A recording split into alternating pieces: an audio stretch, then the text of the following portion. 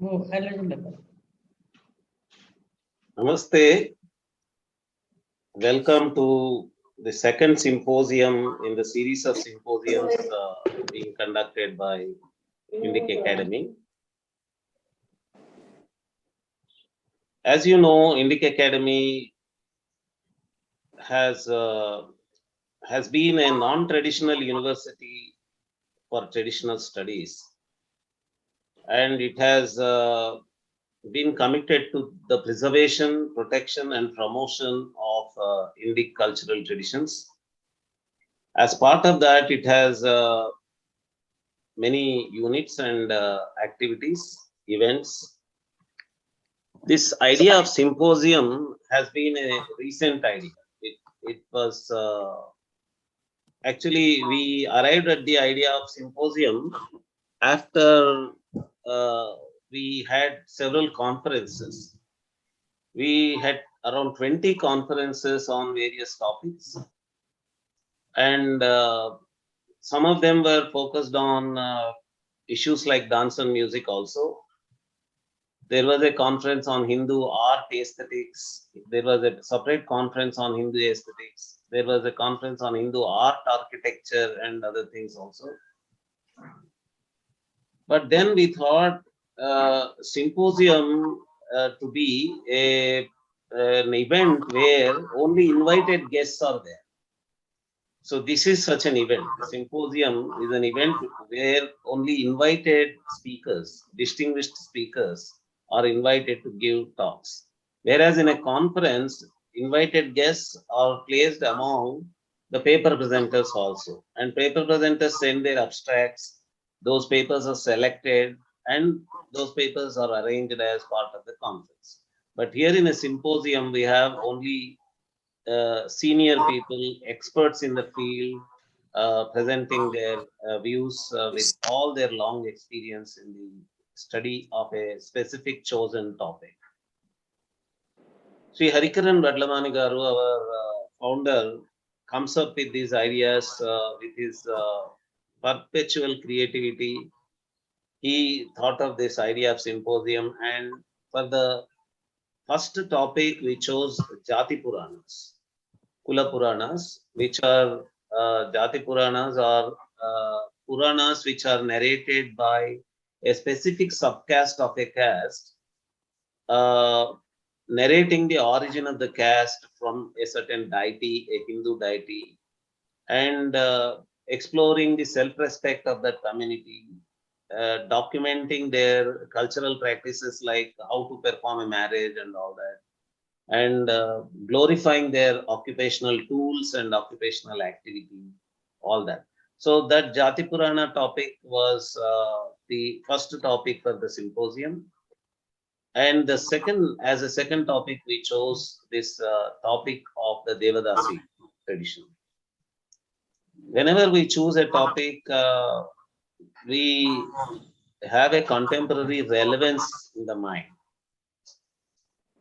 The present relevance that we saw in this topic of Devadasi tradition is actually there is so much of misinformation among the younger generation with regard to the Indian classical dance traditions. Some of these youngsters, say for example, with regard to Bharatanatyam or Odissi, might think that Bharata's Natya Shastra was all about these traditions only. Or they may not even know that there is something called Bharata's Natya Shastra. But when they get into some studies for general awareness or quiz exams and all that, then they come to know that there are so many different Indian classical dance traditions, from Mohini Attam to Kathakali to Bharatanatyam, Kuchipudi, Odissi, and Kathak of the North India, Manipuri. There are so many different forms, and there is a history behind all these different forms. Then they begin to wonder. For example, when they read about Bharatanatyam, they read about Sadhya. And then there is a lot of misinformation about what was Sadir and all that. And then they come to know about the Devadasi tradition. When they read that there were acts by the British government and the independent Indian government prohibiting something that was happening inside the Devadasi tradition, immediately there is a pejorative attitude that is developed towards this tradition. A negative attitude is developed. And then if they are lucky, if their teacher is good teacher, the teacher might tell them that okay, no, don't always go towards these negative aspects of the tradition. There are books like Nitya Sumangali by Saskia Kersenboom, and there are many other works. There are good articles, good research articles, and there is this book by Lakshmi Vishwanathan ji, Women of Pride is there. There are wonderful books which are bringing out the positive side of the tradition also. If the teacher tells them, then only they come to know that there is a good work on these topics. They have to look at the positive side of the tradition, the how the tradition actually began, and how probably some kind of degeneration took place, some kind of aberrations happened in the tradition, and all that. Otherwise, there is always this negative attitude only that is built in the millennial generation, 2022 generation youngsters. And another problem that happens because of this is that then some shenanigans, some politically minded foreign scholars come in here and say that, oh, this tradition is being appropriated. Actually, Bharatanatyam is an appropriation of Devadasi tradition. And we have to give it back to the people who were originally performing and all that, because they are not knowledgeable about the whole details of what actually happened.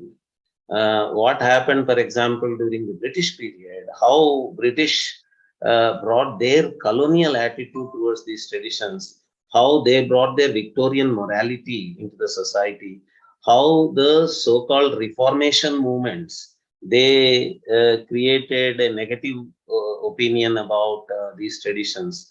This history is not given in detail to these younger people. And they are not even told how actually when Bharatanatyam and other traditions were being brought to proscenium stage, the people who did this were having good intentions in doing that. They were having positive intentions in doing this, and how they were actually fighting. They were actually fighting misinterpretation and misrepresentation. So all that is completely hidden. They are not told about the good work that happened behind this, and they are given only a kind of a colored view about the developments. And in the process, what happens is actually they are not realizing that in the process, the Devadasi families themselves are getting maligned.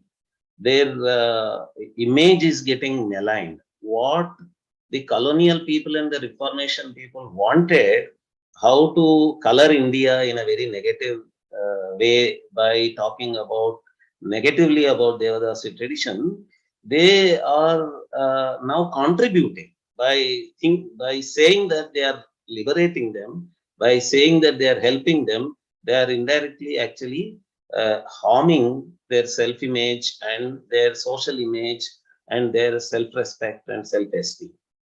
This complex kind of situation has to be salvaged for the younger mind.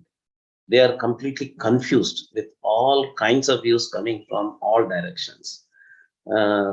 So when they hear from senior people like Guru Lakshmi Vishwanathan ji or Dr. Rama Kausalya ji or Padma Bhushan Swapna Sundari ji or a senior journalist scholar C.K. Sridhar ji or our own young and energetic Pratik and Ilyana ji who has worked on Odisha. when all such information comes to the younger generation, then all this forest of misinterpretations in their mind will at least get clarified to some extent. They will get some path to think, or at least some references, some sources to think clearly about what happened and what is happening, what should happen. So with these few words in behalf of INDICA, as a welcome message to all the speakers, distinguished senior speakers of the August Symposium, I request the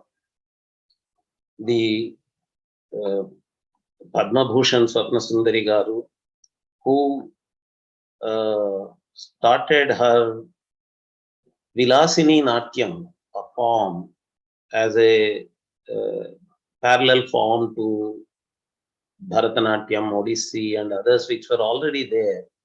She started this movement of Vilasini Natyam, and it goes to her credit that she brought these contemporary forms back to temple.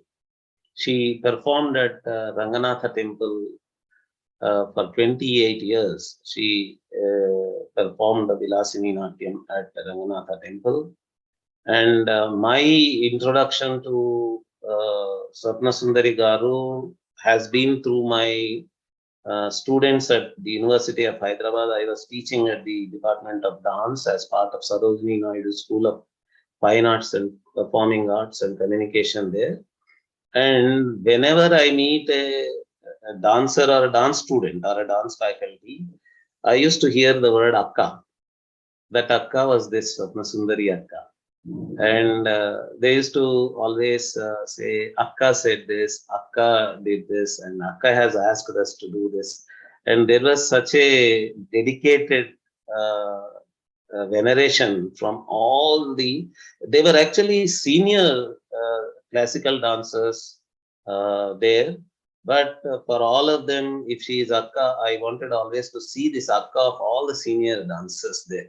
So luckily, I got introduced to her through Anupama Kailashji, and now we have her here.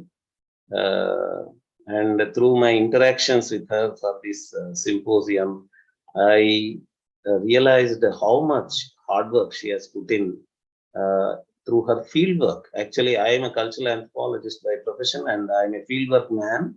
I've been doing field work in forests and villages of India for several decades.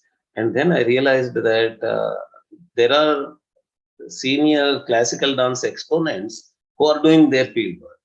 Like Lakshmi Viswanathan ji also. She would not have come up with the book on Women of Pride if she did not do that field work with those people.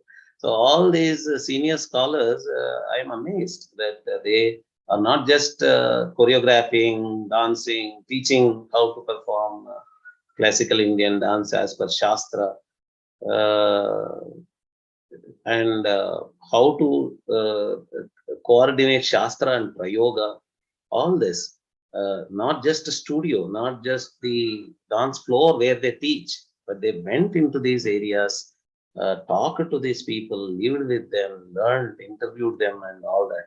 So, Swapna Sundari ji, with such enormous experience in working with these people and historical sources where this tradition has been documented and all that, I welcome you, ma'am, with all respect. Over to you. She is going to play a video of her presentation after a brief introduction, and she will come back to conclude after the video.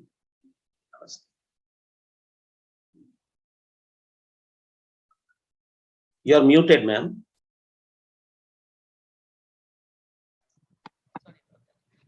Thank you very much, and thank you for a very warm welcome, Dr. Nagaraj Garu. And I'm really honored to be here amongst so many distinguished scholars who've done so much of work in their respective fields and contributed to the greater understanding of their forms and of fine arts as a whole.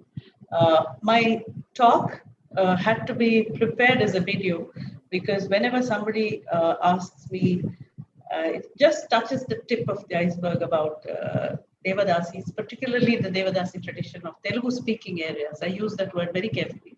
Telugu speaking areas of Indian Peninsula, because we know that there were great migrations and the Telugu population re-established itself and naturalized and localized itself in various parts of India and even offshore.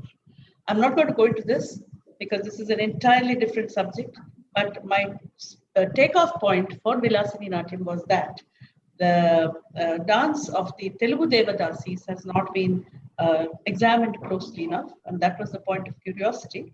I must also say that I came from a background of Bharatanatyam, being a Chennai-born girl, and spent my initial 15 years as a Bharatanatyam performer, and also pursued a career in Kuchipudi.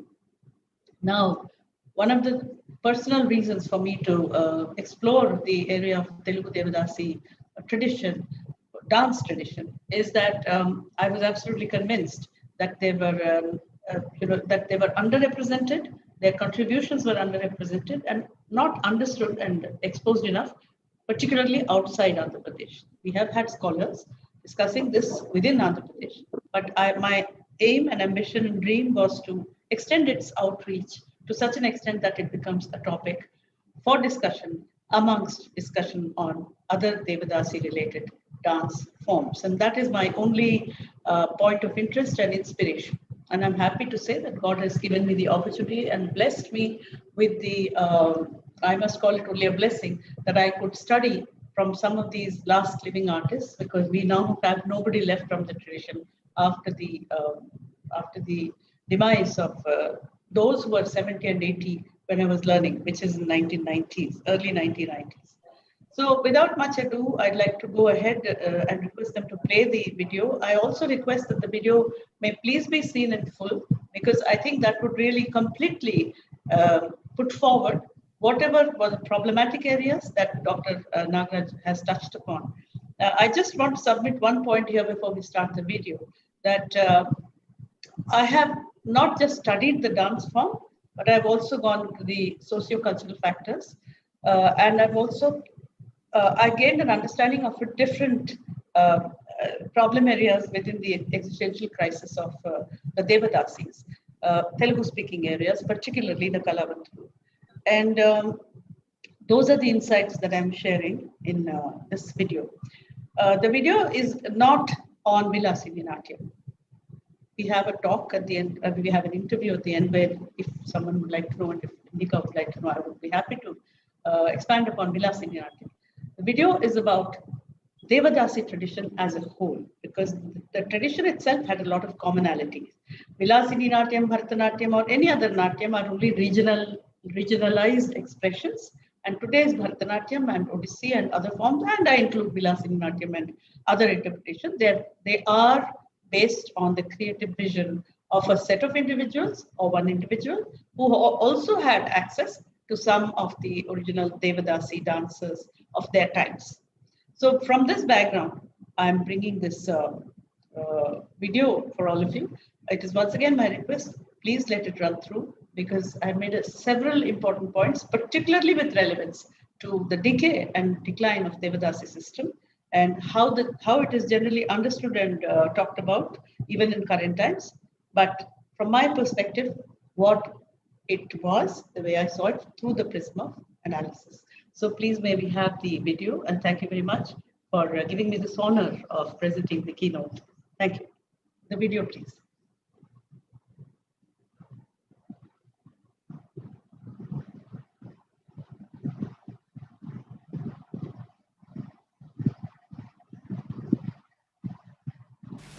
Namaste. At the outset, I would like to thank INDIC Academy for inviting me to participate in this symposium and providing the opportunity to share some of my thoughts on the topic of Devadasi tradition. I must state that my presentation is not planned in a linear, concentric or any other specific pattern, nor have I organized the talk into separate sections in any particular order.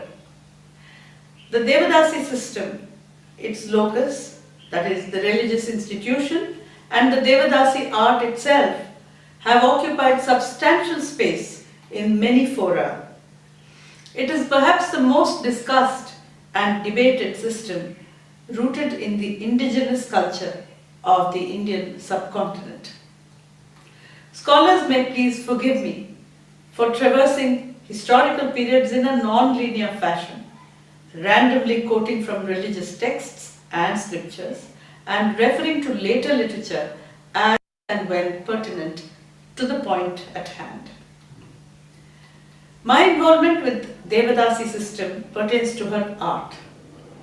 Living with my aged Devadasi guru in her own village during parts of my dance training turned out to be a period of experiential learning, which cemented our bond not just as a teacher and taught, but also as women of two generations hailing from completely different family backgrounds. As I gradually engaged with my first guru, late Srimati Madhula Lakshmi Narayana, and subsequently with my other teachers, Srimati Puttigari Ranganayakamma, Srimati Golukonda Bharatamma, Srimati Kola Subramanyam, Srimatis Madhula Janakamma and Venkataratnam, and several other Devadasi artists of their vintage, I gained insight into their inner personae. As they shared their life experiences frankly with me, these hereditary artists struck a chord of deep empathy within me. Through sustained, direct interaction, I could gain clearer insights and a different perception of the Devadasi's existential dilemma over and above what I had read in the articles and books published on this subject by scholars and researchers prior to 1990s. I hope to share some of my insights through the prism of analysis during this keynote and in the conversation at the end of today's seminar. Since the present symposium is titled as a retrospective of Devadasi tradition, I have consciously refrained from discussing the performing tradition and repertoire of the Rajadasi in detail, but have referred to it in passing. The Devadasi's primary function in the temple was to participate in specific rituals of worship. I would be describing a few of those rituals, mentioning their context and source, and explaining the significance of the Devadasi's role in them as I have understood it. It is my conviction that the essential features and characteristics of Bharatam practiced by Devadasi and Rajadasi communities can indeed be retained and projected effectively even in the changed context of the modern proscenium stage. But any interpretation would be of impact and of lasting value if it emerges from a product of thorough study, systematic analysis, deep understanding, above all, sincere respect for the hereditary dancing community. This would be a necessary ingredient in any effort towards successful revitalization and effective reinterpretation of such an ancient art form. Anything that is valued by the creator and interpreter would be of equal value to the spectator. Naturally, the success of any artistic effort depends upon the strength of the interpreter's creative vision. That said, I'd like to state that my work in the field of Devadasi performing tradition, which I have striven to bring to light under a new identity, does not attempt to replicate in a simplistic way the manner in which the aged artists of yore demonstrated the dance movements to me. During and after learning dance movements from these artists, I could see that most of them were clearly out of form due to age, frail health, and the long hiatus in their life as professional performers. It was necessary to reimagine each movement in its entirety, to analyze it and demonstrate it in a more complete form. Thus, Vilasini Natyam, which I practice, perform and teach is the product of my individual interpretation based on my aesthetic perception of the Bharatam of Devadasis and Rajadasis of all Telugu-speaking regions in the Indian peninsula. There is a saying that art began when man glorified the sun with a hymn of gratitude. Art begins as spontaneous expression and assumes the form of a ritual after it acquires symbolic value. In community life, such rituals occupy a place of importance since they reflect the faith and belief of that community. This faith paves the foundation for a continuing tradition of a community's ritual practices. In almost every social community, traditional ritual practices are transmitted down generations. They are believed to be harbingers of the good, the auspicious, the invincible, and the indestructible. For example, the Vedic community recognized and acknowledged the existence of sound vibrations, nada, as permanent, eternal, and therefore indestructible. When nada acquires graphic representation as a figure, a symbol, letter, or alphabet, it becomes a sound image. Due to the undeniability of its existence in nature, nada is considered as ever-present, and its corresponding sound image is referred to as akshara, that which cannot be destroyed. Nada, dhvani, and shabda are aspects of the same phenomenon. These occupy a primal position in agamic worship in Hindu temples. This seed idea finds representation in a temple ritual called Bheri Tadanam, which formally marks the beginning of religious festivities. In the early days of Devadasi system, the consecrated temple dancer performed corresponding dance steps and movements to the accompaniment of the sound of Bheri, the temple drum. The Agama Shastra dictates worshipping of the Bheri, which is considered as a sacred object that is necessary for the performance of rituals.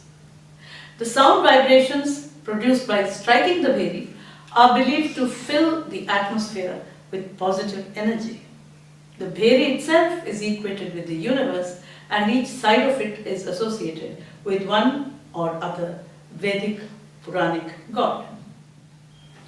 In Bheri Puja, the drum is placed on a mound of paddy and invoked with a mantra, hymnal chant, after which the first striking of the drum takes place as Bheri Tadanam. This drumming continues as the Devadasi performs various short dances and invokes the gods associated with the Bheri. Her dancing is interspersed with the chanting of the ritual mantras. Interestingly, the act of maintaining nishabda, no sound, that is, complete silence, also finds place in a seemingly simple ritual called Saptavarana Puja, when the Bheri, the ankle bells of the dancer, the chanting of the priests, and all other forms of dhvani must cease. The temple falls silent as religious festivities draw to a close. This creation and withdrawal of sound appear to signify that the priests, together with the Devadasi, her entourage, and the temple's traditional music band, initially evoke the power and mystique of the adored deity and draw it out of the Garbhagriha through invocatory chants, dance, and melody. At the end of the festivity, the same group of temple functionaries facilitate the complete withdrawal of the deity's mystical energy back into the Garbhagriha of the shrine. This is in consonance with the characteristic Hindu thought that everything in creation is cyclical and recurrent. This pattern carries through in the ritual song dance routine of the temple dancer. I cite an example. Whereas the temple priest awakens the Lord with the Sanskrit Suprabhatam, the Devadasi awakens the Lord daily with a ritual song dance called Melu Kolupu in Telugu. Srimati Pottigari Ranganayakama, hereditary Telugu Bhogam Sani artist and the last consecrated Devadasi of Chirutanipuram Subramanya Swami temple, taught me a Melu Kolupu which has been the preserve of her predecessors and herself for over 400 years. It goes like this. Yelami toduta kodi kosenu indu vennela kanti vasenu jalajamulu vikasinchipoyenu saurabhamu veyam deva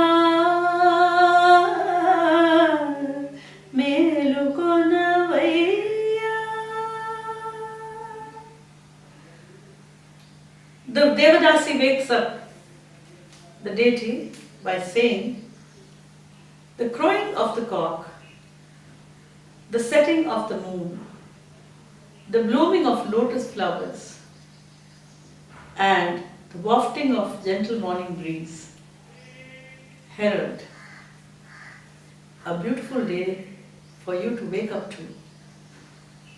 O Lord, please awaken. Wake-up songs such as this were also offered by the Devadasi in the shrines of female deities. At the end of the day, it is the duty of the Devadasi to sing lullaby songs which are called Lali Patalu and Zola Patalu. Lali means to lull or to cajole, to gently exhort and induce a state of slumber.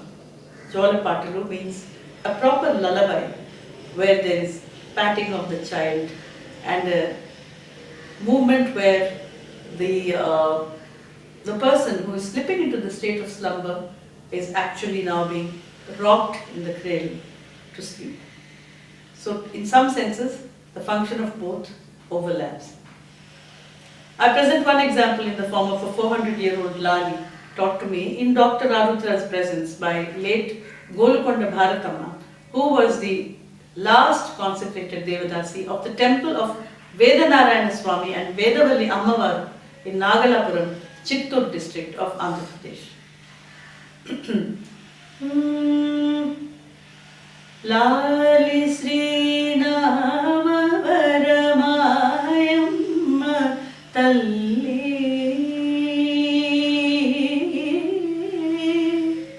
Lali Sri Bahu Yoga Jita Padmavalli Lali. They were also free to improvise and introduce small variations of words. For instance, Jita Padmavalli, Sri Bahu Yuga Jita Padmavalli meant that her arms were delicate like the stalks of the lotus, or in fact exceeded the beauty of the stalks of lotus. But this is also sung as Lali Sri Bahu Yuga Jita Vedavalli Lali. So several versions of the same lullaby or other songs could exist, and introductions of phrases and words were done quite often, either by the Devadasis themselves or by the composers who provided them these songs. But such compositions were made more than 500 years ago. During my study of manuscripts, I have come across many very old temple songs. In this manner, the Devadasi completed a cycle of ritual activities in daily worship. The Rangabhogam part of the Devadasi's temple repertoire could be witnessed also by devotees and visitors. Whereas the awakening song and the lullaby constituted a part of Angabhogam previously, the Rangabhogam could be witnessed by all. Amongst these were practitioners of other performing traditions and connoisseurs of fine arts as well. This category of performance was meant to be enjoyed by everyone, although it was essentially an offering of entertainment to the presiding deity of the temple. These performances also facilitated the interface between Devadasis and various other groups of artists. In the Telugu regions, Devadasis performed nritta items, those which rest upon display of dance technique, narrative dances such as shabdams, and expressional compositions. Compositions such as shlokam, varnam, and kirtanam were performed by the Devadasis during Rangabhogam. An example is an exclusive Padavarnam made famous in present times, first through Vilasati Natya. It is addressed to Lord Kopeshwara, a form of Shiva manifest in a temple at Palivela, a small town in East Godavari district in Andhra Pradesh. Swami Vinara Cheli Sati Yamdu Ganada Ira Sri Palivela Kopeshwara Sami. So it went like this. I am not using a Shruti box or anything, I am singing extempore, but these are just to cite examples. Many social communities amongst world civilizations employ sets of sounds, movements, gestures, pictograms, cartograms, and phonetic notations to symbolize objects, express emotions, and in fact represent almost every aspect of human life. These rituals are based on a set of beliefs held by the community and evoke its reverence. Mantra recitation, Bijakshara chanting, Yantra diagrams, and Tantra rituals developed out of a similar belief. The understanding that there is indeed a fundamental creative power and superintelligence which is the source of all that exists led to the search for that source. Till present times, terms such as God, Spirit, Divinity, Light, Higher Consciousness, All-Pervasive Energy are being used interchangeably to allude to that infinite source. Early sacred chants of the Vedic community, such as the Nasadiya Suktam, reflect this eternal human quest to know the greater other. Such sacred chants represent the quest of the human mind to understand the origin of creation itself. I quote, "Then even non-existence was not there, not existence. There was no air then, nor space beyond it. What covered it? Where was it? In whose keeping? Was there then cosmic fluid in depths unfathomed? Then there was neither death nor immortality, nor was there then the torch of night and day. The one breathed windlessly and self-sustaining. There was that one then. There was no other." As human beings pondered on the process of creation of life, they recognized the basic truth that the union of the potent seed and fertile soil results in the creation of new life. All that which lived on planet Earth was the consequence of the confluence of two powerful energies which merged together. People of early civilizations recognized that it was this cyclical phenomenon which created and sustained life. Rituals which venerate this motive abound in many old cultures. Community dances and songs developed around this thought. After creation of a new life, by the confluence of the divine masculine and divine feminine energies, viability for this new life form is provided within the womb of the human female and of other living female forms and creatures. As such, the human female is akin to fertile soil which is capable of receiving seed. enabling the process of creation, providing vital nourishment and shelter to the living form which she holds within herself, and completing the forthcoming of a new viable life. The vital presence of a female in places of community worship is based on this idea. In all living species which dwell in creation, it is the female who is perceived as the first informer of the viable fetus and its first primary source of intuitive knowledge. Nasadiya Sukta mentions that desire is the primal seed which fertilized the mind and gave birth to the power of knowledge. This knowledge is equated to the One, and everything else in creation arose thereafter.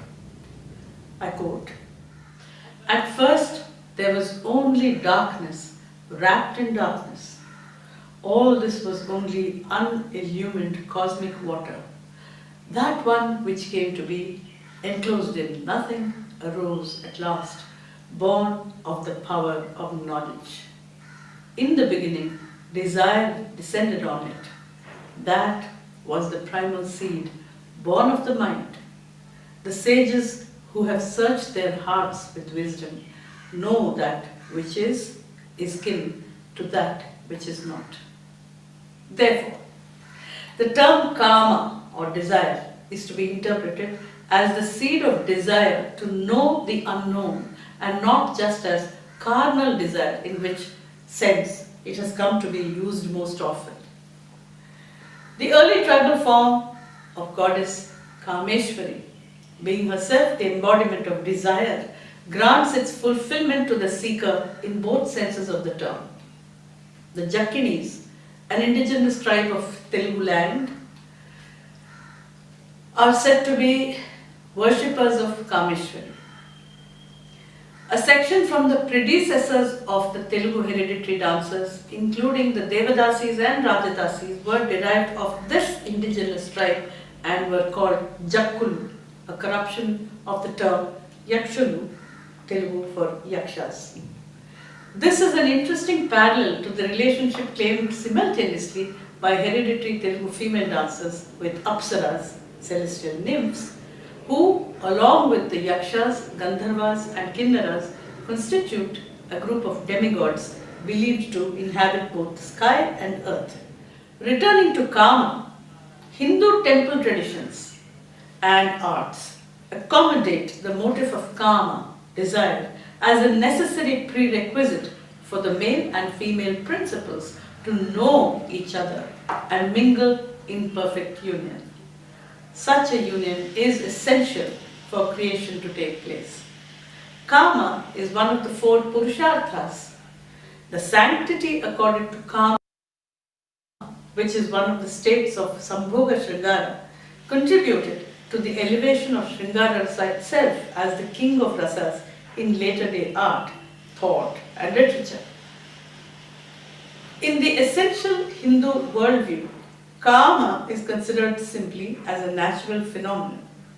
Therefore, the act of conjugation of genders finds inclusion in worship rituals in an esoteric form, in temple architecture through explicit sculptural representation, and in temple songs of the Devadasi as an important state which precedes the act of rati, that is, conjugation.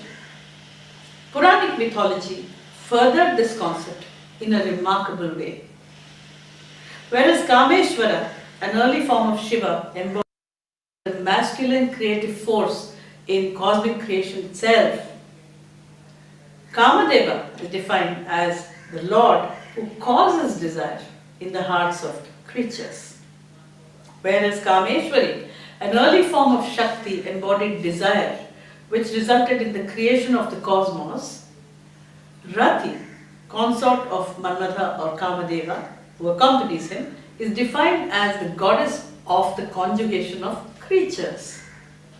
Therefore, it should not come as a surprise that the songs and dances of the Devadasi contain statements and suggestions of the state of Kama as a part of Sambhoga Shringara described in the early temple songs and later in the Padams and Ashtapatis. which became famous. The bulk of the Devadasi's song dances, which were meant for the exclusive, I repeat, which were meant for the exclusive service of the temple deity, constituted the Angabhogam aspect of her repertoire. Angabhogam services of the Devadasi included the performance of Ashtapadi shlokas and Sringarapadams. These could be either in the form of a complaint by herself as the co-wife of the male deity of the shrine, or purely as a devotee creating an evocative mood for the pleasurable union of the male and female deities of the temple. I have examples of Sringarapadams of this kind, but I will go on to the next part of my presentation. It is a matter of shame and concern that even today there are people who ascribe the representation of Kama and Rati in temple songs and dances to the promiscuous character of the Devadasi and the provocative nature of her art.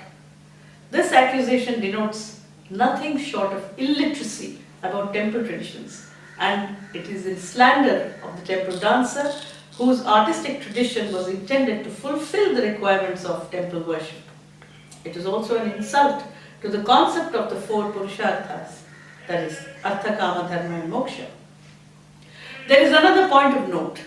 Until recently, the Devadasi was especially invited by elite Indian families to perform Sringarapadams from her repertoire in private performances during marriage ceremonies. It is ironical that the conservative Indian society, which still continues to shun and discourage discussion about natural human states such as desire and conjugation, placed the responsibility of educating the would-be wedded couple about these upon the woman who gave her life to the service of the temple, and yet the same society is indifferent to her being called a harlot and a sacred prostitute. Garbha, the Sanskrit word for womb, is of the greatest significance. There are also any number of community dances in India such as Garba, derived from the Sanskrit term Garbha, which celebrate the procreative aspect of the female. It is noteworthy that Garbha is danced by women.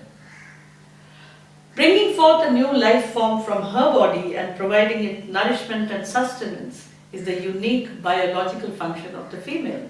Consequently, in organized temple worship system, as also in tribal community practice, the female form as well as her creative energy have been venerated.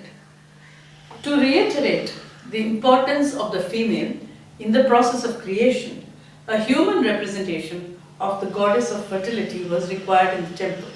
This is one basic concept behind the dedication of a woman to the temple. The kumbha or pitcher itself is a symbolic representation of the Brahmanda or the great egg, which holds the secret of creation within. Significantly, it is the duty of the consecrated Devadasi to perform the Kumbharati ritual. As the mortal wife of God, the Devadasi welcomes her divine spouse into the household, that is the temple, by waving the pot lamp in a circular clockwise movement, finally snuffing out the flame. By this act, she removes negative energy and cleanses the aura surrounding the display statues, that is Utsava Murtis, which are taken out in processions. In past times, only a consecrated Devadasi was entitled to handle the Kumbha pot and perform this ritual. This special privilege is based on the concept that the Devadasi's physical body possesses a biological Kumbha, which holds the mystical secret of creation within it. And for that reason, she merits as much veneration as the celestial mother goddess. The Garbhagriha, Sanctum Sanctorum, of a Hindu temple is that sacred space within which the recurrent symbolic act of the union of the human spirit, that is the Devadasi representing the human spirit, with the divine spirit takes place resulting in the birth of renewed spiritual energy. As world civilizations grew and developed, some community rituals took the shape of sacred rites and ceremonies which were considered essential for the appeasement of nature forces. These reinforced the dialogue between man and the Earth's universe. The pervasive nature of the elements which surrounded and filled the Earth's stratosphere and atmosphere were held in awe. Rituals to communicate with and befriend other Earths and planets arose from the awareness of their existence and the desire to evoke their benevolence. Rites and rituals were employed by the Vedic community to express reverence towards powerful nature forces and gratify them by offering sacrifices. Consequently, worship rituals based on agamic texts employed the word, gesture, diagram, music and movement to propitiate the otherworldly powers, to befriend them and create a harmonious environment within and around the temple. These rituals were also employed to ward off forces which were feared and perceived as destructive or negative. This is represented in a very lengthy ritual which takes place on specific occasions. This ritual is called Dhvajarohanam and Devatahvanam. In this, any number of elements, planets, gods, demigods, and even demons are invited as honored guests to participate and be present in the temple's festivities. It is significant that such a ritual is rooted in what I have just described, which is to ward off forces which were feared and to welcome and honor the forces which were yet to be known but were acknowledged to exist. The temple is also the forum for community prayer, that is Samuhartha Puja, and performed this to ensure its welfare, that is the community's welfare. In the Agamic tradition, prayers were offered in every direction surrounding the temple in order to preserve its sanctity and create a strong positive energy field around it. The consecrated Devadasi played a central role in the offering of this ritual. Her dance passages called Gajjalu or ankle bells in Telugu manuals, which describe this ritual, alternated with the non-rhythmic invocatory passages recited by the Archaka or priest, who also chanted the subsequent rhythmic verses to which the Devadasi danced. This ritual is called Baliharanam in northern Andhra tradition and Ashtadikbantanam in the southern Andhra tradition. In this, the Ashtadikpalakas, guardian deities of the 8 cardinal directions, are invoked. Each of the deities has a stipulated place in the passage surrounding the sanctum of the temple.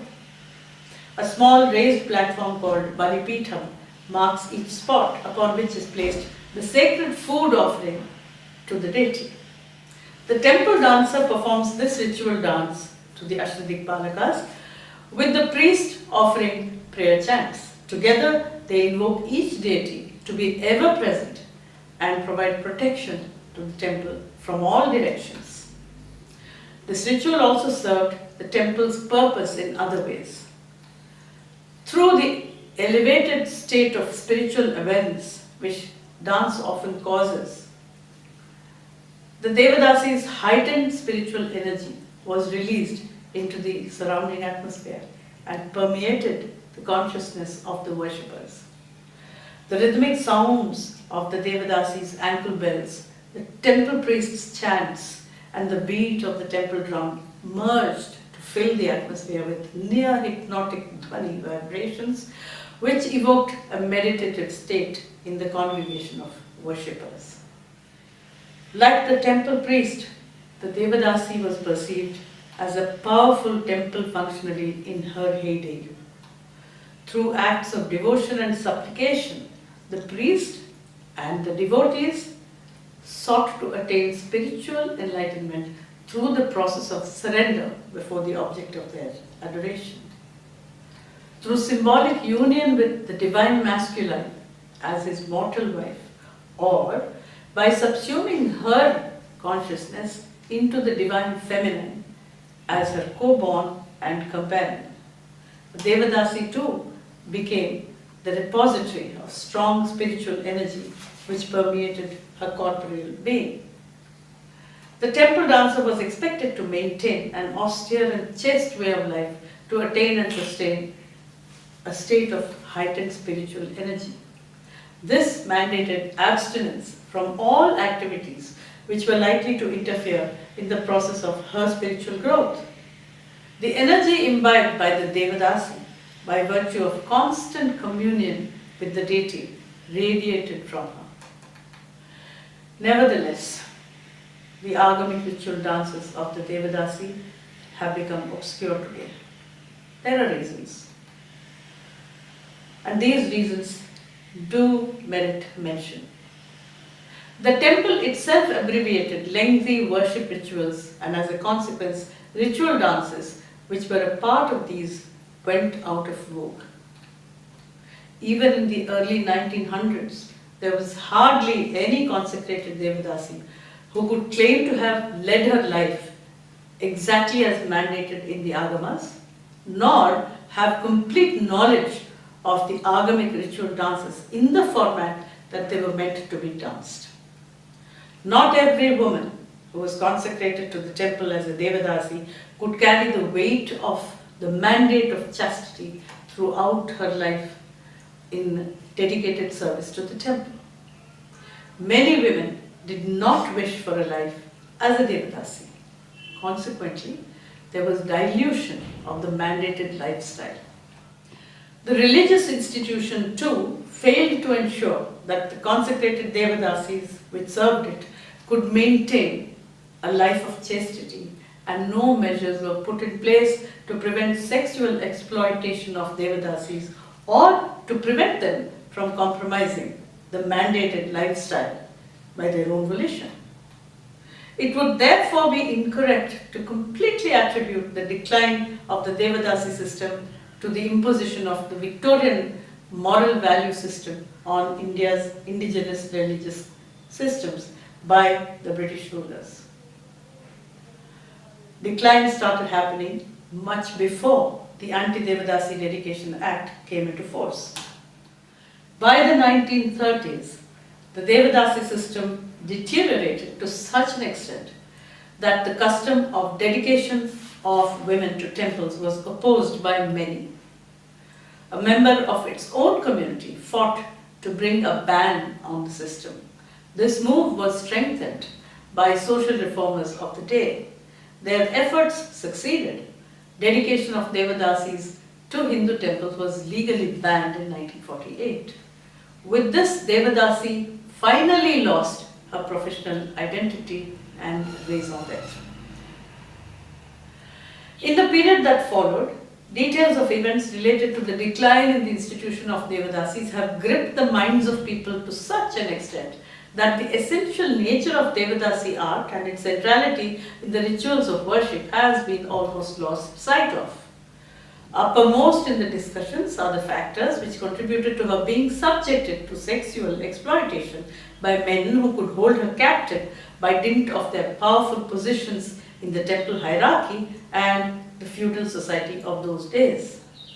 Not as much attention is paid to the fact that many Devadasi women desperately wished for a different life and wanted to leave the confines of the temple by shaking off the shackles imposed on them by virtue of dedication to it. Their dependence on the temples was more for the financial security it offered rather than the consideration of temple service as their true calling. There were women of the Devadasi community who preferred the luxury and comfort of a life in palaces and voluntarily opted out of temple service to live as concubines of the rich and wealthy. The lines which demarcated the Devadasis and Rajadasis as two separate groups of professional artists became even more blurred. The Devadasi came to be employed as a generic term. Devadasi under which all hereditary female dancers were referred to. Whereas originally these two groups had separate identities and duties, certainly until the decline of the feudal landlord system. To some extent, the writings of English-educated Indian elite and Western commentators also contributed to the merging of the identities and occupations of different groups within the women of singing dancing community. Western commentators of the day either paid more attention to the exotic and esoteric dimensions of temple dance or denounced Devadasi by referring to her with derogatory terms such as sacred prostitute. Today there is a set of voices who are raising an orchestrated clamor to reinvent the Devadasi and restore her lost identity. While passionate causes do deserve to be heard, a few pertinent questions must also be asked. 1. Do the majority of women from the erstwhile Devadasi community want to be dedicated to the temple? Are there women in today's day and age who are willing to live a life of austerities as mandated for the erstwhile Devadasis on a long-term basis? How many parents are there in today's society who would be willing to sacrifice the life of their girl child and turn her over to the temple for life for the sake of their own financial gain? Are there temples which are in a position to bring back the regular song dance services of Devadasis and to restore full-length worship rituals to accommodate these? Will they facilitate the dialogue between the priest and the Devadasi, whereby this could be possible?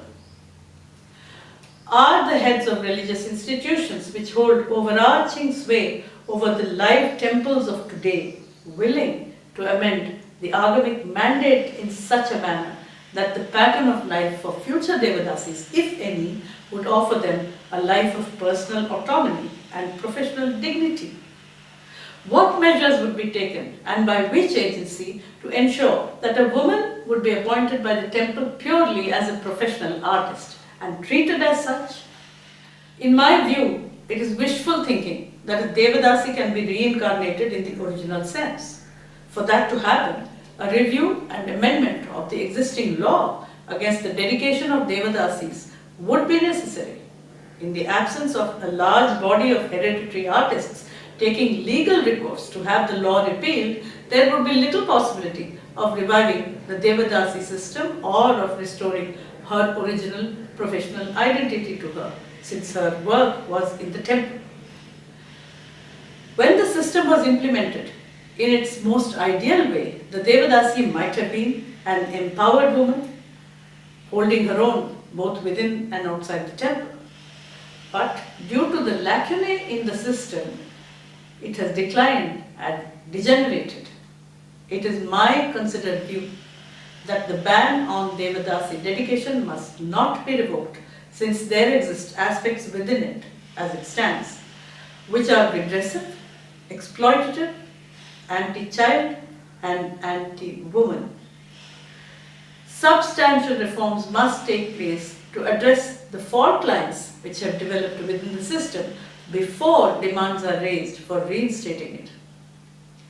Today, there is no dance interpretation of the Devadasi temple ritual dances which replicates the exact way it might have existed many centuries ago. There hardly remain any performance material or dances related to the agamic way which was performed by the original Devadasis, which has come down to the present day informants hailing from that community. In such a scenario, interpretations of temple dances of any region necessarily rest on reimagination, reconstruction and creative interpretation.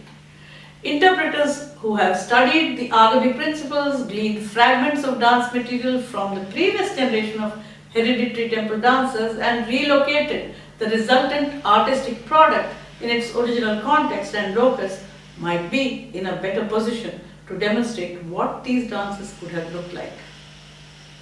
Coming to present times, all the areas related to the Devadasi system, whether it was her position in society, whether it was the functions she discharged in the temple, whether it was in terms of her dance heritage, or whether it was in her personal life as a woman. All these aspects must be seen from a realistic perspective.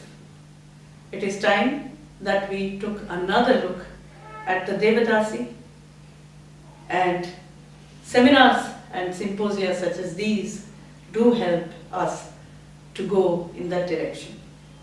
Thank you all very much.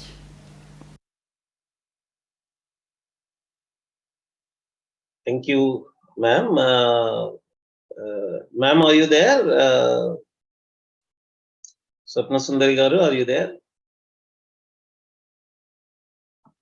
There are a few questions when Yes, yes. Sundari. It says that the host has asked you to start video, and now I can start it. I think it was from the end of from the organization's end. It was my video was closed. Yes. Oh, okay. Yes, sure. So there are there is Siri Rama, who is also an accomplished classical dancer, Kuchipudi, Bharatanatyam. Okay. She is asking the question is there any connection with the Jakkini artist and Jakkini Daru? Jakkini artist and Jakkini Daru? Yes, Daru, yeah. Definitely. In my book on the Bharatam of Telugu court and temple dances, I have covered that very well. I don't have a copy of the book here, but from memory, I can say that yes, Jakkini Daru was specifically what was danced by Jakkini artists. And Jakkini Daru has its own specific meters, which in later day in the Yakshaganas came to be called Rekulu. It is called Rekulu, perhaps because they were committed to being written on metal strips. Probably that is the reason why it is called Rekulu. A Rekulu, I'm sorry, I'm lapsing into Telugu. The Rekulu term referred to specifically in later times, referred to the meters which were used by the Jakkinis and the Yakshagana itself is supposed to be a derivative of the singing tradition, balladic tradition of the Yakshinis or Jakkinis. So there is an entire, I think you, if I may suggest to you, one of the material for a future symposium on Yakshagana itself, and Yakshagana not as we understand it, because today anything that has a beginning, end, and a story and is told with singing and dancing is called Yakshagana. No, Yakshagana has specific meters.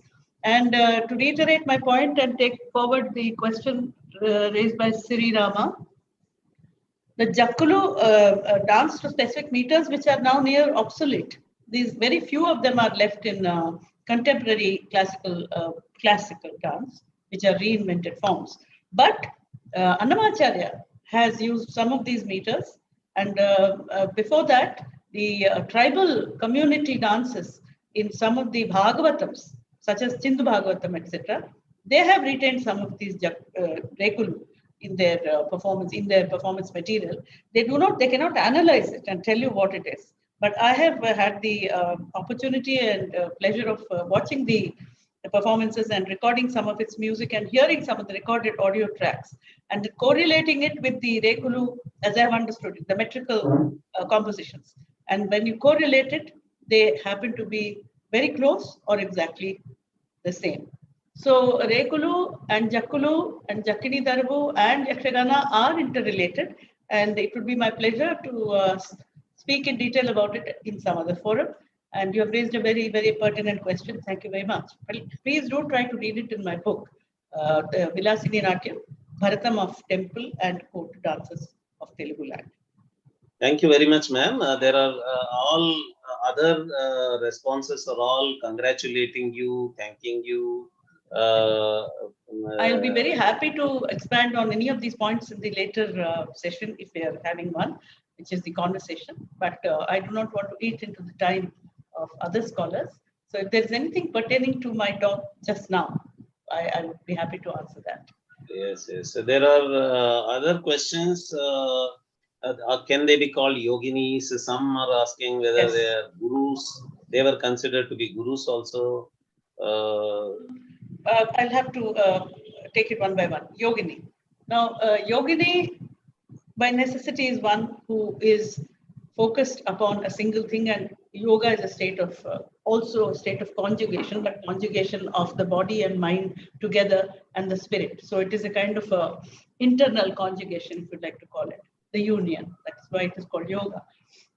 Yes, in a sense, they were yoginis, but they're not called yoginis. But what they were indulging in, the art form and the way they internalized all these energies which I've referred to, certainly puts them in a class of yoginis. But they were not called yoginis.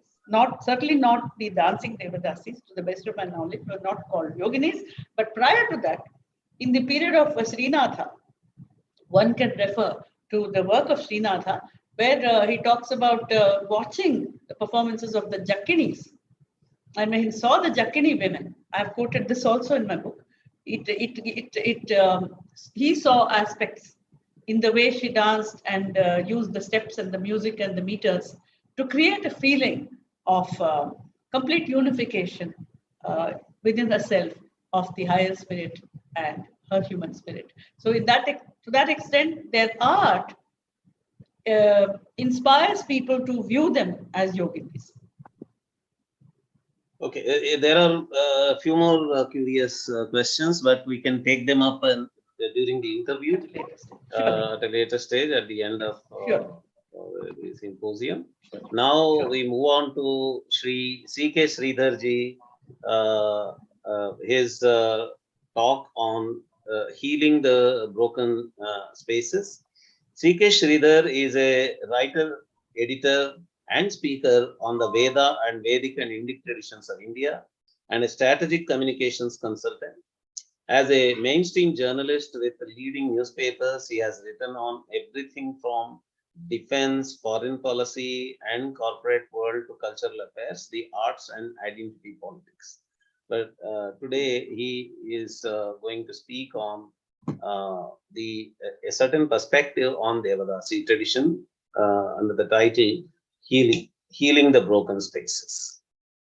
Over to you, Sridharji. Yeah, I think I'm unmuted now. Thank you, Dr. Nagaraj. Thank you, INDICA Academy and Harikiranji for this opportunity, this platform. And it's a pleasure and privilege to be here amongst such distinguished scholars on this particular topic. And let me plunge in straight away with, I'll just put up a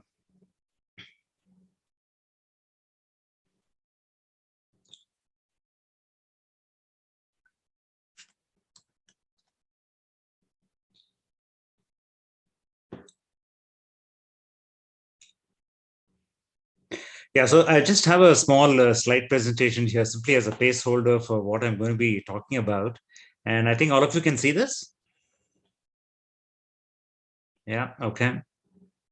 So I've called it Healing Broken Spaces because as a journalist, in fact, maybe this is a good point for me to just mention what is the perspective that I'm bringing to this particular topic, and what are the perspectives. See, journalism is basically about shining a torchlight on certain aspects and certain subjects, right? On people, on topics, on subjects, and ultimately upon spaces.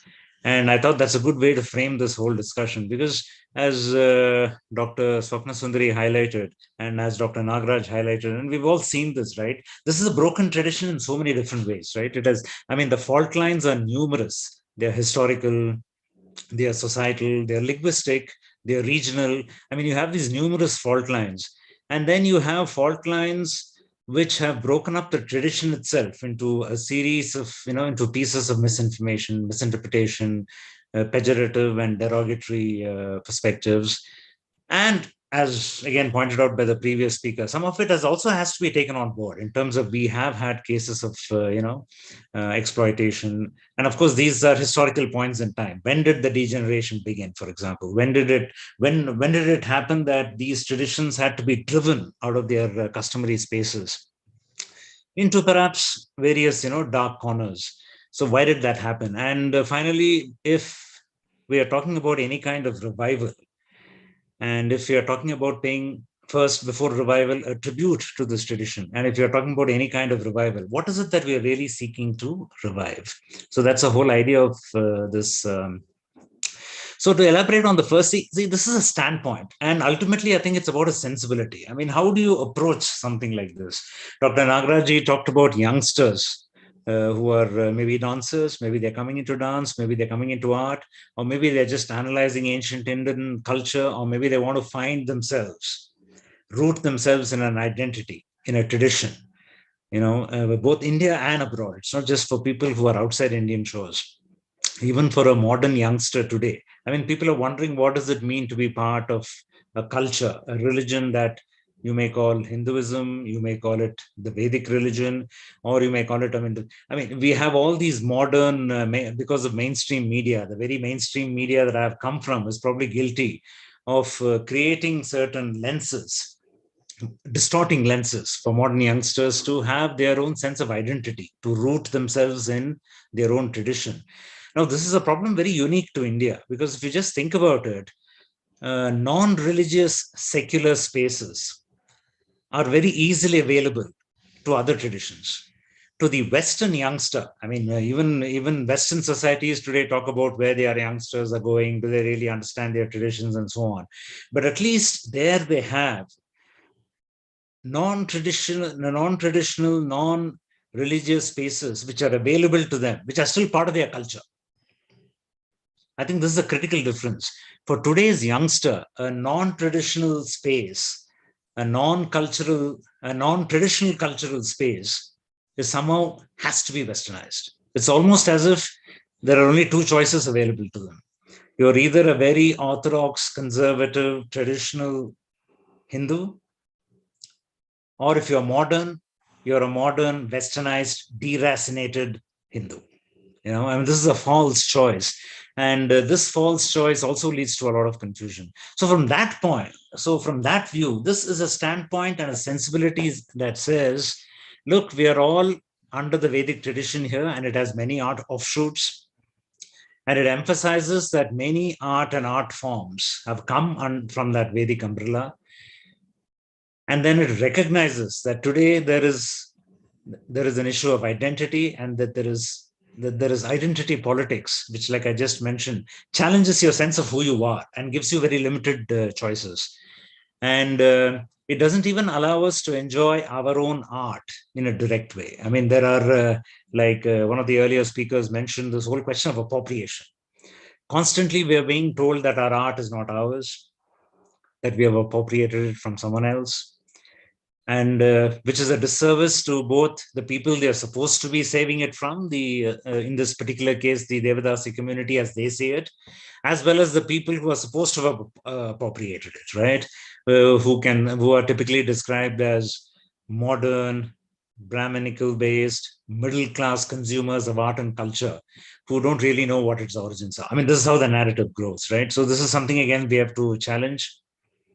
Notions of competition have been distorted and broken. What is really expression? What is artistic expression has been put under political lenses.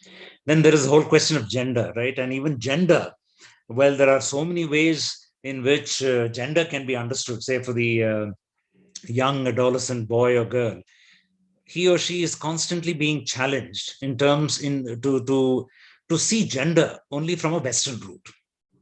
As if you see it from an Indian perspective, it has to be somehow patriarchal, it has to be somehow exploitative, maybe, or somehow distorted, right? So we have all of these things that we have to challenge and develop a sensibility for. And then we have the whole question of history and political history. I mean, we have to recognize that not just the Devadasi tradition, a whole series of who we are and our traditions were impacted and broken by a few of 400, 500 years of Islamic invasion, and then another 400, 500 years of European colonialism. And which meant, I mean, we have to recognize that this was not just a state invasion. This was not just a geographical resource appropriation. It was not just a appropriation of land and resources, but it was also an invading and a colonizing of personal spaces, artistic spaces, relational and recreational spaces. All of that happened, right? With a massive, massive impact on all traditions, not just traditions, on societal norms, on education, on schools, on workspaces, on how we earned a living, on agriculture. and of course, most famously on caste itself. I mean, today I think it is well understood that the caste system, as it was understood and portrayed by the British after the advent of mass media, was not quite how it existed in the earlier days. I think if somebody reads the Panchatantra, for example, you may read a little story about, say, the how a rather idiotic Brahmin was thrashed by a dhobi, right, for bad behavior. And so, where is this question of the all-dominant, Brahmin persona? You were still treated the way you behaved, irrespective of who you were, even in ancient India. So, if a dhobi could thrash a misbehaving Brahmin, I think we have seriously misrepresented the way caste played out in ancient India. I'm just giving you that small example to show how all of this has been broken up. So, as I mentioned, there was the impact of Islamic invasions. And when Islamic invasion happened, our artistic, cultural, and religious spaces were severely impacted. And if you consider the Devadasi tradition, this was a temple dancing tradition, right? And there were, of course, various sampradayas. Where is the temple dancing tradition to go? I mean, it had to start hiding. And the hiding happened. And when hiding happens, right, distortions happen and exploitation happens. When it starts seeking spaces to defend and save itself, you're going to create spaces for exploitation. Same thing happened with European colonization. People are familiar with what they did to temple traditions, the bans on Devadasis, the anti-Notch movement, right? There was this whole idea that Notch girls were nothing better than prostitutes. And of course, this fails to recognize, this does not recognize that the dancing tradition encompassed many different kinds of dancers. There were the temple patras to maybe other forms of dancers. And there were these traditional spaces, right? There was right from the yajna. I mean, if anyone has attended a traditional Vedic yajna, an Agnishtoma, which takes place over 3 or 4 days, you can see what a festival it was in so many different ways, and how the Vedic yajna had spaces for music, for art, for dance. I mean, there were, as is well known, at least in the traditional communities, the Vedic yajna had spaces for dance. There were people who danced there. And so there was the yajna sampradaya, the alaya sampradaya, the asthana, the kacheri sampradayas. And there was the Sabha Sampradaya. And there were the private and chamber spaces, a Mandala Sampradaya or even a Veshma Sampradaya. Even traditional gurus have told me a Guhya Sampradaya. I mean, why not? Right? Society was complex. And there were many spaces in society, all under one single Vedic umbrella, which was broken up. So spaces existed for an entire complex of people to function. And of course, this started getting conflicted first, and then it started getting compressed, and then it started getting cornered. So small spaces had to emerge, and then they were all conflated into one big saying, oh, Devadasi. They were just, whatever. They were just courtesans, or they were just available to everyone who wanted to exploit them, and so on and so forth. And another point which must be recognized, I think, is especially in terms of the politics of appropriation and misappropriation. All our dance forms came from the Natya Shastra, right? And whether they were, whatever the sampradayas, whatever the spaces they occupied, I think the Sanskritic tradition of the Natya Shastra permeated all these dance forms. And you can see them being traced to practices which themselves are very much informed by the Natya Shastra. And as recognized, I mean, well recognized, for long, we have had Vedic traditions and we have had Tantric traditions, which are closely followed, borrowed from, sometimes separated, sometimes commingled with the Vedic tradition. I think scholar S.K. Ramachandra Rao used to say, from of old, India has had almost parallelly developing the Vedic and the Tantric. And as we know, the Vedic went into the Alaya traditions, the Agama traditions, and then you had the Agamic prescriptions. And within both the Vedic and the Agamic fold, you had the Kumbha Nritya, the Charchari Nityas, and these were again informed by several other traditions. It borrowed something from the Tantric, it borrowed something from different traditions. And it has been pointed out, of course, that the temple structure itself is drawn from the Vedic altars, the Shala complex, and what the Agamas had to say about worship rituals and the extended the extended Vedic rituals that used to be performed in the temple. And in fact, I mean, we just heard a very lovely rendition from Dr. Swapna Sundari about how the Lord was woken up. So it was an archana, right? The Devadasi's dance in the temple was an archana. It was an offering.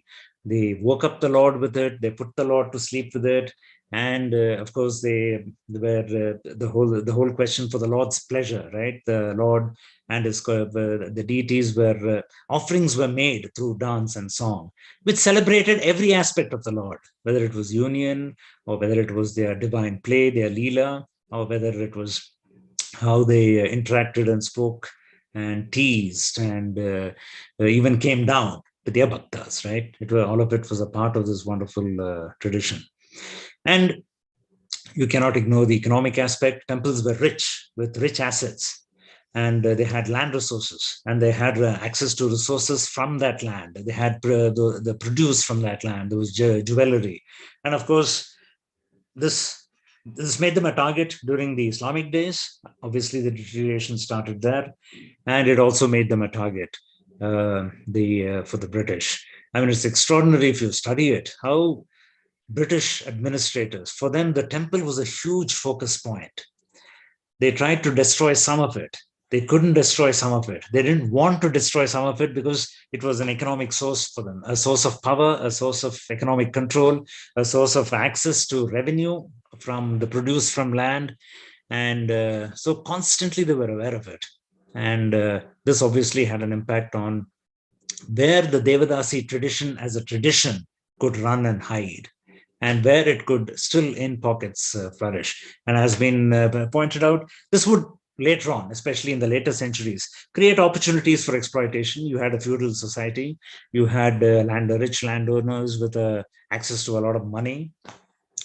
And if a system, a tradition, a group of people like the Devadasis, were the temple dancers, the Patras, were under pressure, as has been pointed out, either out of their own volition or from external pressure, a combination of both, you're bound to have situations where it would break down, and there would be people who would break away from it, no longer be able to maintain the acharam, right? Whether it is the ahara krama or the nitya krama or the strict sense of behavior, sense of self-identity that the dancers had. So all of it started to break down. So if today, I think if we are talking about revival, and this was one of the interesting things that in my interviews, and I used to write about this, as has been pointed out, I mean, what are we trying to really rescue? I mean, if you talk to traditional Devadasi families, they don't want to really come out or be identified with the tradition, and you'll have to respect that. And obviously, the point is not so much whether you want to revoke a ban or things like that. I think what you really want to do is to first recognize, okay, how the revivals in terms of dance took place, recognize that there is no appropriation or misappropriation here. You also have to recognize the pseudo-progressive politics and caste politics that modern narratives emphasize. You have to take care of all of that. You have to break it. And then you have to see what it is that you're exactly reviving.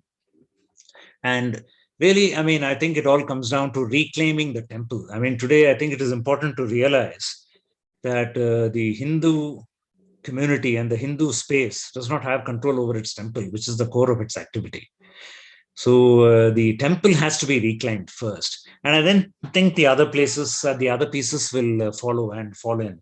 Like Dr. Swapna Sundari pointed out, we have to ensure that there is a certain amount of protection here. I mean, first of all, we have to make sure that there is no room for exploitation to the extent that such a thing is possible. And then you have to have a lot of autonomy. You have to have freedom. And I think freedom starts, first of all, with reclaiming that space. If that space itself is not free and not under your control, and you can imagine what kind of things will happen. So I think first, the most important step, I think, here in this is to reclaim the temple, to reclaim the space.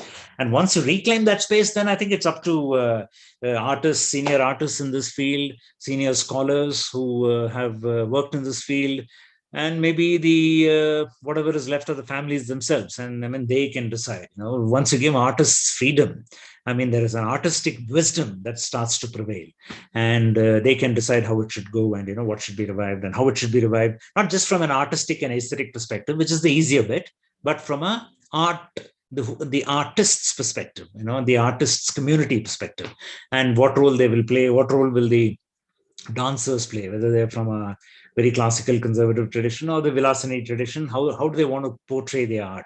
What are the spaces that they want within and outside the temple? I think that is important, and that will happen once you start reclaiming the temple space. And then when you talk to people, I think it's important to talk about the erotic repertoire. And I think I think it's important to show that this is very much part of Hindu tradition. And in fact, I enjoyed Dr. Swapna Sundari's talk, where she talked about how the whole idea of union was part of how we saw nature and how we saw worship rituals, whether in temple art and architecture itself or in poetry. Say in an Ashtapadi, Jayadev will tell you, I mean, come to these lyrics the way you want to. I mean, do you want to come to it to enjoy it as an amorous dalliance between the hero and the heroine, or something to do with the divine between the Lord and his consort, or however you want to do it, right? You can come to it the way you want to do it.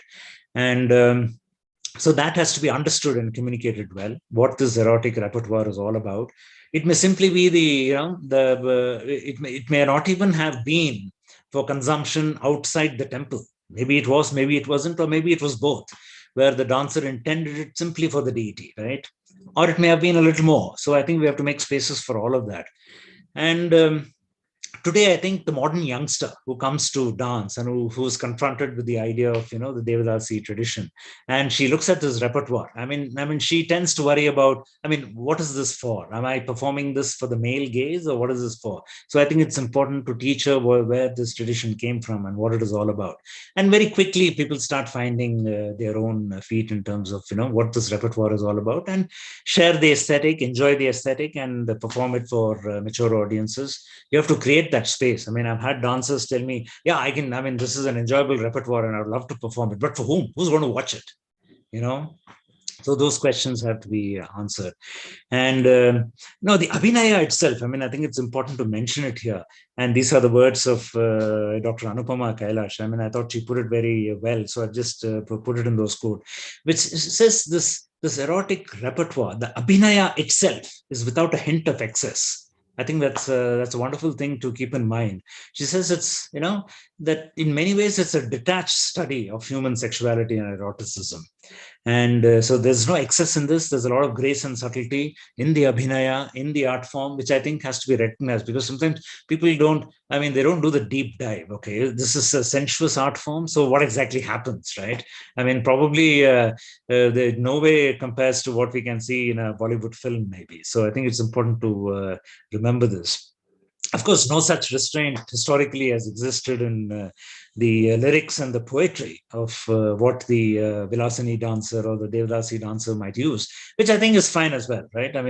All of us these are well understood, and I have been given at least a couple of examples from Telugu where the Vilasani dancer might sing, if you men are with so much restraint and shyness, what are we supposed to do, right? Or you're so tired from making love already, so where's your energy, and things like that, right? So it can be provocative, it can be playful. There was that repertoire.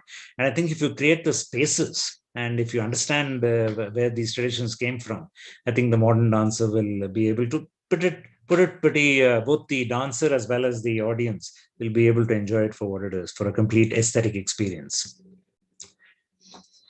And I think it's also important to recognize the other breaks. These spaces have been broken in so many different ways. You have to heal them along so many different fault lines that sometimes you can even get discouraged. But I think it's important to persist in healing these spaces, because I think it's important to emphasize the unity of tradition across all South Indian and South Indian dance forms and in Orissa.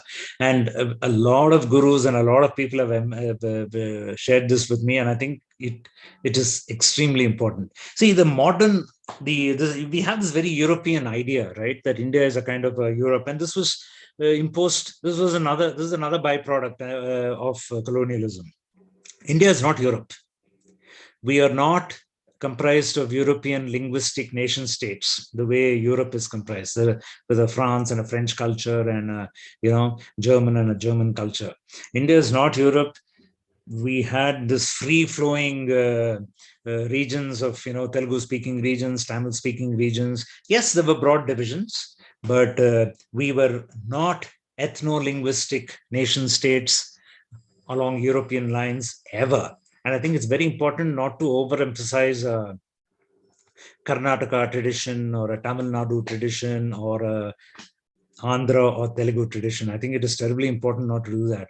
And in fact, I think some of the Andhra Pradesh researchers have themselves pointed out that Karnatakam was itself interchangeably used with Bharatam. And Karnatakam referred to the black soil regions of South India as a whole. So I think it is not many people like it when I say this, because today, because of European influence, we are all, I think, excessively focused on a Tamil or a Telugu or a Kannada tradition. But I think it is important to emphasize the unity across these traditions and recognize what the individual languages were. Sanskrit, of course, had a much higher role to play in artistic traditions than we are willing to recognize. We think Sanskrit was something that was absolutely and totally confined only to maybe Vedic priests and so on and so forth, but it played a role in the courts, it played a role in the temple, it played a role in artistic traditions. So Sanskrit was very much there, and it was well understood, far more well understood than we think it was. And I mean, we have talked about the Koluvu, right? The Telugu word where Devadasi saw themselves as following a profession and not necessarily a kala. Even this kept evolving, right? Maybe this was even a product of what happened after 400 years of Islamic invasion, as well as 400 years of European colonization. I think we'll have to recognize that it was all of it. It was a kala, it was an art form, it was a koluvu, it was a profession, and it was very definitely a vidya, right? It was a skill. It was a deep skill which involved study, which involved practice, it involved dedication to gurus, to tradition, and I think that has to be emphasized as well. And again, if this is understood, and if these sort of spaces are healed, you have the opportunity to primarily revive a tradition. Because, like I've mentioned here, there was close interaction with Sanskritic forms, gurus, techniques, and principles coming from the Natya Shastra, as well as coming from various other regional traditions. And you have to, again, reclaim the temple to ensure that our various traditions are kept alive. And I think if you do that, I think we give not only our youngsters, even people who are searching for that identity, right? I mean, there is this search for identity, for rooting ourselves in our tradition. And this rooting in our tradition is not just about religion. I think it's very important to emphasize this. If I want to find myself today as a modern Indian person, it's not that I just have to necessarily go back to the Veda, right? I have to recognize that within our traditional Vedic spaces, there existed a whole host, a spectrum of opportunities for me to live my life in different ways, right? I can, which meant participating in art, music, and dance. And I think today I might go to a kacheri and sit for a Carnatic concert, but that's not the only way to do it, right? There are huge spaces, and I think it's important to reclaim the temple so that we can start giving showing our people that the temple was a socio-cultural space as much as a space for religious and spiritual transformation. And once we start doing that, I think a lot of other things will fall into place. So finally, I think the healing, the reviving, the reclaiming has to happen around a recognition that this is a visual and movement aesthetic of very, very high quality. And it is an artistic pedagogy, right? And a transfer of knowledge and a tradition. And as has been pointed out, it was an archana, it was an offering also. So it was a spiritual and human sensibility as well. And if you put all of this together, really, I mean, it has no equal anywhere in the world. I mean, there are powerful traditions all over the world. But I think this tradition, if you even talk about reviving it, it is because of these reasons. It is a wonderful visual and movement aesthetic. It's a dance form without parallel, without peer. And it is an artistic pedagogy, a teaching tradition, a transmission, a transference of knowledge from guru to student. It is a wonderful tradition which informs you spiritually and as a human being, and it gives you access to spaces which, even if broken, have to be recreated, both real spaces as well as mental spaces which complete you and enhance you as a human being. Thank you very much. Thank you very much, Sridhar Garu. You correctly located the spaces where the breaking took place and where the healing has to take place. Particularly the point that the linguistic boundaries are not applicable to such traditions is very important. The tradition is far and wide. Actually, at a later stage of my life, I realized that it was up to Nepal also. Even Nepal has a very rich coverage of this, and it is so far and widespread. And these linguistic boundaries have been created, I think, during the modern time. While naming these contemporary adaptations and all that. That is what Akka also, Satna Sundari Akka also was telling me, that actually she was not covering it with a linguistic boundary. And she was in fact opposing the name Andhra for that reason only. Actually, yeah, please unmute yourself, ma'am. Ma'am, you are muted. Dr. Nagaraj, Yeah. but I do have 3 points of response to Mr. Sridhar. If you don't mind, I'll try to make it as quick as possible. It's a response. I'm not joining issue. You mentioned Islamic invasion as being one of the factors for the for the destruction or near decline of temple dance. I also agree to an extent that the destruction of temples prior to 10th century might have been the cause of the disappearance of dance altogether. But we have to also remember, because we're also looking at it from the historical perspective, we must remember that there was a Hindu resurgence. Between 10th and 12th century, there was a huge temple building act, which is in fact what we're discussing today in terms of the dances which we're all referring to. Bharatanatyam, Natyam or that Natyam doesn't make a difference. All this is based on the activity that emerged or re-emerged in the temple after the temple rebuilding between 10th and 12th centuries. So to that extent, the impact was really prior to 10th and 12th century, but what is being discussed now is post that period, number one. So therefore, the second you said is Agamic tradition, Vedic and Tantra. I just wanted to add here to your point that the Devadasi dance tradition, in fact, draws from both, as Dr. Ramchandra also had pointed out. The third point which you mentioned is about Patra. I just want to say that in my book, on the Bharatam of Telugu dancers, I have mentioned this, Nartaki Gayani Syachet Bhogini, Patram Anyatha. This has been mentioned by Dr. Rudra in his talks way back in 1990s and also included in my book. The fourth point you mentioned would be that we should take back control of the temple. So it raises the bigger question of who controls the temple presently, because the temple has gone from the community and the feudal lords to now it is under the modern government. It's under most of it is under endowments departments, and the temple administration itself, insofar as southern India is concerned, is largely under Tirumala Tirupati Devasthanam Trust and other big trusts. So that, and then there are Mathadipatis who have to be brought into the dialogues because their mandate is also well respected. The final point is you have talked about some scholars mentioning Karnataka, and I want to just point out here that this was part of our lecture demonstrations way back in the 1990s.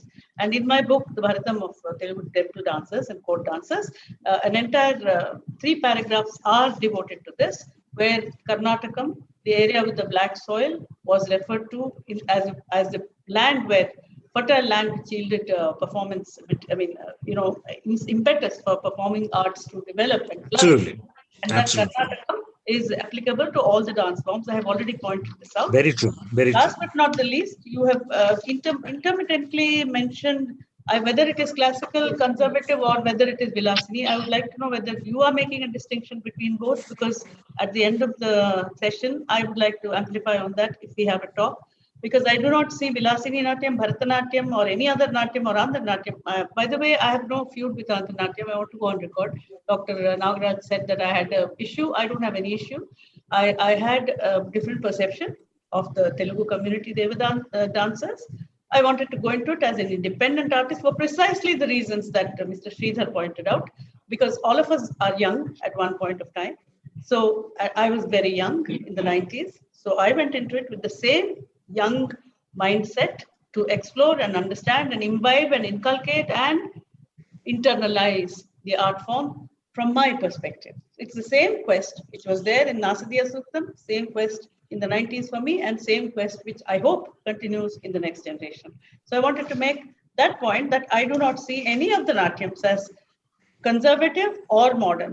There are no black and white, just as you pointed out. I think there is a modern mind working within what was a conservative setup, and all of us are trying to understand how we can come out of it to liberate the dance forms under any name. I'm a half Tamil kind of a person. My grandmother was from Tanjavur. I do not have any issue with Telugu or Tamil. The reason I said in the beginning of my talk, the reason I focused on it is because it had not been seen enough and understood enough outside Andhra Pradesh, which I'm glad to see that some of my ideas also have featured in your talk. Thank you. Yeah, absolutely. I mean, if I can just quickly respond to that before we go on to the next speaker. I'm with you on all the points that you mentioned. I don't think we are in opposition there at all. In terms of what I might have misspoke about in terms of contrasting the Vilasini tradition with a so-called classical, or it was not my intention to do that. All of it is certainly in one fold. It was more from the perspective of the youngster who has this arguably incorrect idea that there is a classical conservative dance which has a very restrained ethos, and there is a Vilasini form which is somehow more inhibited, less inhibited. Obviously, that's not the case. I mean, it's all part of. They are all of. Yeah, no. So it is we'll the take this up youngsters later at a different stage. I think all forms. I think what we have in mind and we're fighting shy of is discussing that the formal dance which they're referring to is Bharatanatyam, and Bharatanatyam operating within certain within a certain ambit. I think most of them are referring to that. And when they say Vilasini Natyam, I must say this is a sort of a veiled, backhanded compliment for Vilasini Natyam, because a lot of people who studied Bharatanatyam who are turning to Vilasini Natyam are probably turning to it for the same reason that you've now said. But we're not discussing that. What we're discussing is Bharatanatyam, as we see it today, is also a reinvented form. We have another expert now going to talk about it. And Bharatanatyam, as it was practiced, as it was believed to have been practiced, and as many of our other experts will say, was not the Bharatanatyam that we see today. So when we talk about people feeling restricted, who is restricting them? No, nobody's stopping them from, going back to a form that is less restrictive. They don't have to come to Vilasini Natyam for that. All they have to do is to correlate with their own form, with a liberated mind and liberated approach and a freer concept of dance, for which they have to go to the root of dance. By shifting from one dance tradition to the other, you're not going to liberate yourself. Completely. So that is my limited Agreed. point. Yeah. So it was that. Thank you for giving me time. Thank you very much for this discussion, Sridhar Garu and Swapna Sundari Garu. Now we move on to the next speaker, Guru Lakshmi Vishwanathan Ji. Guru Lakshmi Vishwanathan Ji celebrates 70 years since her Arangetram. She specialized in her 20s in the Tanjavur tradition of Bharatanatyam under Guru Tanjavur Yellappa. Recently, she received the Tagore Fellowship of the Government of India and researched Tanjavur Natyam through the ages. Lakshmi has received many awards and titles, including the Sangeet Natak Academy Award, the Kalidas Samman, and the Nritya Kalanidhi from Music Academy Madras. She has performed in over 10 centuries abroad for prestigious institutions. She is the author of 4 books: Bharatanatyam, the Tamil Heritage, a biography of M.S. Subbalakshmi, Kapaleshwara Temple, and Women of Pride, the Devadasi Heritage. Recognized as a scholar and erudite writer and speaker, Lakshmi is a specialist in the art of Abhinaya. Actually, this book, Women of Pride, the Devadasi Heritage, that I came across, I read, and that made me go to Lakshmi Vishwanathanji with folded hands to request her to speak in this symposium. Ma'am, over to you. Thank you, sir. Thank you for your kind introduction. Before I start, can you see me? Am I visible? You may just put the book just in front of you. Just now. This is Yeah, my now it is visible. Yes. magnum opus. I was not planning to write this at all. What happened was I was given a junior fellowship of 500 rupees a month many years ago by the Ministry of Culture. So I had met the last of the Devadasis and did my own research of the background. Basically, I am qualified to talk about the Devar Adiyargal, that is in the context of the Tamil country. So I tried to research what the background is.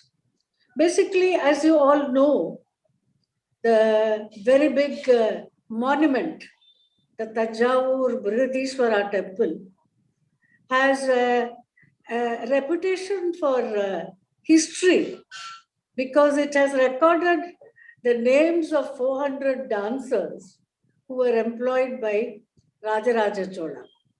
Now, when I was a teenager and I learned about this, and I visited the temple along with an archaeologist to see what this is, I was totally dumbfounded. 400 dancers employed in a temple. And that really provoked me to do the first book, Bharatanatyam, the Tamil Heritage, because I felt that there is an identity because of the background of Tamil literature, Tamil culture, and also the royal patronage. Rajaraja Chola himself was a Tamilian, but subsequently the Tanjavur dynasties were from the Telugu country and from Maratha. So you see, there has been already an amalgam in the history of the culture of Tanjavur. Telugu became the court language. So it is not surprising that many Telugu pundits and scholars moved to this kingdom to seek the patronage. For me, in my humble opinion, because I'm not a great researcher, scholar, or linguist, I think the foundation for Bharatanatyam was laid by the poetry and the music of this part of India. Without that backbone, without that melody, without that literature, an expressional art form like dance would not have been so alive, so important, and at the same time would not have survived so many centuries.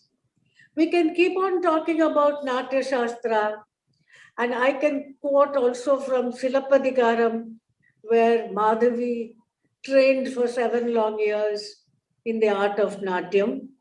But these are all more like mythology to us because we have not seen the actual dance of Madhavi, what she danced, or even know the songs to which she danced.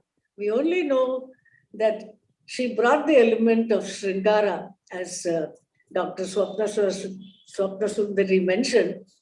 That element of Sringara was there in Madhavi's singing itself. So this connotation, the connection between music, dance, the courtesan, and Sringara, this has been there from time immemorial. You cannot separate them. It is a matter of fact that the content of dance has always been dictated by the music of the dance and the lyrics of the dance. And in each century, different people composed for the dance. But this is the important part because I always imagine that in the ancient days, because the Odwar Murtis and all the religious singers were also in the same temple, as the Devadasis, along with the Periyamelam, that is the Nadaswaram party. They had great interaction, and it will not be surprising to perhaps imagine that they danced to those poems and songs which were sung from temple to temple by Navukarasar, Tirunjana Sambandar, Sundaramurti Nayanar, and so on. These are the people I've mentioned in my book also, because one of the earliest Devar Adiyargal was Paravai Nachiyar of the Tiruvarur temple. And she married the saint Sundaramurti. So you see that there is this connection between the sacred and the secular in the form of the dancer. We also know that there are certain temples which are of very particular interest with regard to the history of the Devadasis. Every temple had them, and in every age, they were given a different name. So that itself, to me, is indicative that even their personality and character and what they did changed in each century. They were known as Rudra Ganika, they were known as Rishabhataliyar, they were known with so many names. And in the inscriptions, they are described as beautiful women, Bandar Kurali, and so on, like Chitridai Udayar, that is a slim-waisted woman. Their names are also preceded by titles. So for me, the idea of a temple dancer is one with a very high status. We read about Rajendra Chola entering the temple of Tiruvarur on a golden chariot, and sitting next to him was his favorite Devaradiyar. So this idea of a status of a dancer is something that we have to be very conscious about, because according to me, I am a modern contemporary Bharatanatyam dancer. And I truly believe that my repertoire, my training has given me that elevated status, just like music gave M.S. Subbulakshmi a great status. See, the divine element of music has brought status to many singers and musicians. Similarly, it is the touch of spirituality that people are associating Bharatanatyam with even today. That is the saving grace of this art form, because what happens is, I tell my friends who get amused, I said, look, we will not be talking about Devadasis if the history of this community did not say that they were courtesans. If they were just dancers, why would we even be talking about them with so much interest today all over the world? It is the idea of the courtesan that intrigues not only the male mind, but also the minds of all people, because they wonder how they combined art and this sensuality in their personal lives. Today, we dancers have completely away from the idea of the courtesan. We can only say that the courtesan dancers, the Devaradiyars, we owe them a debt of gratitude, because within a short span, see, they did not dance like you and me until you were 60 or 70. Their dancing life was limited to below 20 years old. After that, they became the singers for younger dancers and continued the tradition in the family. What is important to understand about the Devadasi tradition is the highest authority in their life were two people. One is their mother, the other is their guru. Now, the Devadasis, according to my personal interaction as well as study, they owed everything to their guru. They were innocent young girls who did what they were taught, who were instructed to perform in the royal palace in the presence of royalty, nobility, and so on. And the gurus were so particular. And here I must say that there were gurus even before the Tanjavur quartet. Otherwise, we will not find in Tulaja Sangeeta Saramrita the whole codification of the Adavus. Now we can always say Bharatanatyam came from Nataraja, Lord Nataraja. Bharatanatyam came from Natya Shastra, from Abhinaya Gupta, from every text possible. But here you have the basic structural grammar of what we identify as Bharatanatyam today. Without that identification, you cannot call it Bharatanatyam because that has all the physical parameters to define this dance form. You can compare certain postures, certain positions to sculpture, so on and so forth. But the codification was done by generations of gurus who did not dance. They looked at the students, selected the students who were Devadasis in community-wise, and chose the most talented ones to learn what they had composed. Now, the important thing to notice here is we have written records, the Modi manuscripts, and also in palm leaf manuscripts, and also strangely and quite amusingly by foreign writers, that certain star dancers were chosen to perform on certain occasions. We know, of course, that the names of the dancers were all written down during the Nayak times, what they danced and so on. But it was the innovation of the Tanjavur brothers and their parents and grandfather and so on to structure the dance in a formal way to suit something that has lasted to this day. Today, we talk about the Margam. If you go to an Arangetram, we see only the Margam. This is because the young Devadasis in the Tanjavur palaces were taught the Margam in a very scientific way. They had to know the Tala, the Raga, the meaning of the song, and invariably, they also know languages like Telugu, Tamil, Sanskrit, and so on, because most of the compositions are in Telugu.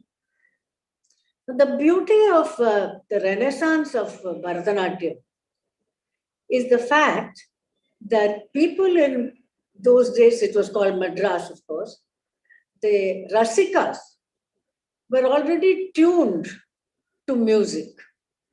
They had a very good appreciation and understanding of Carnatic music in all its variety, Ragam, Tanam, Pallavi, compositions, Mummurtigal, they knew everything. One fine morning, when E. Krishnayar invited two young girls to dance in the music academy, people sat up. Why? They were seeing something unusual, but before they could even see it, they heard the music. They felt this art has to be promoted, it has to be supported, because the music was divine. And why? Because the Tanjavur quartet, after all, when they and their ancestors came to the Tanjavur palace, they may not have been greatest of singers or composers, but Raja, the Raja of Tanjavur, was very smart. After all, he was an aesthete himself. We have songs praising every king written by the Tanjore quartet. The praise was not flattery. It was a fact that these Rajas were trained in music, languages, highly aesthetic.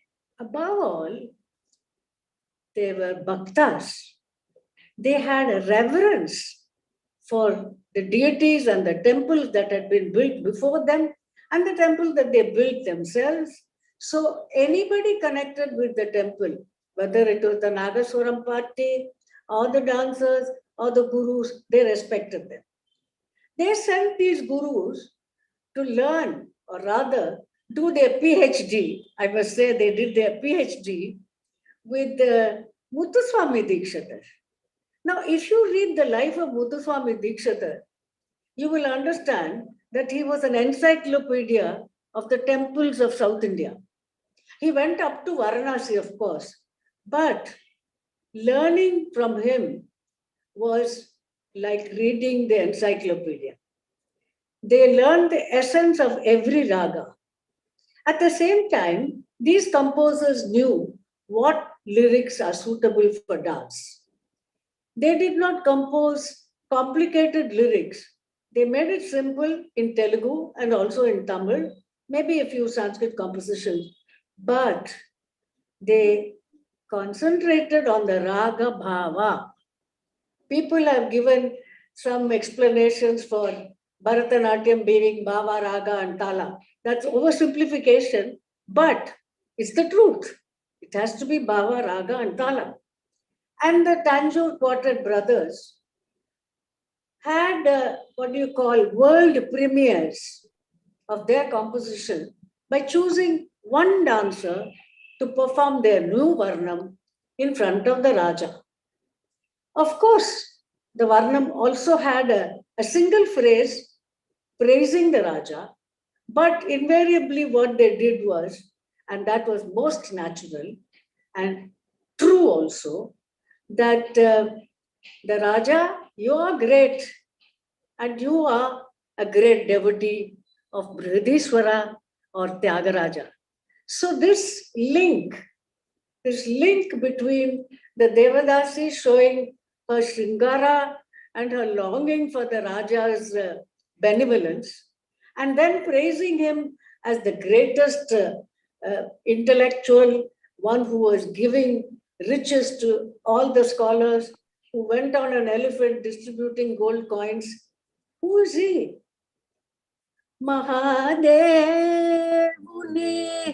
Pujirche Sri Nide Nivera. A famous Varnam in Raga Todi.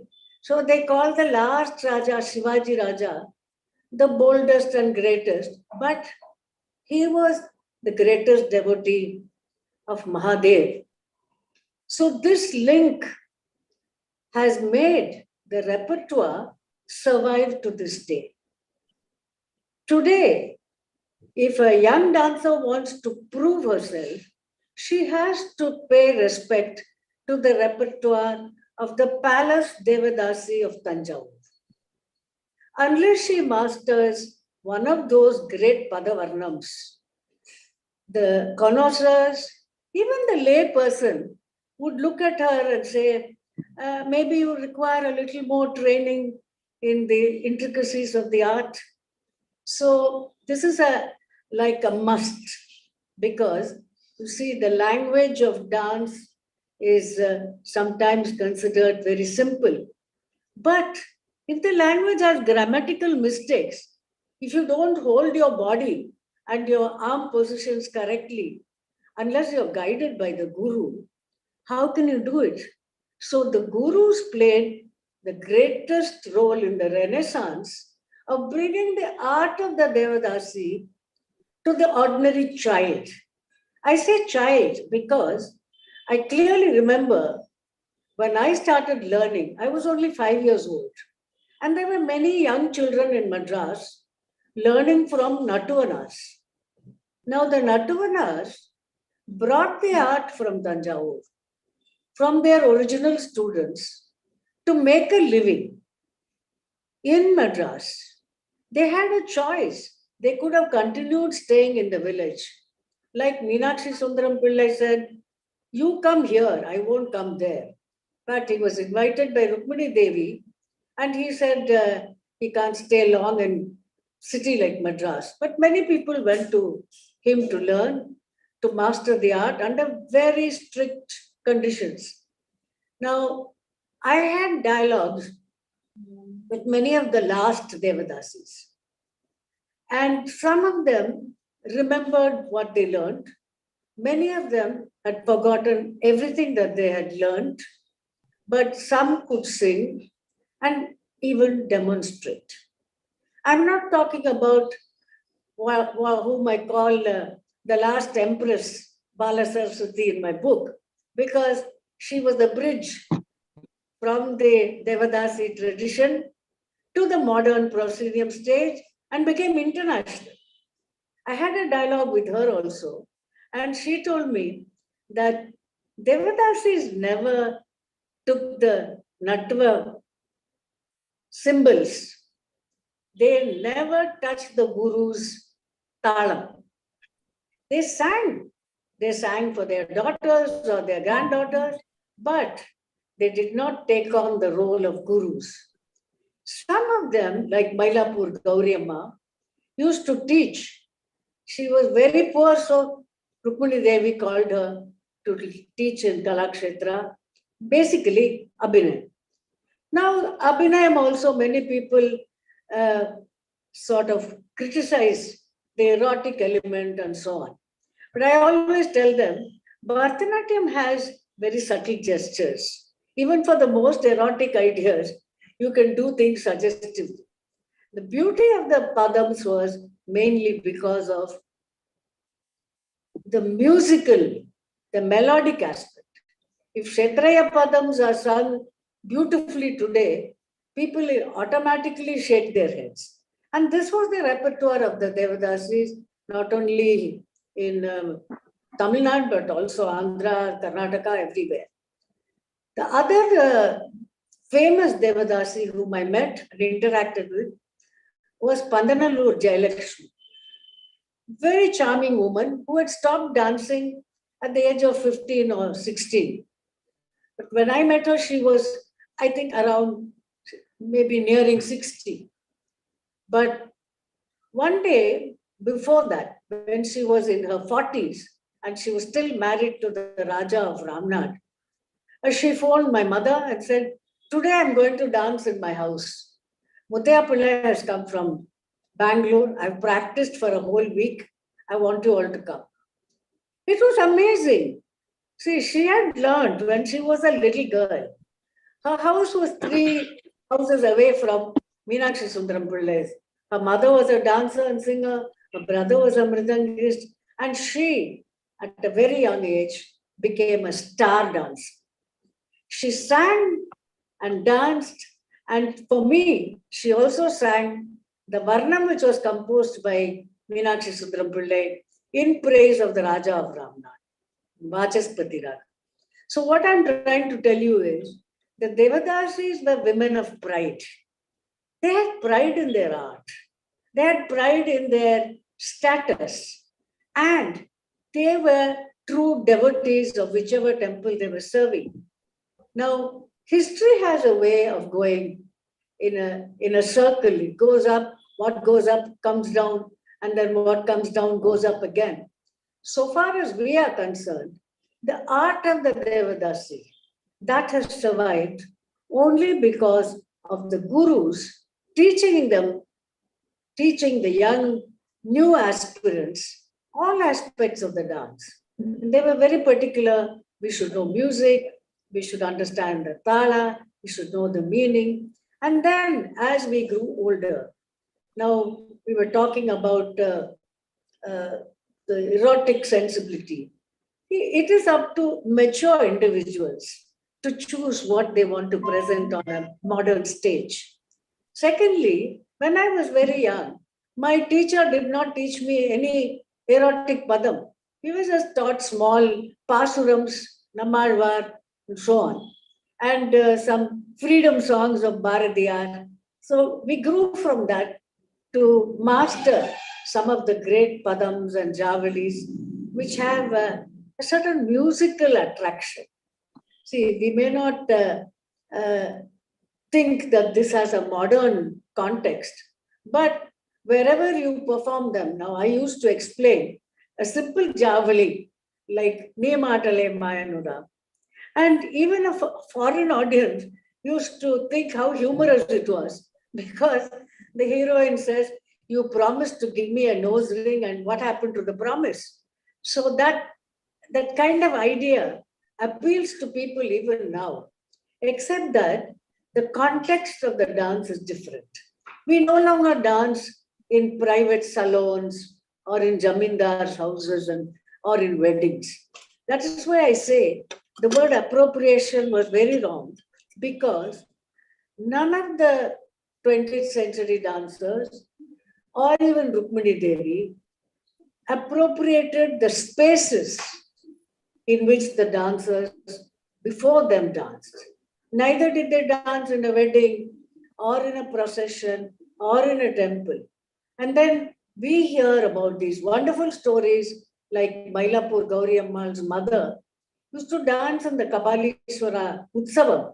And people from all the villages around used to come just to see her Bhikshadana dance.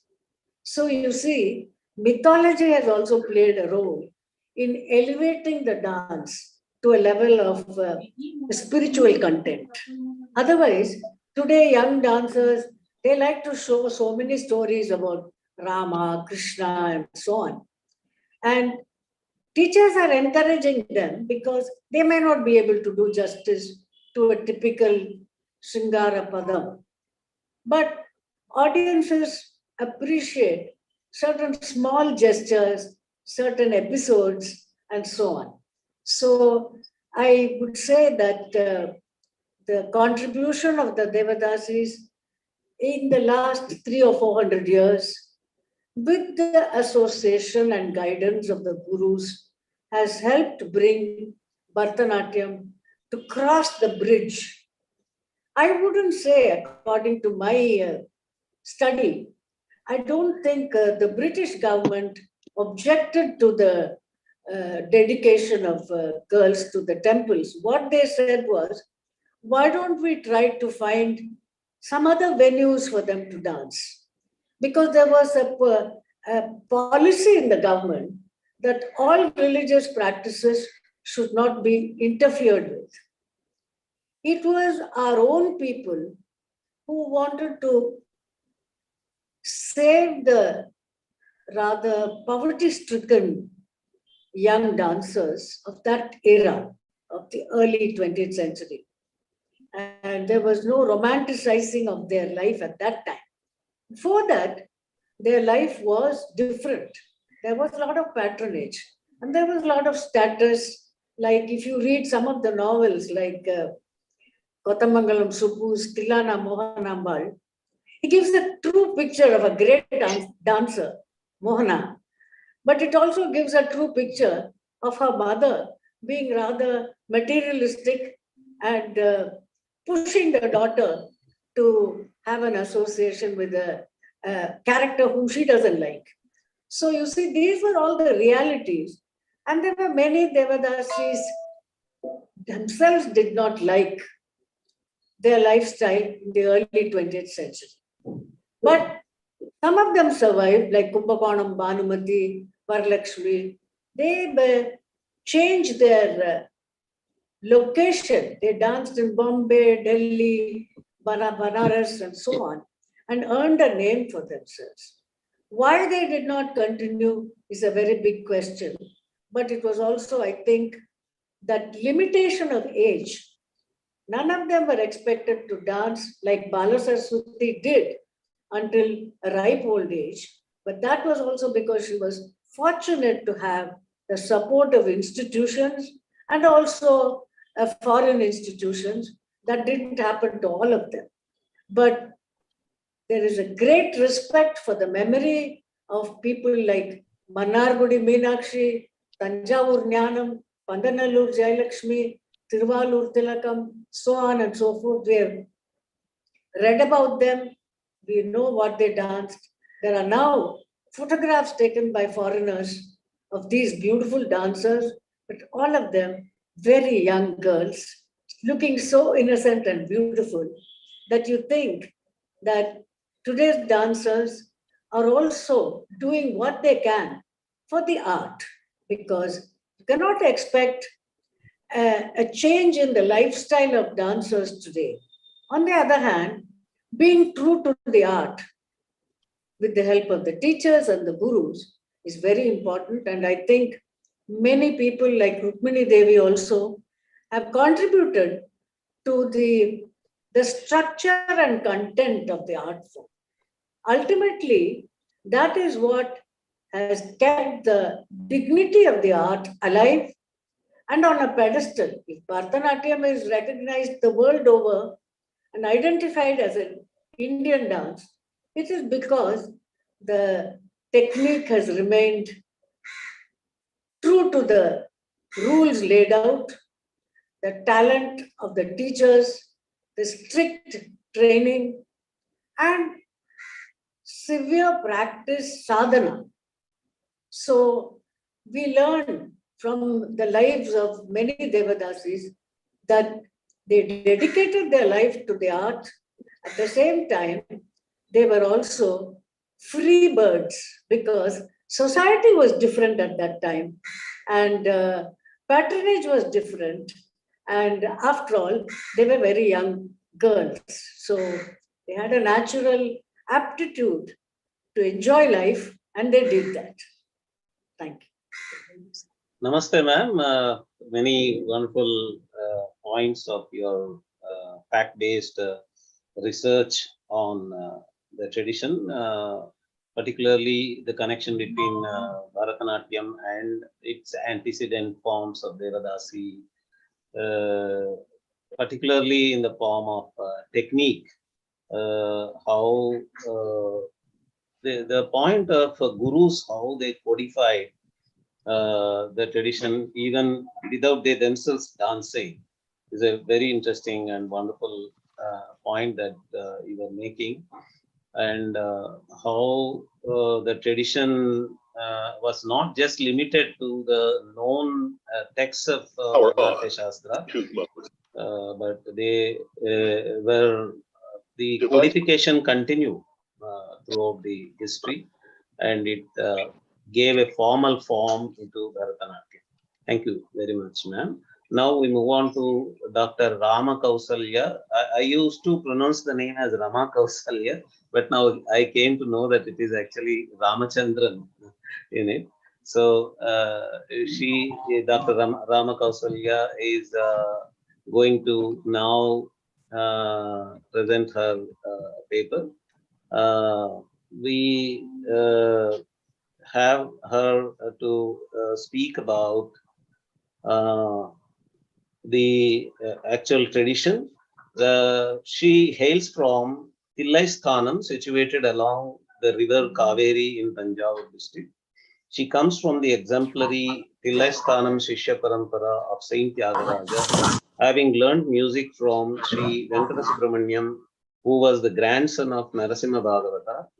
She went on to learn under various stalwarts at the legendary Raja's Music College in Tanjavur, the prestigious institution where she also served as the principal till she retired in 2006.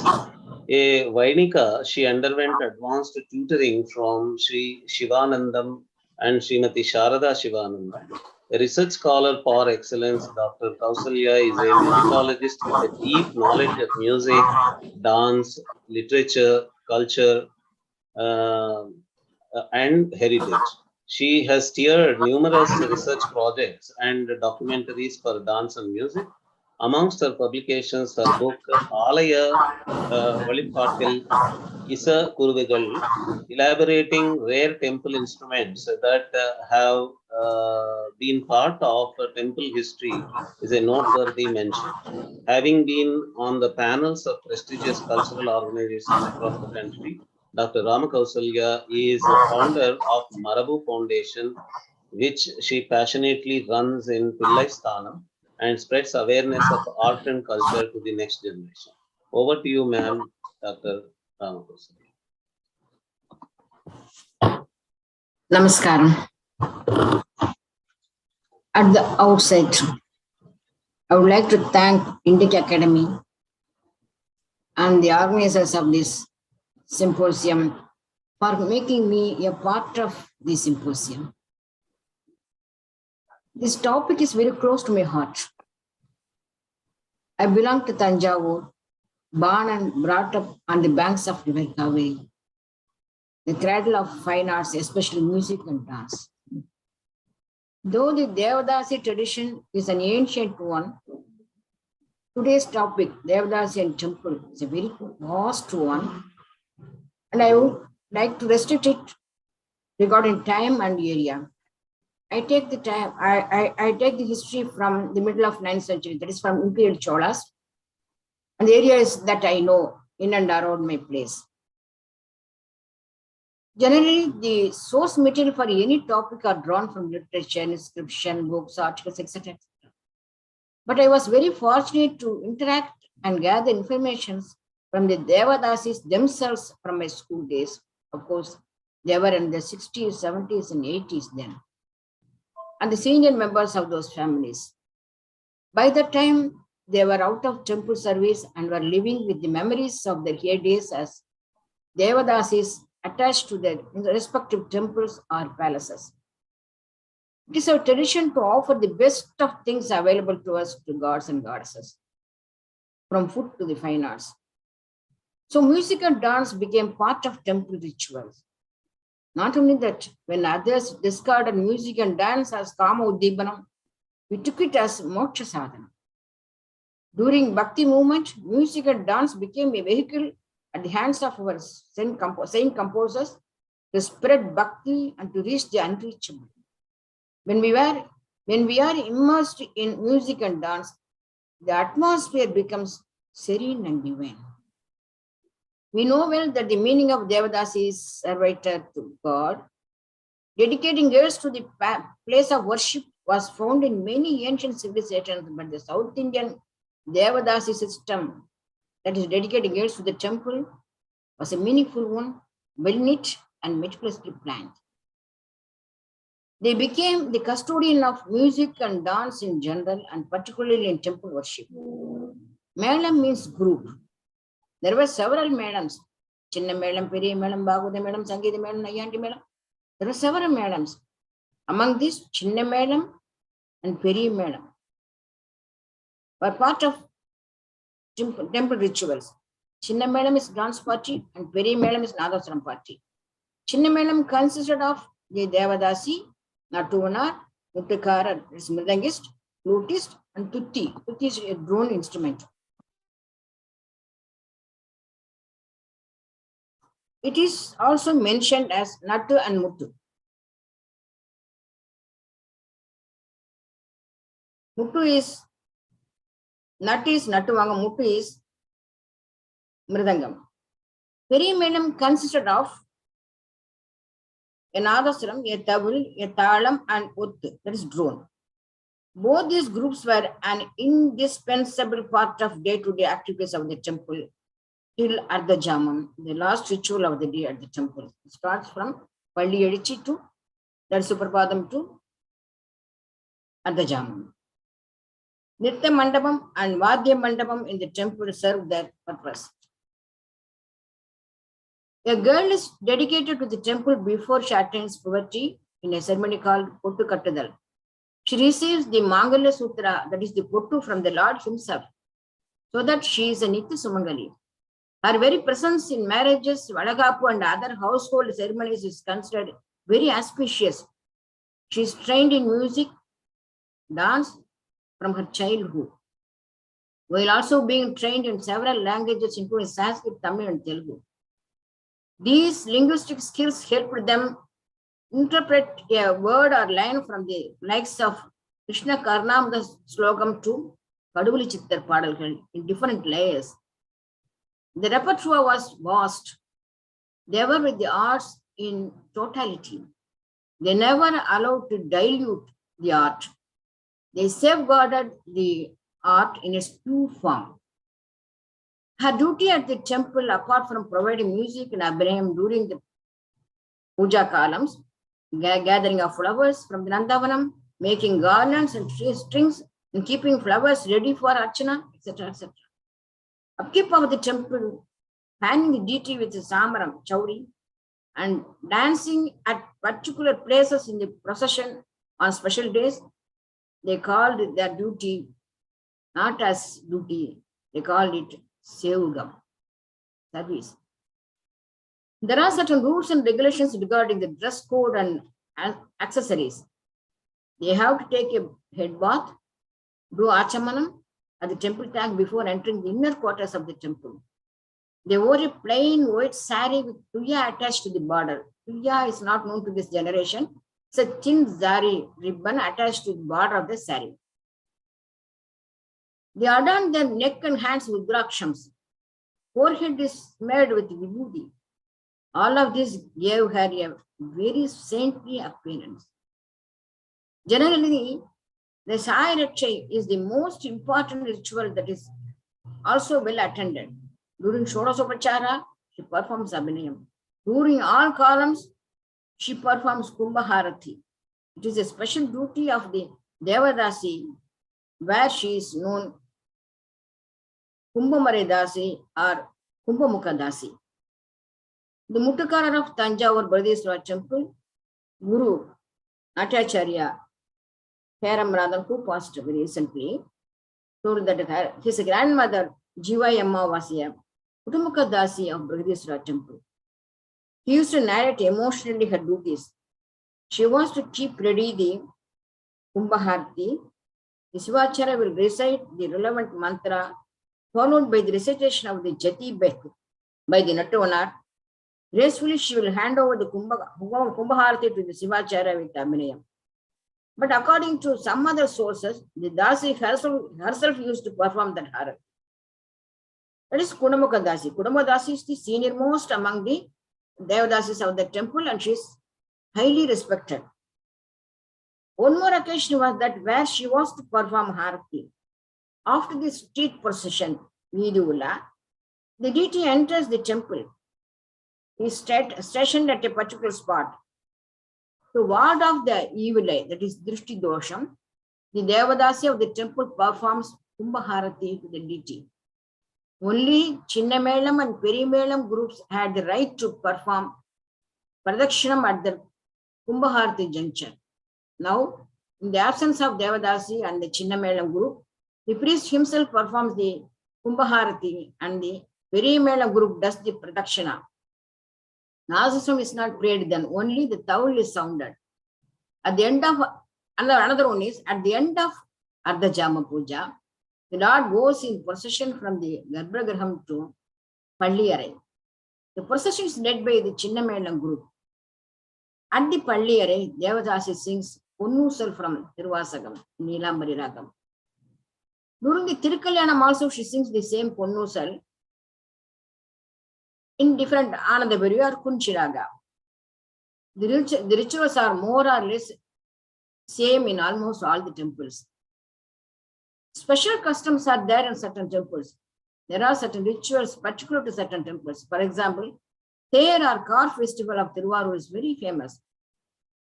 When Tyagaraja goes in procession from the temple to ascend the car, the Devadasi of the temple will spread white cloth and strew flowers on the path facing the deity. After the car procession is over, she offers a herbal mixture, they call it Marundu, to Tyagaraja, since he might have developed body pain due to the long travel. Kondiparapara Devadasis were performing that ritual. Tiruvar Tilakamamma was working with me at Tiruviyar Music College. She is the daughter of the Kamalamba of Tiruvarur.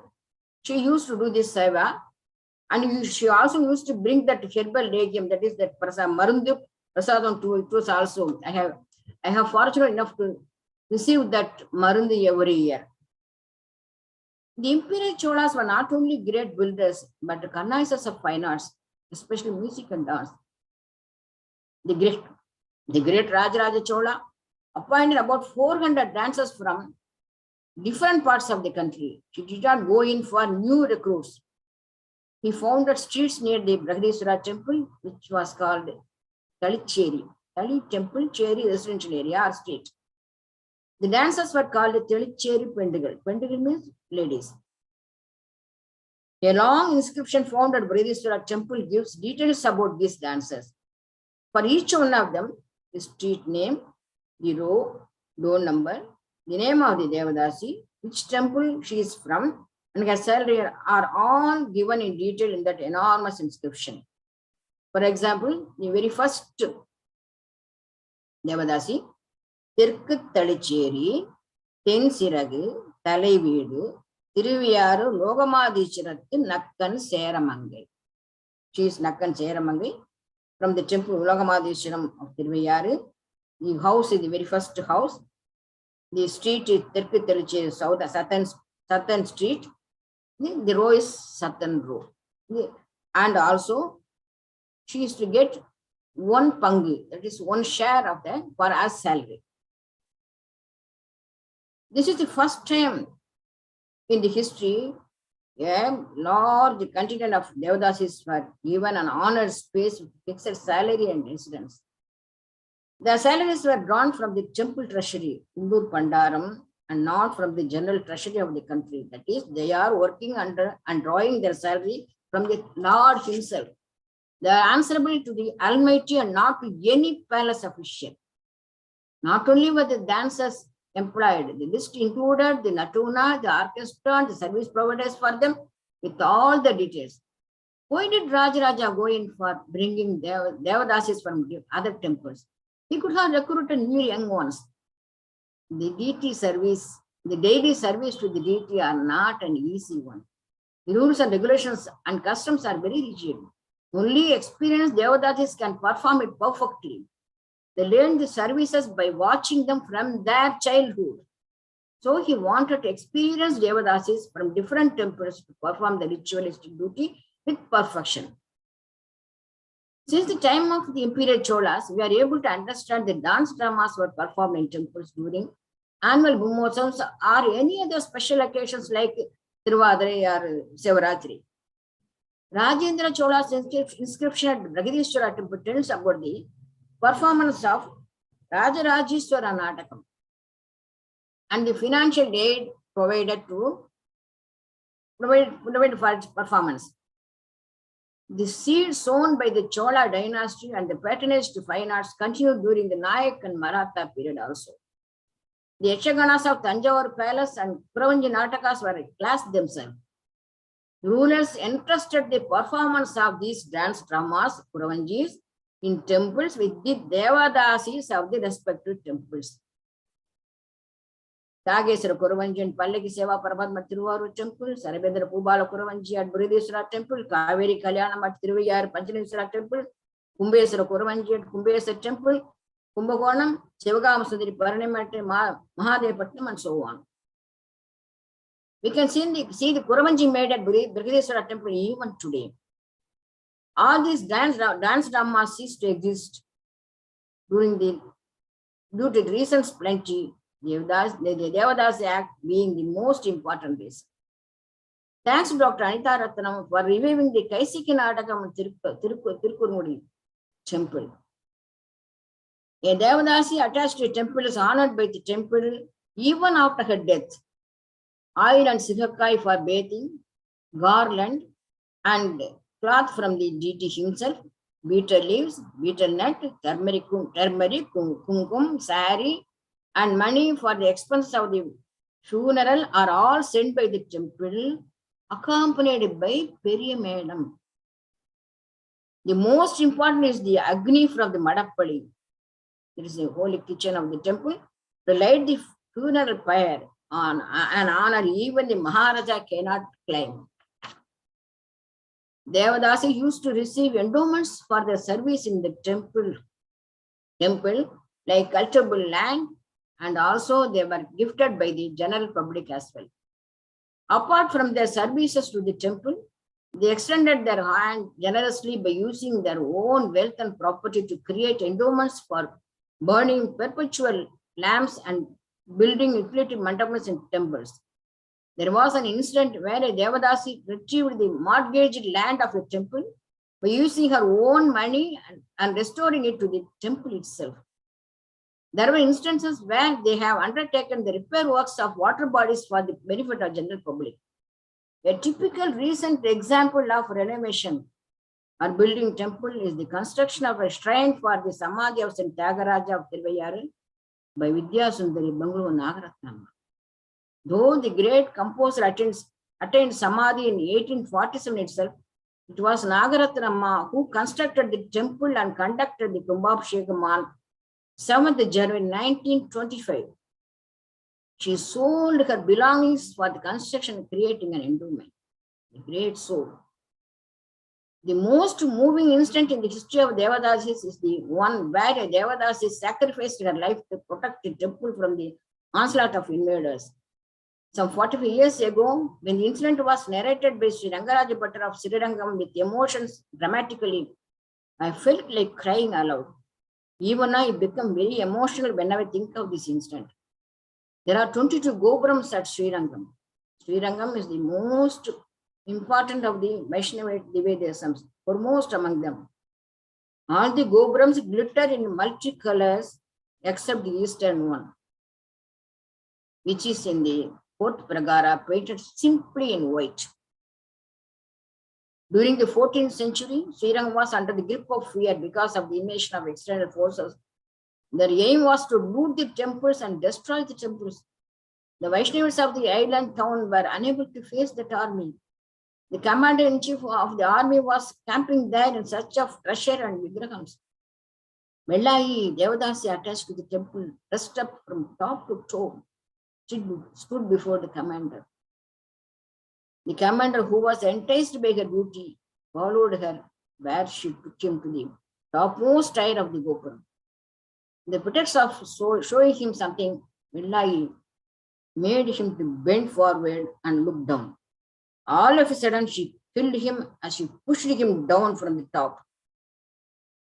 Feeling guilty of having committed a grave sin, Hatti Dosham, by murdering him, she jumped to death too.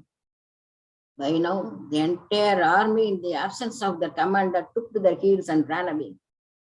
All the Vaishnavas were in tears for saving Srirangam by sacrificing her life. When they inquired about her last wish, they were moved. She requested that the Agni from the Madapalli be used to light their funeral pyre for herself and her descendants. Agni from the temple kitchen. And Vakarasi from the temple storage. Vakarasi means the rice, a handful of rice poured on the deceased body, deceased person over the mouth as the mark of last feed. She opted for funeral pyre and Vakarasi. The entire town agreed to this, and since that day, in memory of Vellayi, the Gopuram is painted white till date and called Vellachi Gopuram or Vellayi Gopuram or Vellayi Gopuram. The Gopuram stands silently to tell the world the emotional bond between Devadasi and the temple. Gone are the days lamented by Devadasi. They may be right from the sociological point of view as they think, but we have not only lost our livelihood, our roots are cut off. We have lost our Gambiriam, but nobody can sever an emotional bond with our Devam. She added, today no Chinnamena member is in the role of the temple. During festival rituals, the male members do the service in some of the temples and get the Parivatam honors. One such Muttukara told me in a choked voice, once we were in the role of the temple like Shivacharyas and other service providers of the temple, we were honored. Now we are not there, but continue service without any expectation as always. But we are very particular about the Parivattam and Tyangamudi honor. In our eyes, the Parivattam may be a piece of cloth. The broken coconut may seem unworthy, but for us, it is a priceless blessing from our Lord Himself.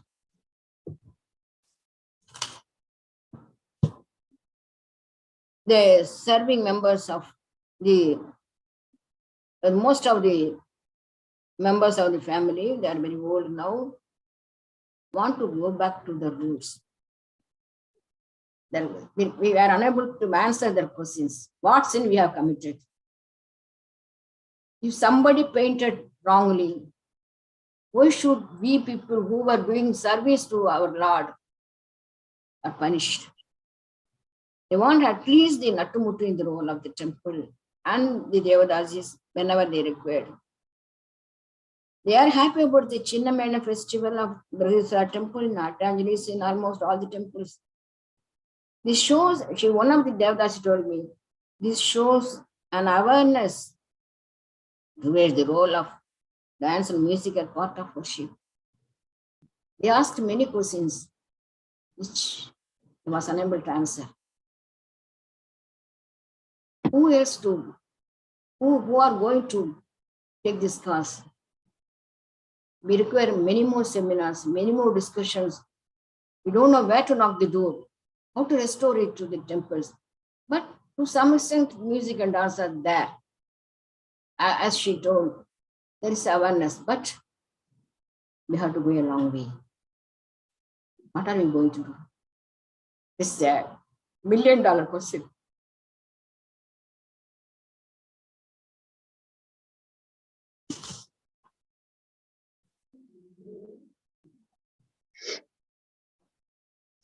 Thank you very much, ma'am.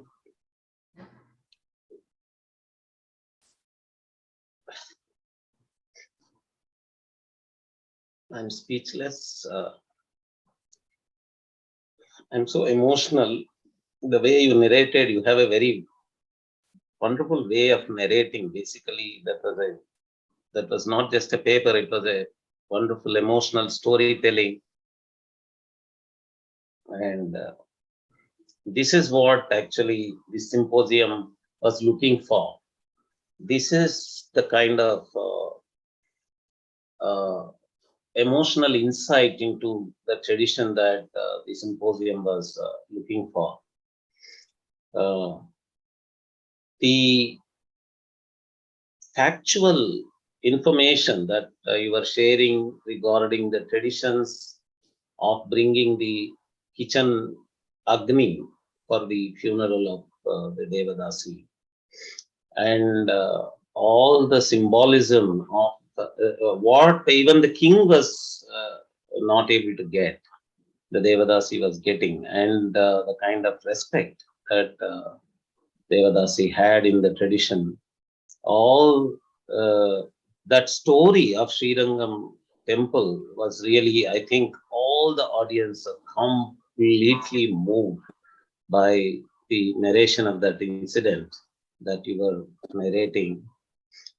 And actually, this is the kind of information that the younger generation needs now. They need to know the kind of attachment, the actual tradition of Devadasi had with the temple, and all the details of how these Chinnamelam, Peddamelam, Nadaswaram Melam, all these are attached to the temple. All this information the younger generation needs to know. Actually, while talking about a concept called Sanskritization in cultural anthropology, I keep telling people that the M.N. Srinivasa's interpretation that this was done in imitation is wrong. This is not imitation. This is actually, this was required, this was mandated. This was part of the actual association of all these communities with the temple. So, not just the Veda knowledge or the Agamic knowledge or the Shastra knowledge of Natya Shastra and Sangeeta Shastra, all this was required by the practice of the art of these people. So there is nothing like imitation here. M.N. Srinivas wrongly thought that these people, some of these, for example, the sculptors were wearing Yajnopavitam for imitation. No, sculptors were part of the Agamic tradition. That is why they were wearing Yajnopavitam. That is why they learned Veda. That is why they were reciting Veda mantras. That is why they were actually part of the Agamic tradition.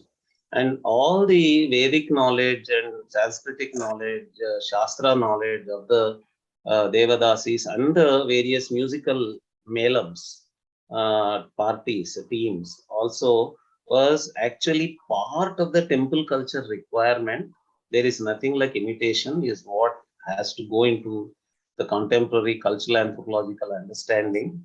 There is all these ideas that some vertical mobility was required. The further they imitated, they wanted higher status and all that. That is actually a misinterpretation and misunderstanding of the actual tradition. It was already there, that higher status was already there. The way Madam was narrating, the status was even higher than that of the king. She was giving examples for that. So all this knowledge is required for the contemporary generation. Now we have, we are going to move to Odisha traditions, Jagannath temple, Puri, and Odissi, the contemporary adaptation of that. We are going to have two speakers, Sri Pratik Patnaik, a young and dynamic scholar of Odisha culture, who is known among youngsters very well through social media also. Wonderful scholar at such a young age. He is just writing his final year MSc exams now. He is studying MSc physics. And he is appearing for the final semester, final exams of MSc. And at this young age, he has become such a great scholar of Odisha culture. Let me give an introduction to him. Pratik Patnaik is an independent researcher and Odissi classical musician. He is currently pursuing his master's in physics under Siksha O Anusandhanam, deemed to be University Bhubaneswar, Odisha. He writes and delivers talks on the culture of Odisha with special focus on Jagannath temple tradition and traditional musical literature. For his groundbreaking field research and documentation of rare art forms of Odisha and his specialized efforts in preserving ancient Odissi compositions from veteran gurus, he has received appreciation from various quarters, including the Chief Minister of Odisha. He has collaborated with several leading authorities in the sphere of culture. A practicing classical musician, he is a disciple of Pandit Guru Ramarao Patra, and he is currently continuing his higher training in Odissi vocal music as well as the Odissi Veena in the Shishya Parampara of the early 20th century maestro Acharya Tarini Charan Patra. Pratik Patnaik, over to you. Excuse me, sir. We are supposed to show that video, play that video of Padma Shri Ileana, Dr. Ileana, as discussed before Pratik. Yeah. Okay. Okay. Before Pratik gives his talk, let us have the talk from Dr. Ileana Chittaristi, and Dr. Ileana Chittaristi's introduction. Dr. Ileana Chittaristi is an Italian-born Odissi and Shroud dancer, guru and choreographer based in Bhubaneswar, India since 1979. Dr. Chittaristi is the author of 5 books: The Making of a Guru, Kelucharan Mahapatra, His Life and Times, Traditional Martial Practices in Odisha, and My Journey, A Tale of Two Births, Odissi and the Gita Govinda, and the Traditional Martial Dances of India. She is imparting training in Odissi and Shroud dance in her own institution, Art Vision, in Bhubaneswar, founded by her in 1996. Now we'll watch the video recorded talk of Dr. Ileana Chittaristi.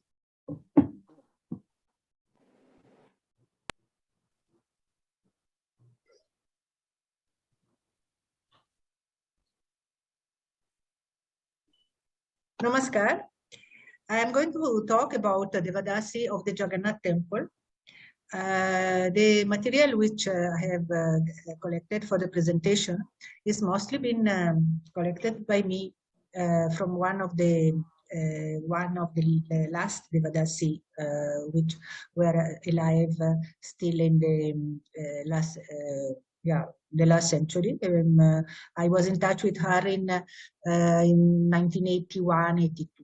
So, and of course, correlated by other our information from books and all these things, but mainly regarding the rituals which they used to observe in the temple of Lord Jagannath. She was one of my main informer.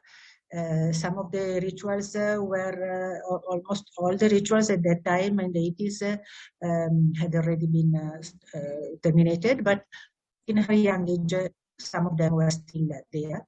So let me start with few legends. According to one legend, once upon a time, a beautiful damsel by the name of Urvashi was dancing at the court of Indra in front of an august audience, which included the powerful sage Agastya. While dancing, Urvashi exchanged amorous glances with a prince named Jayanta and missed a step. The sage, who noticed the exchange, condemned them to be born on earth, Urvashi as a Devadasi and Jayanta as a bamboo tree. After being pleaded for forgiveness, the sage conceded to lift the curse from the moment she would dedicate herself to the service in the temple, and consequently, Jayanta would become the rod presented to her at the time of her performance. In another legend, which we find in the Madala Panji, which are the temple chronicle of Jagannath temple, states that when gods and other celestial beings attended the ceremony of the Pratishta, or installation of the deity at the Jagannath temple in Puri, the celestial party included Gandharvas and Apsaras, singers and dancers. The ravishing damsels Ramba and Menaka danced on the occasion, accompanied by the music of their celestial companions, Aha and Huhu. Ramba and Menaka, on the basis of these legends, are considered the first Devadasi to have danced for Jagannath. A third legend, we can say that in another legend, it says that once upon a time, the king of Puri, during one of his visits to the temple, found the clothes of Jagannath dust-ridden. On inquiry from the Sevaka, he learned that the previous night Jagannath had been to a certain grove to listen to the Gita Govinda sang by a female dancer, and he appreciated a lot. The king immediately decided to appoint the dancer for the entertainment of the Lord at the time of his meals. So from the above three legends, we can already infer three basic features attached to the function of the temple dancers: their role as entertainer, the strictness with which they were supposed to deliver their duty, and the special relation they were enjoying with the divinity. If we go and see some historical references, one of the earlier inscriptions, which gives us some information about dedication of temple dancers, is the one attached to the Brahmeshwar temple at Bhubaneswar. The inscription, besides giving a clear statement that the temple was built by Kolavati Devi, mother of King Udyota Kesari of the Somavanshi dynasty in the 18th regnal year of the later, is approximately around 1050 AD, specifically mentions about the dedication of beautiful women adorned with ornaments set in gems and whose eyes were fickle and extended up to the ears for the worship of Lord Shiva. During the reign of Rajaraja II, 1170 and 1190 AD, his son-in-law, Swapneshwar Deva, built the Megeshwar temple in honor of Shiva. An inscription in this temple, which during the English rule was erroneously placed in the compound of the Ananta Vasudeva temple, testifies of the appointment of dancing girls who are described as having gaze which bring about a complete stillness in the activities of the three worlds, and having bangles of precious stones which serve as candles during the dances. The Ananta Vasudeva temple at Bhubaneswar was constructed by Kolavati Devi, daughter of Ananga Bhimadeva III, in the year 1278. During the reign of Kavi Narasimha Deva, the king who started the practice of the singing of Gita Govinda in the temple of Lord Jagannath. So let me Kolavati had been given in marriage to a general of the Ayahaya dynasty who was killed in war. After becoming a widow, she dedicated herself to the worship of Lord Vishnu. From the inscription which was attached to the temple and which is now in the Royal Asiatic Society in London, we come to know that she was highly adept in music and dance. She had the radiant beauty of the moon and was fervently devoted to Lord Vishnu since her childhood. The temple dances attached to Jagannath temple came to be known as Mahari, a term which according to some derives from the word Maharani, queen, and by others from Mahanagri or Mahanari, great women. Nari, women, Mahanari. According to others, the word is related to Maharalaka, the word or area of existence beyond Swarga, whose inhabitants are called Mahara, and in feminine gender, Mahari. There was no any particular restriction regarding their caste, although at the time of dedication to the service, a sort of inquiry was made from the part of the king to assess that the girl would not belong to lower caste or Harijans. The initiation ceremony was done in 2 phases. The first was done in the temple before the attainment of the puberty, with a symbolic marriage ritual to Lord Jagannath, and the second after reaching puberty at the king palace, where she would spend her first night with the king, considered to be the moving image of Lord Jagannath.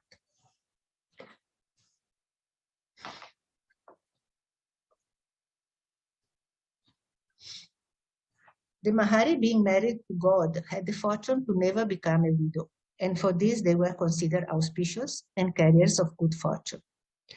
Special songs called Mangala Gita, auspicious songs, were sang by them and only by them at the birth and thread ceremonies and marriage functions in the house of the king and of the high caste families of Puri.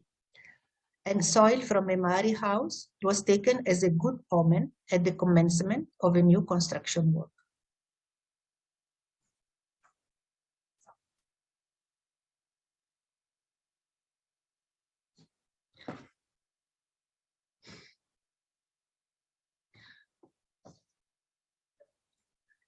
In spite of it, the Mahari were not allowed to enter into the Sanctum Sanctorum, Garbhagriha of the temple, where even casual visitors have access in particular hours of the day. And in case this would happen, the place would have to be purified before rituals could be resumed. Even those belonging to the Bittere Gahani category, who had the privilege to entertain the Lord between the evening meal and his ornamentation for the night, were performing their duty at the threshold of the inner enclosure and not inside. The double stigma of being considered at the same time Apsaras and concubine, goddess and Bishya, wives and servants, is what rendered ladies fascinating and intriguing figures, capable of attracting praise and condemnation in equal measures.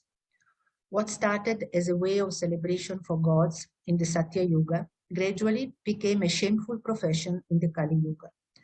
But the art which they carried forward survived. All of them may have not been equally proficient in the art of dance and music, since in many cases, the criteria for becoming a temple dancer was not based on their artistic aptitude, but on more practical and economic consideration. Most of them belonged to poor families and were adopted by the older Mahari to be able to carry on with their rights to pursue the particular Shiva assigned to them. In some cases, the girls were voluntarily handed over by their natural parents for fulfilling a vow made to Jagannath. From being hailed as goddesses and being surrounded by praises and adoring followers, to becoming ashamed and having to hide to be one of the dedicated servants to the Lord, is the pathetic story of these women. Even before the promulgation of the Prevention of Dedication of Devadasi Act came into vigor in 1947, In Odisha, the dance of the Mahari in the temple of Jagannath had already been discontinued. Only the singing at the time of Bodhasingaradupa in the evening was still carried on by the last representative of the Pittaregahani category.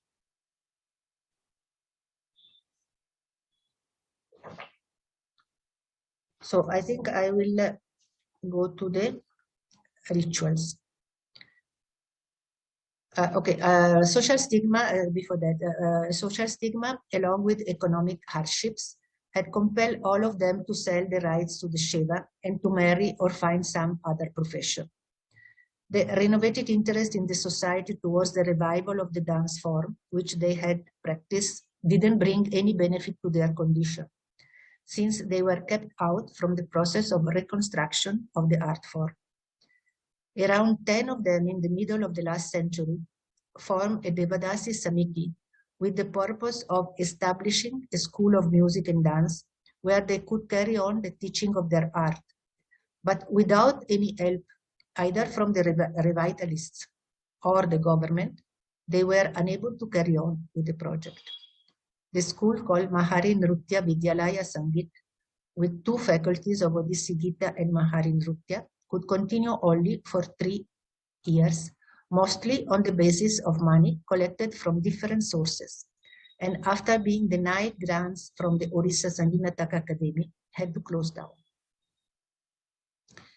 So now let us talk about a little bit the rituals. The ritual of dedication of a new girl to the service took place usually when she was 9 or 10 years old. The ceremony marking her consecration had all the characteristics of a marriage ritual, as is usually performed in Odisha. In this case, the bridegroom was the Lord himself, and the ceremony took place in the temple, the house of the Lord. After receiving Dikya, the sacred mantra from the spiritual guru, the girl was accompanied to the temple by the elder Maharis. Here, the typical features of marriage ceremony were officiated by Patyoshi Mahapatra, who among the priests was in charge of controlling the performances of all the Shivakas. It was a simple ceremony and included exchange of garlands, tying of the sari around the head, application of red powder and sandalwood paste on the girl's forehead, circumambulation of the temple, holding ampach rice and betel nuts, and back home, a ritual in front of the Tulsi plant, wearing a new dress, bangles, and decorations, and distribution of food to Brahmins, relatives, and other invitees.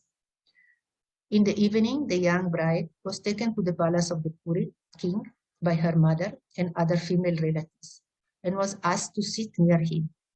She was subsequently taken to his bedchamber and asked to touch the bed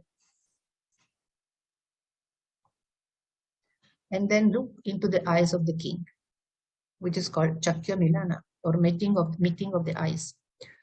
We have already mentioned how this was followed by another meeting with the king after the girl reached puberty.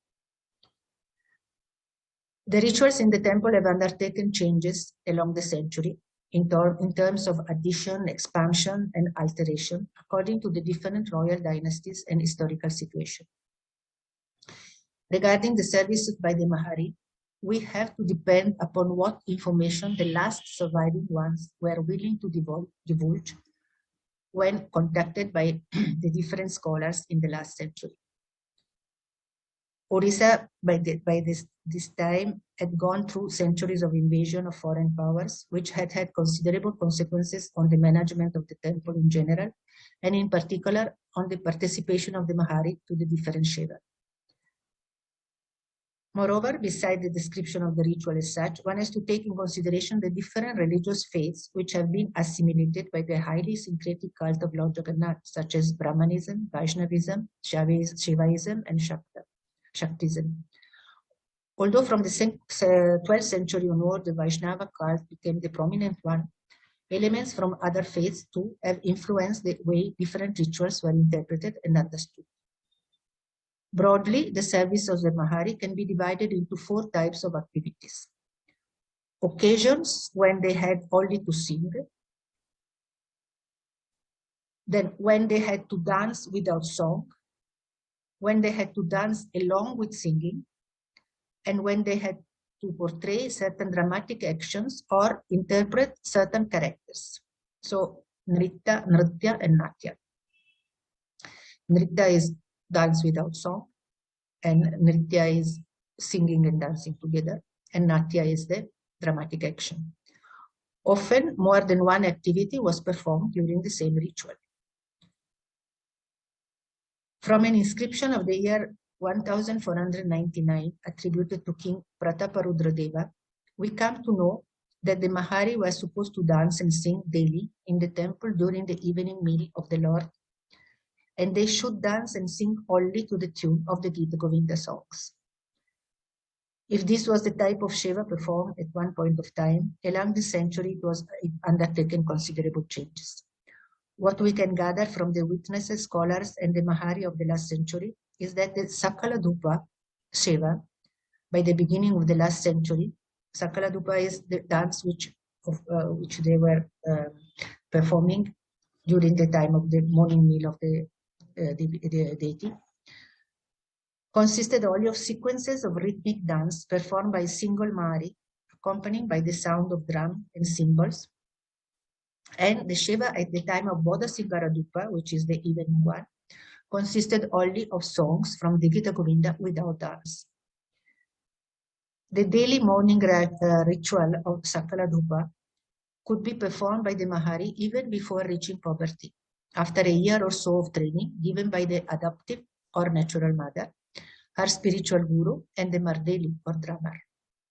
Keeping in view all the instruction for the purity of body and mind to be maintained on the day of the Shiva, the Mahari would reach the temple and start the dance at the time when, with the door of the sanctum closed, the offering of the food began and terminated at the end of the Karpura Alati, offering of camphor lamps, which was performed with the doors of the sanctum open upon completion of the meal service. The duration of the dance depended on the length of the puja every day. The performance usually consisted of nritta, rhythmic dance, accompanied by the sound of the pakabaj, without any melody or utterance of voice, rhythmic syllables.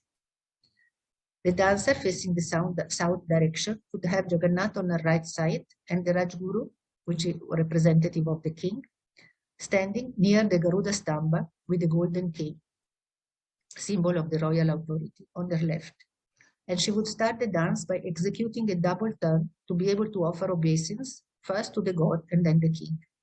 The devotees present would stand and watch from the side. According to a manuscript of the 18th century called Devadasi Nritya Karika, written by Lavanya Mahari, is written the dance full of calm and truly the absorbed attitude starts the dance by performing a triple salutation with folded hands, first in front of the earth, second at the head, and third near the feet of the Lord. The space for the dance was quite minimal, and therefore one can presume that the dance consisted more of poses than movement in different directions. According to the Shakta interpretation of the puja, this dance by the Mahari would correspond to the fifth S of the Tantric Panchamakaras, 5 substances, that is the Maituna, the sexual union. According to this tradition, this morning puja is called Kali Uchista, living of Kali, referring to the drops of female sexual fluid secreted from the vagina of the dancer as a result of the movements performed during the dance. According to the information collected by me during my interaction with Arapriya Devi in the early 1980s, she did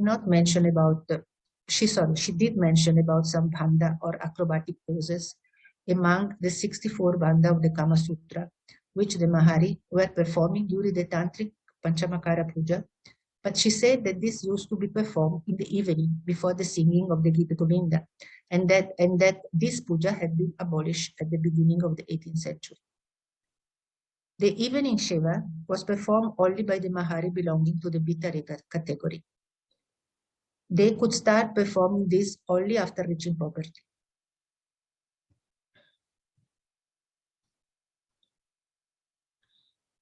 According to the instruction found in the inscription,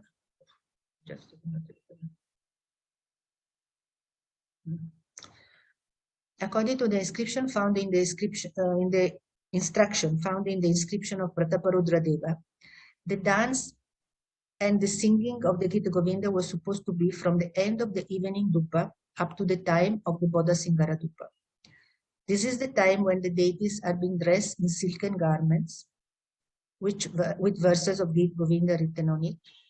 Sandal paste is applied to them, and they are decorated with a variety of scented flowers and tulsi garlands. The singing of the Gita Govinda by the Mahari, who is standing on the threshold of the sanctum, continues all through until the lights are extinguished. Everybody leaves the temple, and after uttering Manima Manima, the royal epithet to Lord Jagannath, the Talichu Bhavapatra closes and locks the door. It is difficult to uncertain when dance was omitted from the ritual, but Arapriya told me that it was done until the beginning of the last century. Besides the dance, it seems there used to be also recitation of the Gita Govinda accompanied by the sound of the veena and other musical instruments at the time of the Chandanalagi, since the Vinakara is listed as one of the Chotisha Nijoga, or 36 categories of servants employed in this temple. The singing of the Gita Govinda by this special category of Mahari before the Lord retires for the night underlies the intimate association enjoyed by them in connection with deity. Besides intimacy, it also suggests secrecy, relationship bordering with erotic elements, and absence of inhibition. When this ritual was narrated to me, my informant said that the singing of this Sringara Rasa poem was done by the Mahari, breast naked, with her blouse tied around her waist, and it would continue until the eyes of Jagannath started closing, the garland of flowers started withering, and the voice of the singer started waning. As much as the description may appear a little romanticized, still it gives the ideas of the overall atmosphere surrounding this ritual, and the secret and exclusive role the Mahari were enjoying in their relation with Jagannath. So I don't think I'll have enough time to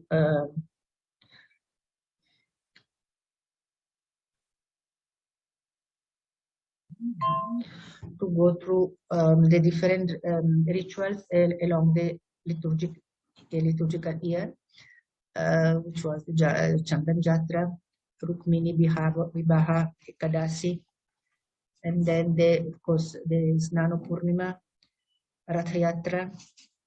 So these are all the major festival in which, as I said, the Mahari had different roles. Sometime, like in the Chandan Jatra, they were on the boat which was bringing Jagannath around in the Narendra tank. They were singing and singing themselves and making the gesture and doing a not too much, not rhythmic dance much, but abhinaya. So we can call that nritya. And then sometimes they were impersonating different characters or taking the role of Lakshmi during the Rath Yatra, like when Lakshmi is offended and angry because Jagannath is left her behind. So they sing and enact her feelings. So, and then they have to, for example, in Nanda Uchava, when the birth of Sri Krishna is depicted, they will take the role of Jasoda. And so all these are a different function which they were having during the different festival during the year. And so I think I can escape all this. Maybe go to their technique and style, which we don't know much about this, but is important since the presentation was saying it was titled the Mahari of the Lord of the Temple of Jagannath, precursor of music and Odissi music and dance. So We have already seen how the Mahari, through their Seva in the form of dancing and singing, discharge different roles in the rituals. And their relation with the deity, although being officially that of a wife, assume a variety of shades and turn at times into that of a mother, a playmate, a temptress, or a mistress. The main rasa underlying all these roles is the Shringara rasa in the form of bhaktis or devotion, rendered with the only intent of offering pleasure to him. Their dance was offered not to obtain anything in exchange, but for the only purpose to give pleasure to him. The Bhakti movement initiated by Chaitanya and brought forward by his followers places a lot of emphasis on forms of a spontaneous outburst of dance and music, rendered in complete abandon of any social conventions and directed towards a total absorption of the mind and body in the thoughts of the divine. The dances of the Vaishnavas, when overwhelmed by bliss during the singing of Namo Kirtana or Lila Kirtan, do not follow any rigid pattern, but are simply dictated by the frenzy of the music and the rhythm. The example of the selfless dedication to Krishna on the part of the Gopi of Vrindavan is the underlying concept for this type of manifestation of devotion. Although the dedication of the Mahari to a life of complete service to Jagannath was based on a similar principle, their rendering of dance and music was regulated by precise rules and strict observation of the Shastric tenets. Specific tala, raga, and technical instruction in relation of footwork and hasta mudra are found in manuscripts written or in possession of the Mahari themselves. Royal orders issued from time to time to regulate their service also mention that the dance at the time of the seva should adhere to Shastra rules, that there should be perfect coordination between the dancer and the instrumentalist, and the dance should be performed according to certain tala. The tala mentioned are Pahapata, 4 matra, Julla, 6 matra, Sarimana, 14 matra, and Akatali, 12 matras. Some of these tala are present in the rhythmic cadence of the bells and drums accompanying the Pahadi movement of Jagannath when he is being taken out in procession. The Shastra which the Mahari refers to as containing instruction relative to their dance technique are Devadasi Nrutya Paddhati by Narayan Mishra, Nachoni Biti by Madhu Patnaik, Devadasi Nrutya Karika by Lavanya Mahari, and Niladrinacha by Mukta Mahari. The dance performed by the Mahari at the time of Sakala Dupa, segments of rhythmic dance nritta accompanied by Vatya Ukuta, rhythmic syllables, just played and not uttered by the Madeli or drummer, can be linked to the Nirgita section of the Purvaranga, as mentioned by Bharata in the Natya Shastra. This section is described as a ritualistic segment of dance which should be performed like a puja at the beginning of a play without any songs but accompanied only by the mnemonic syllables of the percussion instrument. The rhythmic sequence and Nritya Khanda at the time of Sakala Dupa were played one after the other without pause, and the dancer was exhibiting movements which were covering the space mostly in circular pattern.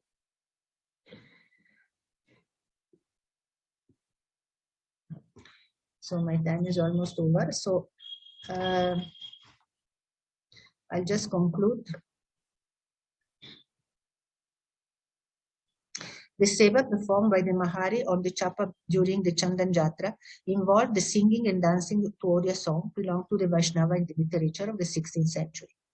We do not know which kind of songs were enacted before this and whether the promenade of the deities was part of the ritual from the very beginning or not. But one can presume that the art of Abhinaya may not have become known to them all of a sudden, and it must have been part of their training from earlier times.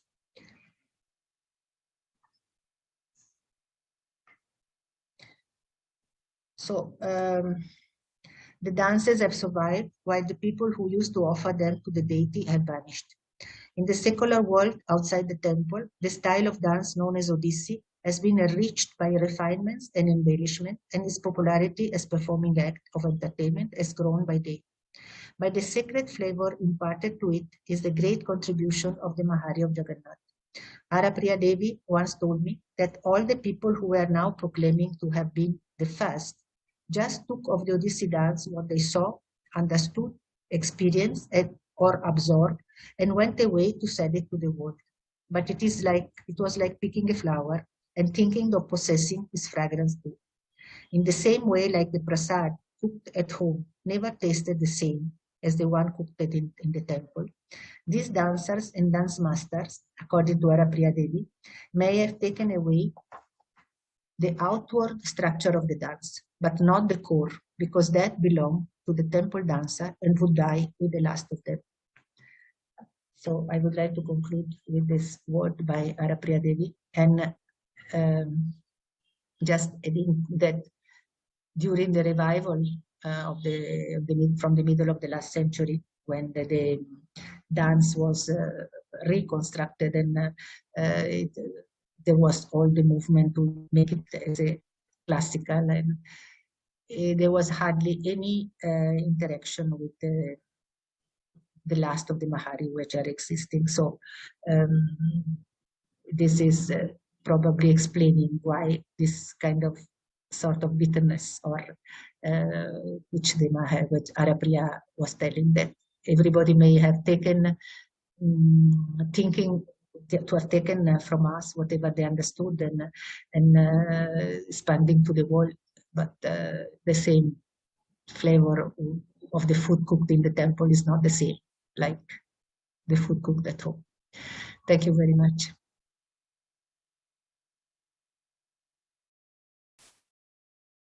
So that was Dr. Ilyana ji, Ilyana Chitristi ji. And now we move on to Pratik, the young and knowledgeable scholar. Pratik, over to you.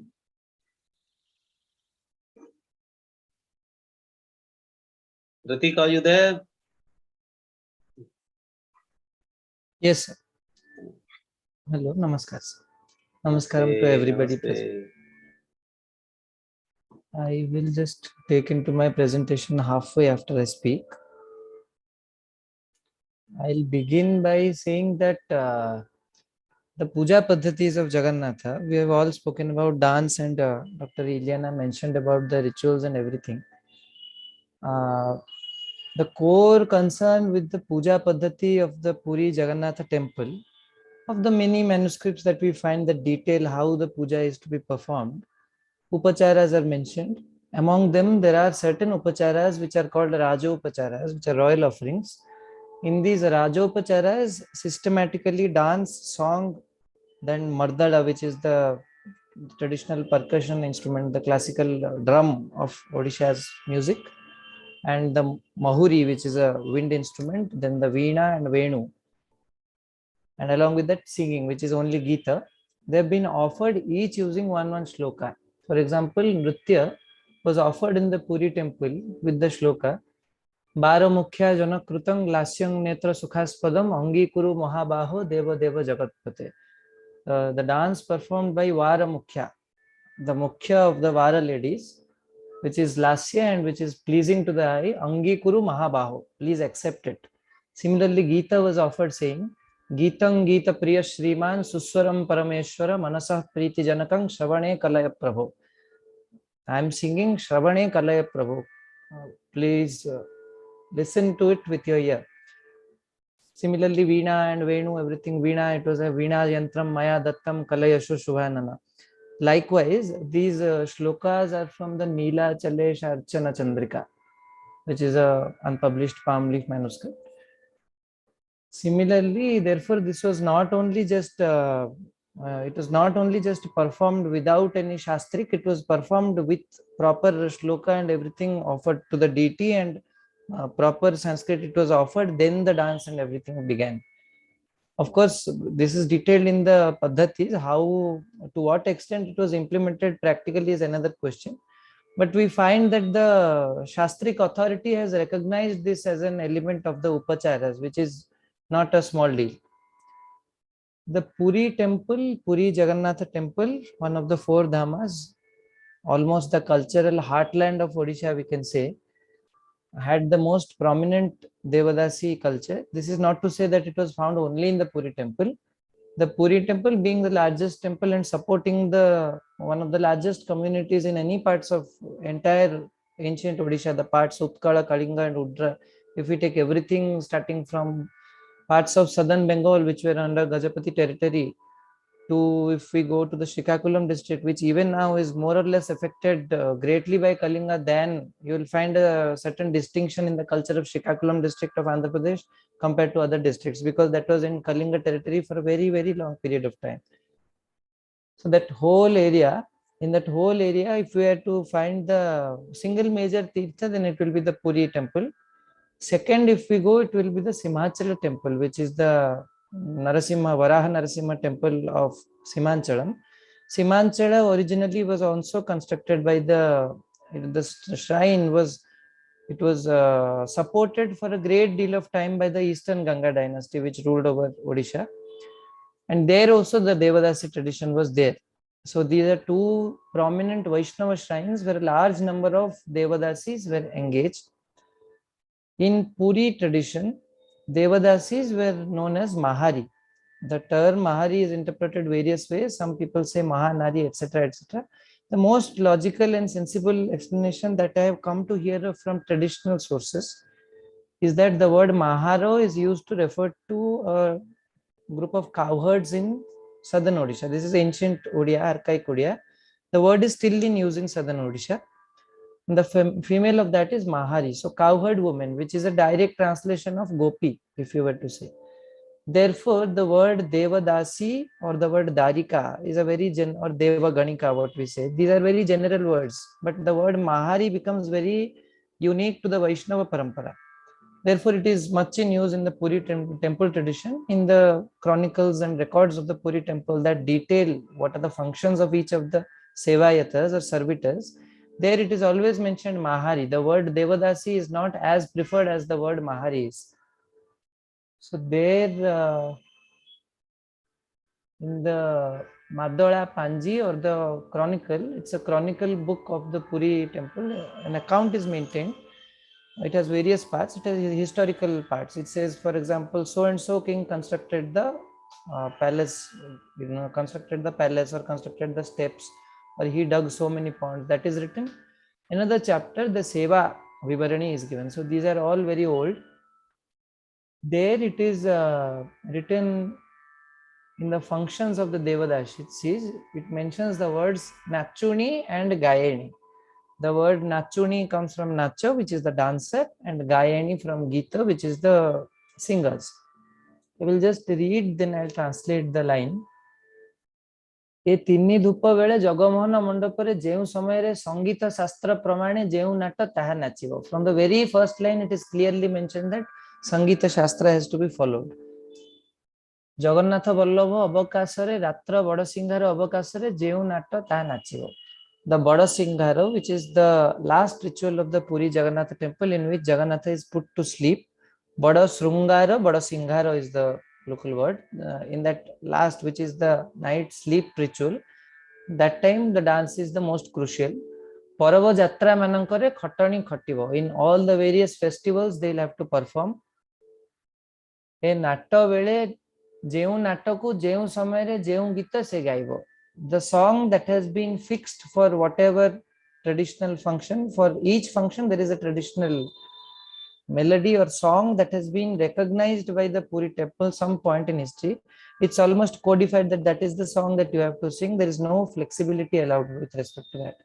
So in fact, even specific songs have been fixed for various rituals. For some other rituals, there is a range of songs that can be presented. So this Madala Panji, it has not been properly dated. The various parts, since it has been written over time, some parts are older and some parts are more recent. But this which I am reading, this is certainly over 300 years old, can be said with fixed, most probably older than that. Chandana Jatra 40 dinore Jatra Belare Gita Gaibo. Now they are delineating what are the functions in which they have to perform. Chandana Yatra, which is during the heat when he goes to the Narendra Sarovar for Chapa or for boat ride and for Chandana Lagi. In Chandana Yatra, the 40 days they have to sing. 40 दिन रात्र आलट लगे बेले जगमोहन द्वार भितर कला पावच्छ ठारे गीत गाइबो. जेउ समय जेउ राग मान गीत गाई जोगाई से तान मान गीत गाइबो. The same has been written for the veena player, the rabab player, etc., and the flute player, that for each time ragas had been delineated for because ragas in the south, the Samaya theory is not applicable that much. They're not using that much. In the north, it is very much in use. In Odisha, also the Samaya Shastra has been taken into consideration in raga music. Therefore, specific times have been delineated, like Vasanta Raga during Vasanta and Malashri Raga during Sharada. Therefore, that is what they mean. That has to be followed, and they were also following that. The typical alignment that they had was the Veena player, which was called Binakaro. Binakaro had to sit near Balabhadra, which is towards the left. So Balabhadra, Subhadra, Jagannatha. Binakaro sat to the left. The Gayani sat to the right towards Jagannatha's side, and dance was performed. Mardala, the drum was there. Vangshi or Venu, the flute was there. And on top of that, they had Upanga, which is cymbals or Gini, what we say in Odia. So all this was there. There were sevayatas that were appointed. All this began, all of these sevas, the Veenakara, the singer, the dancer, everything began dying down as early as the 1940s, from what I have heard from our gurus. They have mentioned that during 1940 also, there were 2 or 3 students were learning Veena. They never graduated to performing and becoming sevayatas in the temple. The elders who were surviving continued to serve as Binakaras. Sometime around 1980-90 also, hardly 1 or 2 of them were performing once or twice a month, which is very less. Usually they perform 20-25 days in a month. So by 1980 or 85, it has come down. Veena Seva has come down to only once or twice in a month. That too, only a single person is doing out of 6 or 7 appointed people. Similarly, the other sevas, the Mardala Seva, Mardala, there were plenty of people, they were playing in the temple, but they're not appointed in the proper method that is to be undertaken for the Sevaitas. The Maharis were surviving. They were almost, they had much more say in the internal, in the cultural scenario of the temple. They had much more say compared to these, the Veena player or the Mardala player. The Maharis were very much more powerful, because the Maharis were recognized as walking Chalanti Pratima of Mahalakshmi. The Gajapati king was recognized as Chalanti Vishnu in the Jagannath temple tradition. That is why Gajapati king, people bow down when he goes. Similarly, then Maharis were recognized as walking Pratima of Mahalakshmi herself. This is why when the temple rituals were done, for example, Rukmini Vivaha, which is when Jagannath is Krishna and Mahalakshmi plays the role of Rukmini, they are to be married. How it takes place is whatever is described, like Shishupada, marriage with Shishupada has been fixed. Now Mahalakshmi goes to her Kula Ishta Devata, Devi, which is Vimala in the Puri temple, the Tantra Adhishwari of the Puri temple, Vimala. Vimala acts as the Ishta Devi of Mahalakshmi herself. So Mahalakshmi as Rukmini, along with her Sakhis, who are the Maharis or the Devadasis, she goes to Vimala temple, where Krishna has sent his secret letter, which is called a Chitau. That Chitau is read out in front of Mahalakshmi, and that also the Maharis take Mahalakshmi secretly escaping the gaze of the public. There she receives message that Krishna will come and will kidnap her. Then Krishna comes and Shishupala is tied. So in this whole affair, the closest people to Mahalakshmi are the Maharis. Similarly, in Ratha Yatra, it is called Navadinatmaka Yatra. Ratha Yatra, first few days Lakshmi stays. Lakshmi realizes that husband has left and went. After that, she gets angry and curious why he has left me. So on the Panchami Tithi, she goes. She goes and she asks Jagannath that you have let me, you did not take me along, you took your sister, you took your brother, you did not take your wife. So in this also the Maharis are the Sakhis who are accompanying a furious Lakshmi who is going and breaking a piece of the Ratha of Lord Jagannatha, and it is the Maharis who are breaking. And in the Ratha Yatra, the Daita Sevayatas are the representatives of Jagannatha, and as far as descriptions are concerned, it says that the Maharis are to beat the Daitas. They beat the Sevaitas of Jagannatha, asserting dominance as the representatives of Lakshmi. So they do that, and then Lakshmi, Jagannatha says that you stay, I will come back in a few days, I have done a fault, I should have taken you. They have a small tussle of sorts, and for some time she is consoled and she goes back to the temple, breaking a part of the chariot. When Jagannatha returns on the Bahuda and she stays for 3 days, Niladri Vijay, Balabhadra comes and enters the temple. Subhadra comes and enters the temple. When Jagannatha comes, Lakshmi orders the Maharis to go and close the Singhadwara so that he cannot enter. Now it is the Ashada month. Because it is the Ashada month, it is of course raining everywhere. So when Jagannatha comes, it is raining. So he tells, my lips are shivering. Why don't you open the door? And all, and in the traditional Puri temple, the dialogue, the Bachanika song that they have a fixed song for that also. And in various old Jagannath temples of Odisha, they each have their own song. In most of the old songs, it is the Dasis or the Maharis who are doing the talk with Jagannatha. Lakshmi is not talking directly. In the later Bachanikas, we find that Lakshmi is talking directly. But in the earlier ones, we find that Jagannatha is being interrogated by the Maharis themselves, and they did that role. The Daitas outside were singing the parts of Jagannatha, and the Maharis inside were singing the parts they were singing as Lakshmi. So at the end, Jagannatha says that you Dasis are very clever. I give you lancho, or I give you bribe, because I went to the market, so I have brought so and so gold ornaments, and I brought this pato expensive cloth. So he gives all that lancho. Taking that bribe, the Dasis go, and Mahari is informed to Mahalakshmi that he has been outside for so long a time, he's got pura wet. Therefore, you kindly admit him inside. Now Lakshmi gives up. So in this whole ritual, you can see the how powerful one has to be to close the Singhadwara, and Jagannatha is outside, and it is only the Maharis inside who are doing all the dealing. So this was the importance that was asserted to them. In the Chandana Yatra, they occupied the Patuara. In all the processions, they went behind singing and dancing, to each their own. There were specific singers and specific dancers. The songs I have been able to collect to some extent. The songs, for example, Chandana Yatra, they sang, देखो गो सखी देखो गो राधा माधव चाली देखो गो मणि विमान आसे झूली झूली.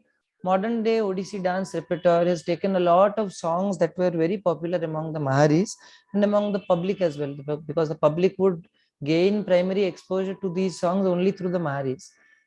And there are other rarer songs as well, like in Rukmini Vivaha or Krishna Vivaha, they used to sing Bhishma Kumari ki Nila Syama ki chhatake Nila Syama ki chhatake Hari ki Bhishma Kumari ki.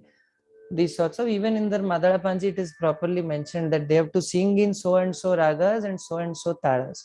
The talas mentioned are Sarimano, Chandana Jhula, Athatali, and Pohapoto. These four prominently mentioned. Out of the ragas, I will come to this point later, that the Maharis also had a function in the Vimala temple during the Dashahara. The time is called Sola Puja in Odisha. That time they had to sing a song which was called Malasri. In the Shastras, it is said that Malashri is the favorite raga of goddess Parvati. So in front of the goddess, that is a purely Shakta ritual also they were doing. That song went something like Jaya Hara Chandi Atanga Nasini Ma Jaya Jaya Adi Mata Unito Nama Dhaile No Thai Cinta Mago Jaya চণ্ডীয়া তঙ্গ নাশিনী মা জয় জয় আদি mata. So like these pure Shakta songs also they were singing. They were singing several challenging songs. They were usually trained. Mother and father used to come and offer the child marriage was prevalent at the age of 9, 10. They used to get married. So before that age, they used to offer their daughters to the temple. They were taken up by the elderly Devadasis who were already there, the Maharis. They would take. They had to then offer an application to the Gajapati king saying that I have a daughter and I would like her to be a Sevayata in the temple. The ritual in the temple was first they were vetted in a process where the Devula, I think the Devula Karana presided over. The chief of the temple used to interrogate and ask the girls what their plans, whether they were devoted to the god, etc. After a very preliminary deal of interrogation, they were let into the temple and they used to spend a good amount in the, what we can say, that the introduction ceremony into the seva. In that ceremony, typically in the Puri temple, an old cloth of that Jagannath has worn is taken and that is tied onto the head, which is called the Sadi Banda ceremony. Similarly, a ceremony was done for the new Maharis, that those were introduced. Now, the first Devadasi who she was cannot be told. This Devadasi Pratha in Odisha is at least 2000 years or older, probably older. The lack of evidence does not mean that we do not have the tradition. We find even before Puri temple, before Vaishnava, we find, I'll come to that point later. But as far as the Puri temple is concerned, we find in old accounts of Jayadeva and Gita Govinda, Jayadeva was born in the village Kendubilva, which is very close to Puri. In the banks of the Prachi river, he used to worship a Madhava or Vishnu image. The image is still there, 12th century image. So what Odisha's oral legends, which is also written in 18th century accounts of Bhakta Malas. So there it is written that Jayadeva wanted a daughter to be born so that he could offer her as a Devadasi to the Puri temple and then he would teach her everything. Like the elderly Devadasis used to train the younger ones in proper Sangita and Nritya with all mudras and everything. It was very conservative and very Shastra based as far as until the 1940s, after which it faced a sharp decline due to economic and lack of royal patronage. The kings were no longer in a position to offer patronage and the government took over, forming a Jagannath temple board and everything. They took over and they totally disturbed the whole functioning of the temple.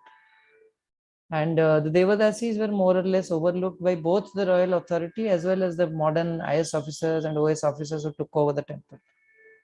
So whatever it may be, Jayadeva did not want to be married. He wanted to remain a sadhu his life. And he wanted to adopt a girl so that he could introduce her as a dasi with proper training.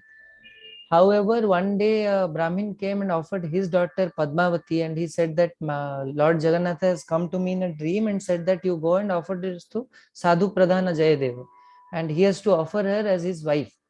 Now Jayadeva is shocked by this. He says, I don't want to take a wife. This is all Mohamaya. I don't want to get into this. But considering it is Jagannatha's order, finally he gives in. And then in the Gita Govinda is written Padmavati Charana Charana Chakravarti. He has clearly written that he used to sing and Padmavati used to dance.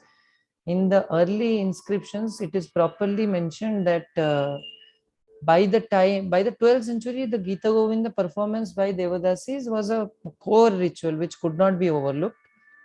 Sometime in the 15th century or 14th century, Gajapati Purushottama Deva wrote another version of the Gita Govinda called the Abhinava Gita Govinda and he tried to substitute Jayadeva's Gita Govinda by his own work, which was opposed by both the Brahmin orthodoxy as well as by the Devadasis, one would think, because his son Prataparudra Deva has issued an inscription in the year 1499 which says that the Devadasis have to stay pure in mind, they have to be dedicated to Jagannath and they have to sing only the Gita Govinda and the traditional music, traditional ragas, etc. They have to learn from the older artists, then they have to continue the lineage. They will not sing anything other than the Gita Govinda. If they sing anything other than the Gita Govinda, then they will Jagannathanko Drohi. They will be rebelling against the authority of Lord Jagannath himself.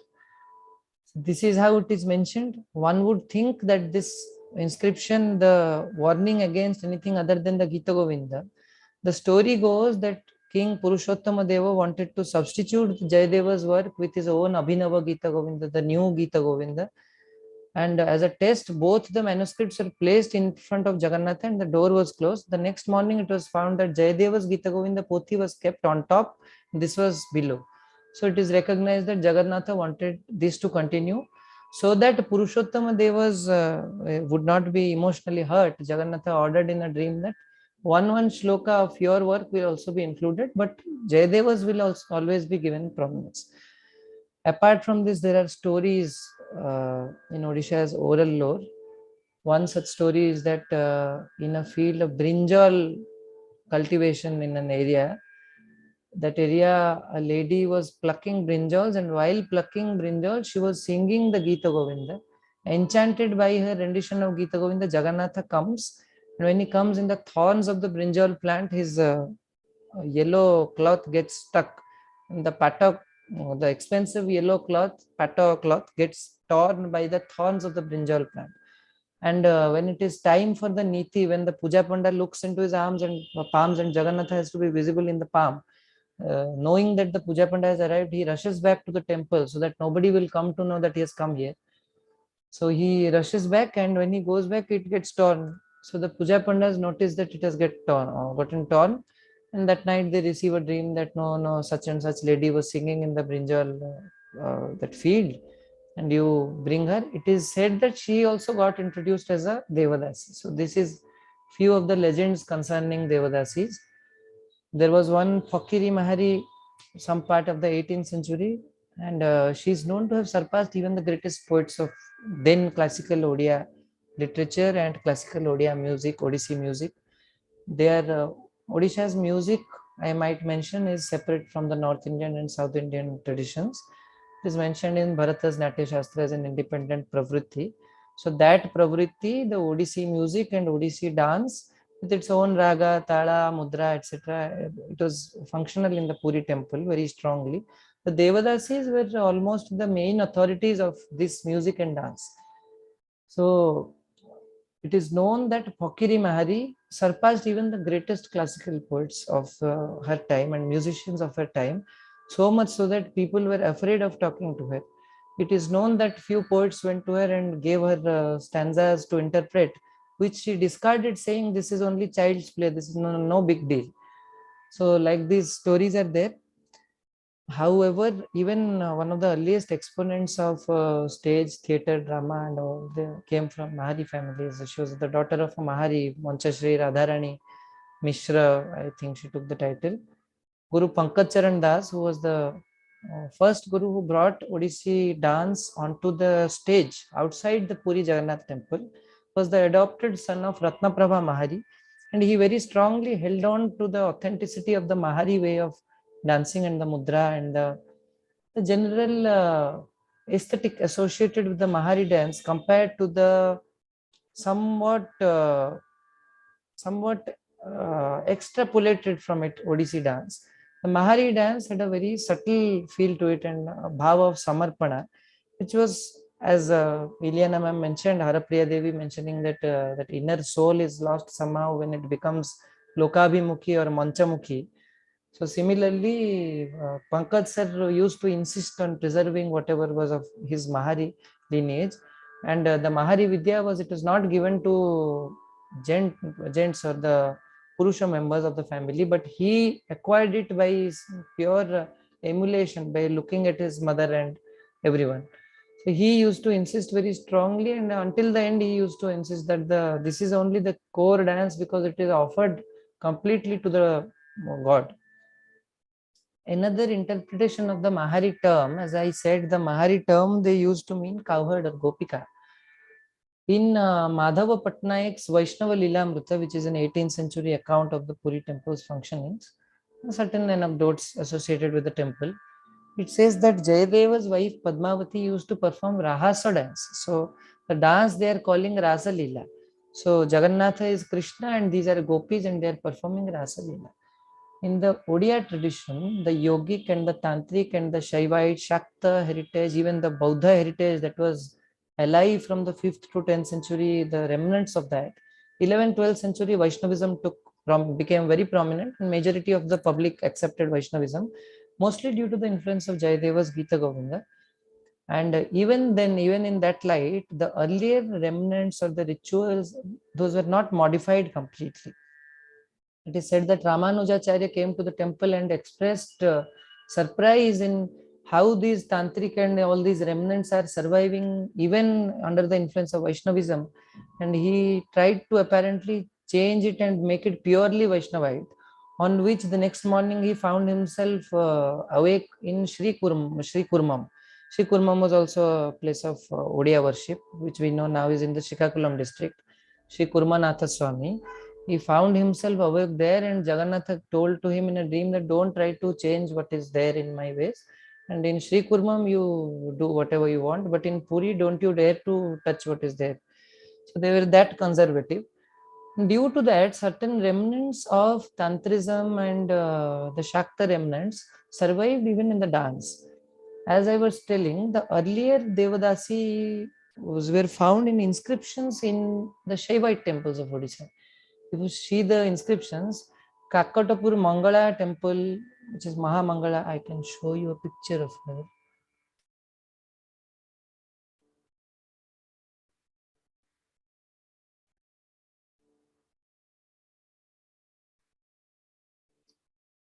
This deity, which is Mahamangala of the Kakatpur temple,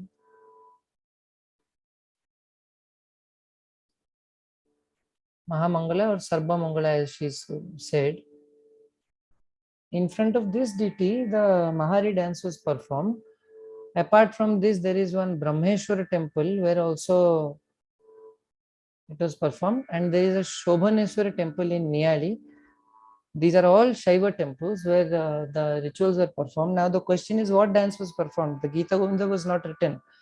So, and mostly Sanskrit songs were prevalent during this age. So definitely they either did Abhinaya, which is interpretative dance, or they did pure dance, which doesn't depend on sight and only emphasizes on the beauty of movement.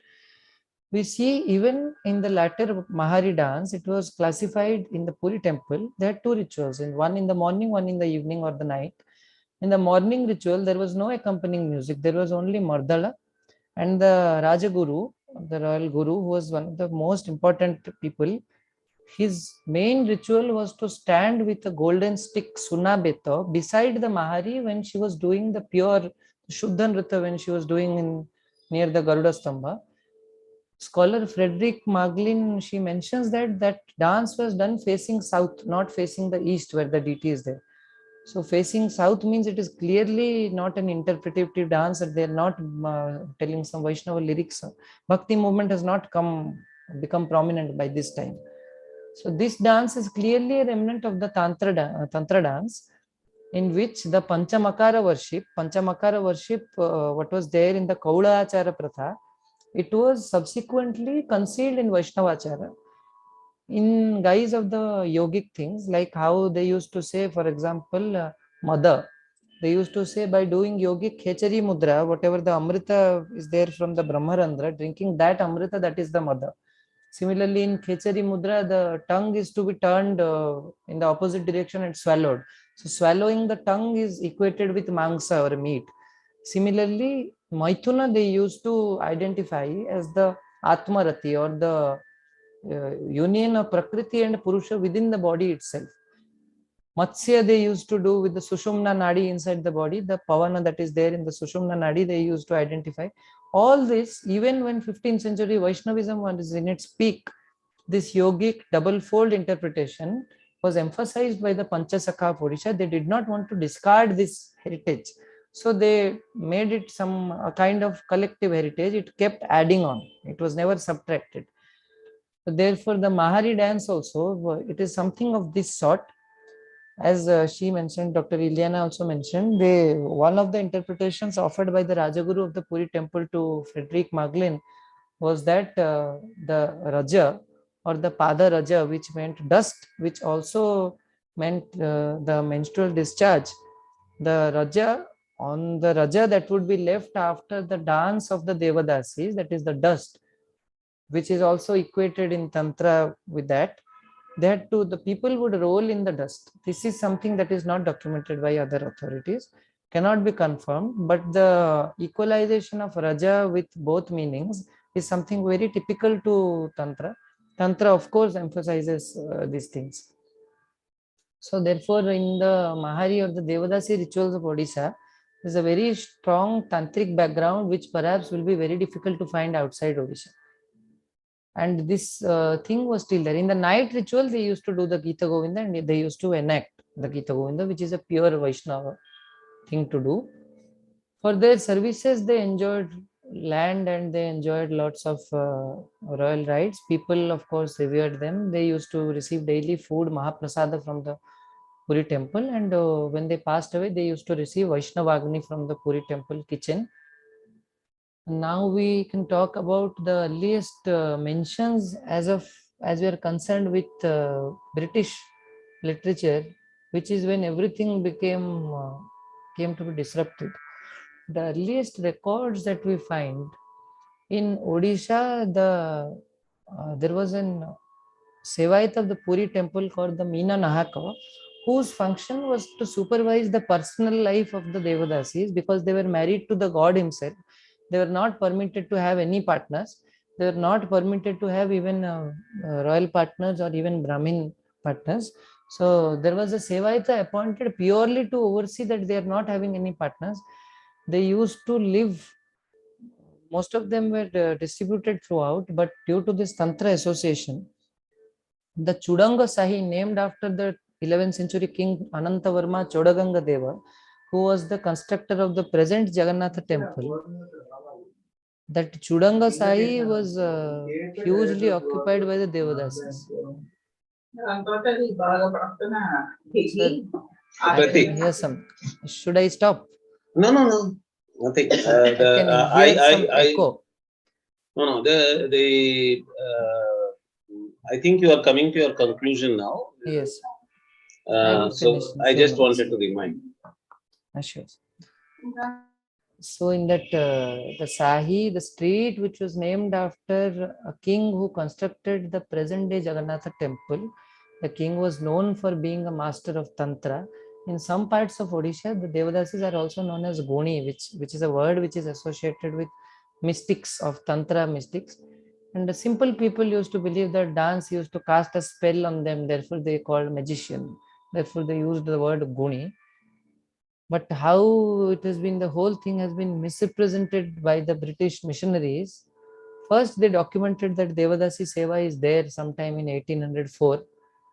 Then when they saw the Jagannath image, they were all written, you can read, to some it may seem impossible for the human mind to become so debased as to worship an object having no higher claims to homage than this.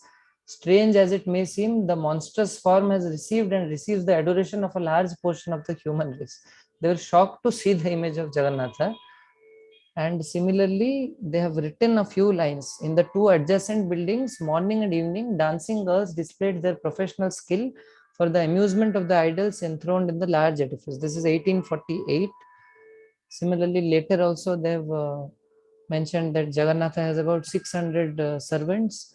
And of these, priests and dancing girls live on the gifts of the people, what is wrung from them. In 1905 also it is going the same. They have written monstrosity, and they have written that in Tirupati the custom of marrying Devadasis to the god, and similarly the marrying was there in 1905. 1904 we find that it is coming down. As of 1960 only the last 12 or 18 are surviving. 1980 still lower. As of 2018 and 19, the last Devadasi passed away was Parasamani Devadasi. You can see her, Kokila Prabha Devadasi and Parasamani Devadasi, they are some of the lasts. We know where Parasamani Devadasi, we know, had received training in Odissi classical music from the great Guru Singhari Shyamasundar. They were veteran exponents, but the rigor of the form that was prevalent before during the royal age, that was no longer the case. They wrote many petitions to the government to provide monetary support, but did not receive any. The British Sarkar, along with the governmental apparatus, painted them in negative light, whereas they were never associated with any kind of prostitution. And in the latter parts of their lives, when the Odissi dance received a lot of limelight across the globe, many Odissi dancers and researchers went. It was good, there was documentation, there was footage taken of these Devadasis, but they were always in a way exoticized by these outside researchers who did not seem to get the core of the core of the dance was not to perform dance. The core of the dance was to perform seva, and this is emphasized in tantra also. So it is not about displaying those lots and lots of movements and karanas. Their focus was on doing as less as they could do. It was very minimalistic. It was total samarpana, what they say. And they were very focused on creating bhava. And later, when Devadasi was painted in negative light, this Gotipo form came in, where small boys were dressed as ladies, and they were made to perform the same functions that the Devadasis used to do earlier. So now these Gotipus took a major portion of their audience. So now Devadasis are not needed for some rituals where these Gotipus are taking over. The historicity of this is disputed, but anyhow, this Gotipo is certainly a later innovation compared to. Now we see it is the women are gradually being taken out of the, although the temple still maintained, they maintained their seva inside the temple. Outside the temple, the Gotipus began gaining their importance. And this Gotipur comes from a pure Vaishnava lineage, as far as we can trace back.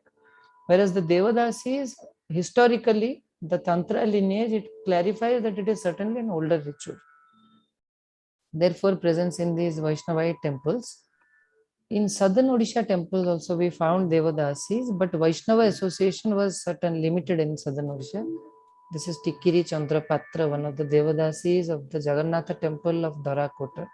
South Odisha, it has not also been documented who were the Devadasis, what were their names, what is the difference of the rituals they used to perform compared to the Puri temple.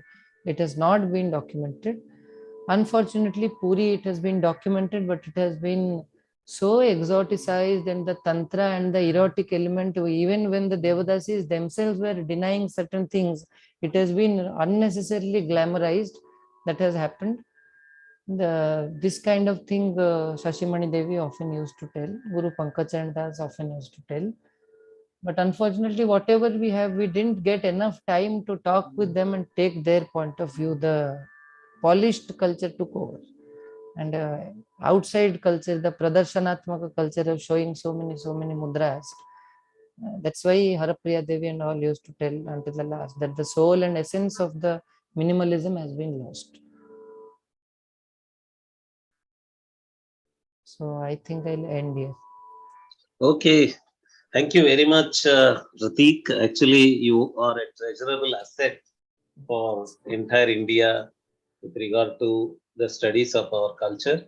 That was such an enlightening way of presenting the analysis of both the historical and cultural presentation about the Devadasi culture, Mahari, particularly the Mahari culture of Odisha Jagannath temple. This boy is actually such a treasure for all of us. I used to think that we in the senior generation have been working on these issues for a very long time, and we develop an attachment to our own knowledge, and then we used to think, what will happen in future? Who will take it up? And now we have people like Pratik. These are giving us hope for the future. He's such a young boy. He has such a long life of him for future, where he can come up with more and more contributions. Though currently he is pursuing MSc Physics, he told me that he was going to pursue MA in Odia language, Odia literature. And I asked him to pursue Odia classical literature particularly. And he said he was going to do that. And for the entire Odia classical cultural studies, he is a very big asset. Pratik, thank you very much actually for being born. I thank God for making you take birth. You are born with a purpose. We in Sanskrit use the word Karana Janma. So please play the role for which you are born. Thank you very much. You have anything to say? I think you wanted to say something. My greatest misfortune is the last Devadasi passed away only 2-3 years ago, and due to all her family not allowing anybody to meet her and her ill health, could not meet her. That is the greatest thing, and nobody else. You see, all documentation is from an outsider point of view. There is nobody from an insider point. That is the bad thing. Otherwise, Yeah. the dance has given a lot of scope to traditional Maharis, all documentary, etc. But somehow what they wanted to convey has not been conveyed. Is the sad part. Yeah, actually, that is why I see that the work by people like Guru Sutna Sundari and earlier Professor Nataraj Ramakrishna, all these people, that was very important in these areas. They woke to the reality that these people may not survive for long, and we have to immediately go talk to them, document their views, collect the material as quickly as possible. And that was happening from others like Saskia Kirsenboom and other researchers also in the Tamil areas. And there were many such researchers who were documenting this. Such a thing should have happened in Odisha region also. It happened. Grammar was codified to some extent, but as they said, they had a huge repertoire of songs, for example. Nobody collected that. Now that is lost, of course. Yeah. Okay. Yeah, Satna Sundari. Say something to this young, gifted artist and scholar. It's in response to some of the points he made. It's about the Odia tradition in particular, pinpointing just two. Rather, I want to learn from him because he's such a sincere worker in this field. So, if it is possible, I'd like to ask that question now. Yeah, but we are already 1 hour, more than 1 hour behind the schedule. We have two more aspects to be covered. One is my own coverage of non-classical aspects of Devadasi tradition, and also a conversation, though in a very short way, with you. So if we delay now, everything will get delayed. The end of the program. As you wish. It's just that he, Pratik, first of all, I want to express my blessings to you. And as Nagaraj Garu said correctly, that you're born with a purpose. And I wish you a very, very long journey and accomplishment of whatever you've set out to do. So I have written down my questions, but in my conversation, I would obviously not be able to ask that. Are we going to have a different, a separate interactive space after the presentation of your paper, Dr. Nagaraj? Quite apart from the interview. We have to just see how long it will take, and we have to schedule the whole thing in such a way that we are not too much delayed. But definitely we'll take up, actually there are many questions that were left in the question and answer box also. And you had some questions to Lakshmi Viswanathanji and others also. And they were not all questions. They were just sharing a little bit of information related to that because I will not expand, but whatever you've planned is fine. It's just that I've been following this entire symposium so far very keenly, heard all the speakers very, very keenly, and have been actually like a true symposium follower, following whatever points and whatever they have said. So for each of them, they have raised many important questions and touched upon certain areas. Being a keynote address speaker, I was not able to expand on those areas, and I don't intend to do that either. But I do have some responses to the points raised by each of the speakers. And I had an opportunity to interact with Mr. Sridhar, I think, who spoke in the beginning.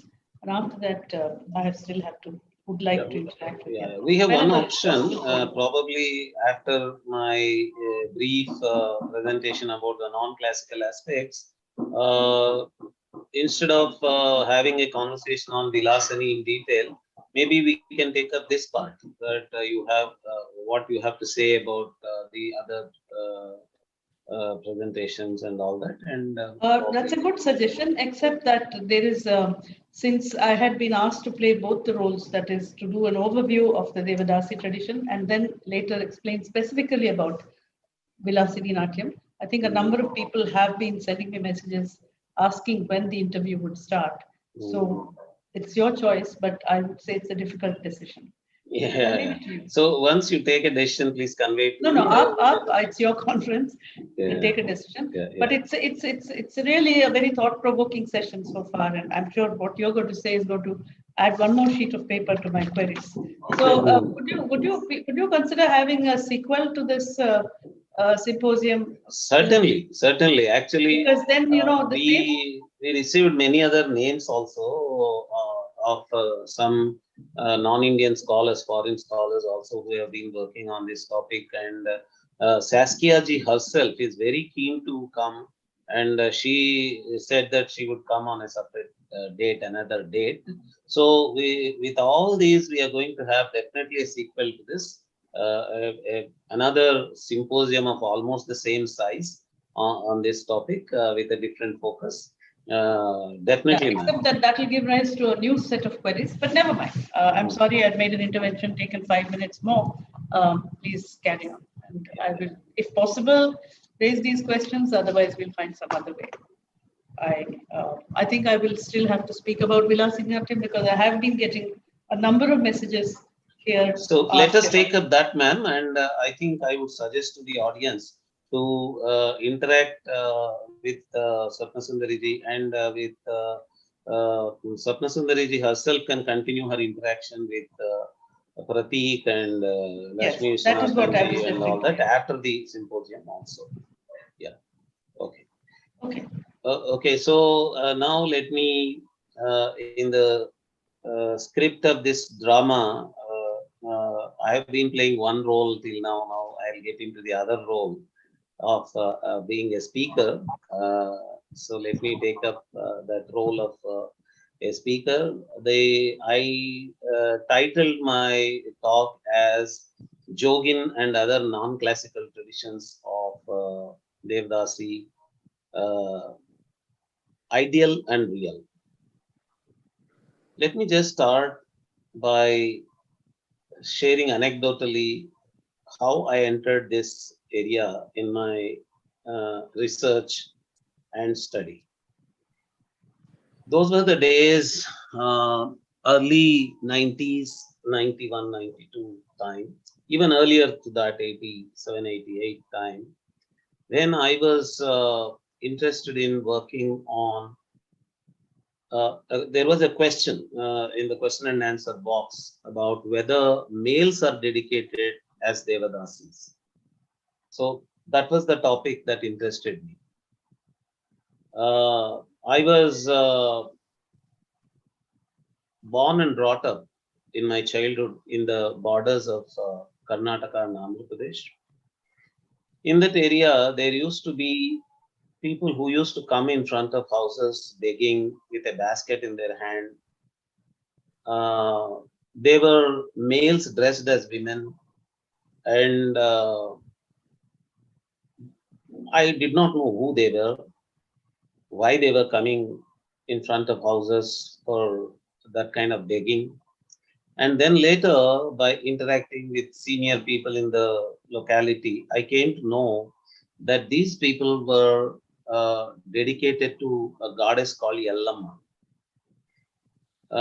And in that area, actually, Yellamma is now known all around the internet and general understanding, but people do not know about another goddess called Uligamma. Yellamma and Uligamma are a pair there in that area. So these people were dedicated to Uligamma also, and there was this Yellamma tradition, and these people were dedicated. Then I got trained in cultural anthropology and cultural studies. I wanted to take up topics which were creating curiosity in me from the childhood. For example, I took up the study of shepherd community and their ritual activities, puja activities through Gauravas. In that area, the shepherd community was Kuruba. I took up that because that was, as a child, that was a frightening image for me. So similar thing was there with this kind of males dedicated to the goddess also, males in sari with kumkum and turmeric on their face, with a basket in their hand, rice being given as alms to them and all that. So when I actually took up the field work, I started doing research, I came to know that these people were called Jogappas. That made me curious. What is this Jogappa? Jog and Appa. And then I interviewed them through my interaction with them. They told me that actually we are Jogins. That again created another intrigue. Jogins are women. How can you be that? They said actually we are turning into women, and that is how we are Jogins. Because we are males, we are given a double name, Jogin plus Appa, Jogappa. We are called Jogappas. And then I started collecting information about how they actually become Jogappas. They told me that we are married to Yallamma. And I attended those rituals. I collected information about how they get married to Yallamma. And then I came to know that most of them were dedicated as a vow. Their parents take a vow. And one of the narrations to me was that this particular person was a male and not yet dedicated to Yalama. He was living his own life, went to college, he was trying to become a factory laborer and everything. But all of a sudden, this boy started getting possessed by Yalama.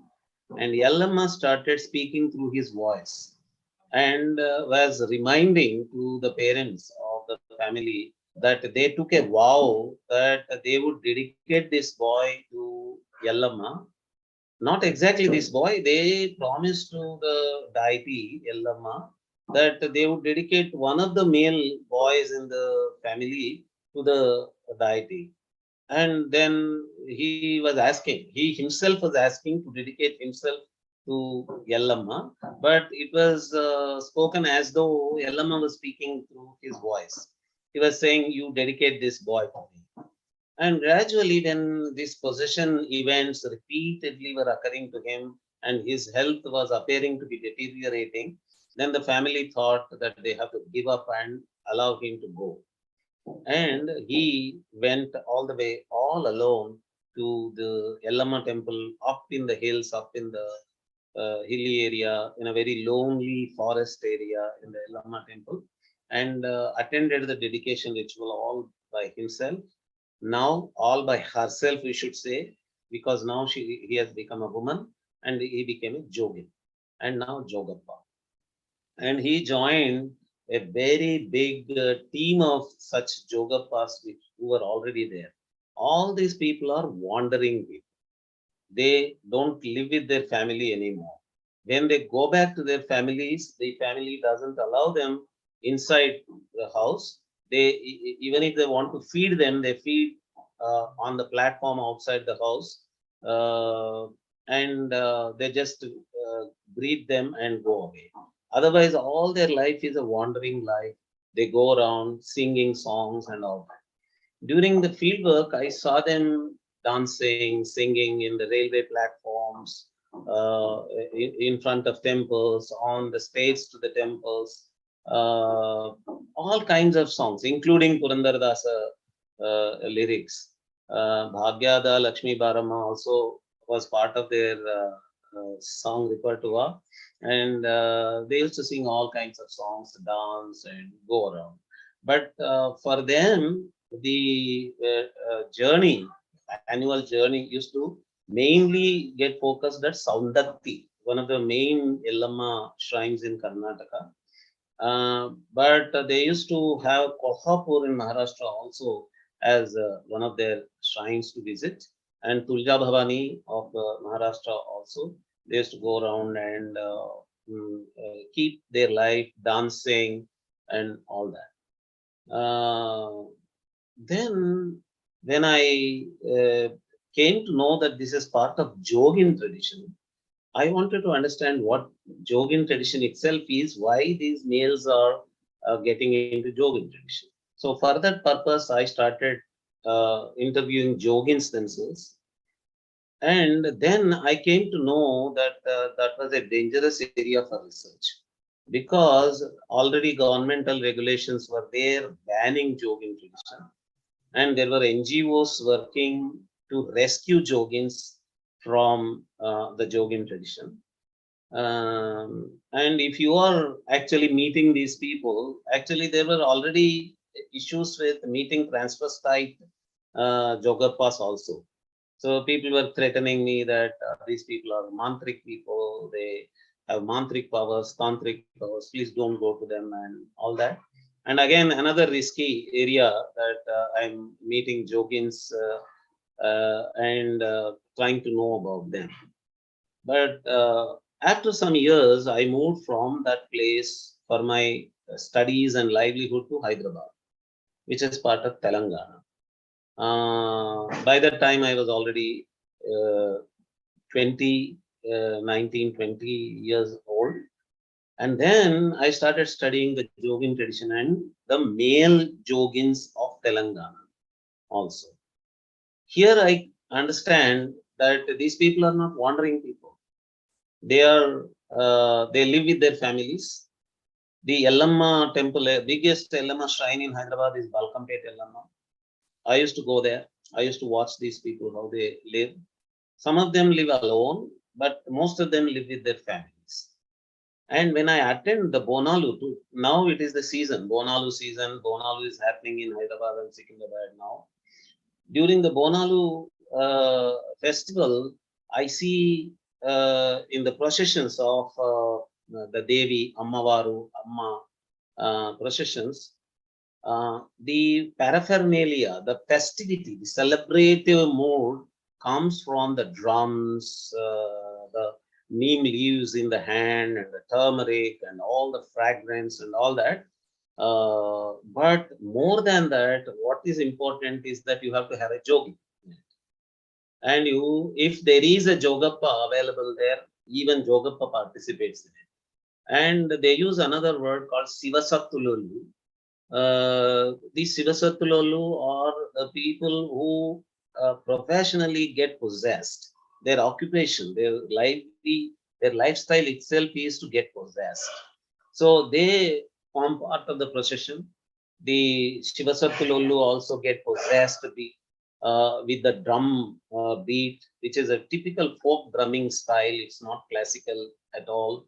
And the neem leaves are shaken, turmeric and the smell and the fragrance, the entire folk cultural, folk ritual environment, and they get possessed. And when you see the people who are carrying the bonum parts on their head also, even those women who are general women of families, they too get possessed with their parts on their head. And there is a frenzy all over in the procession.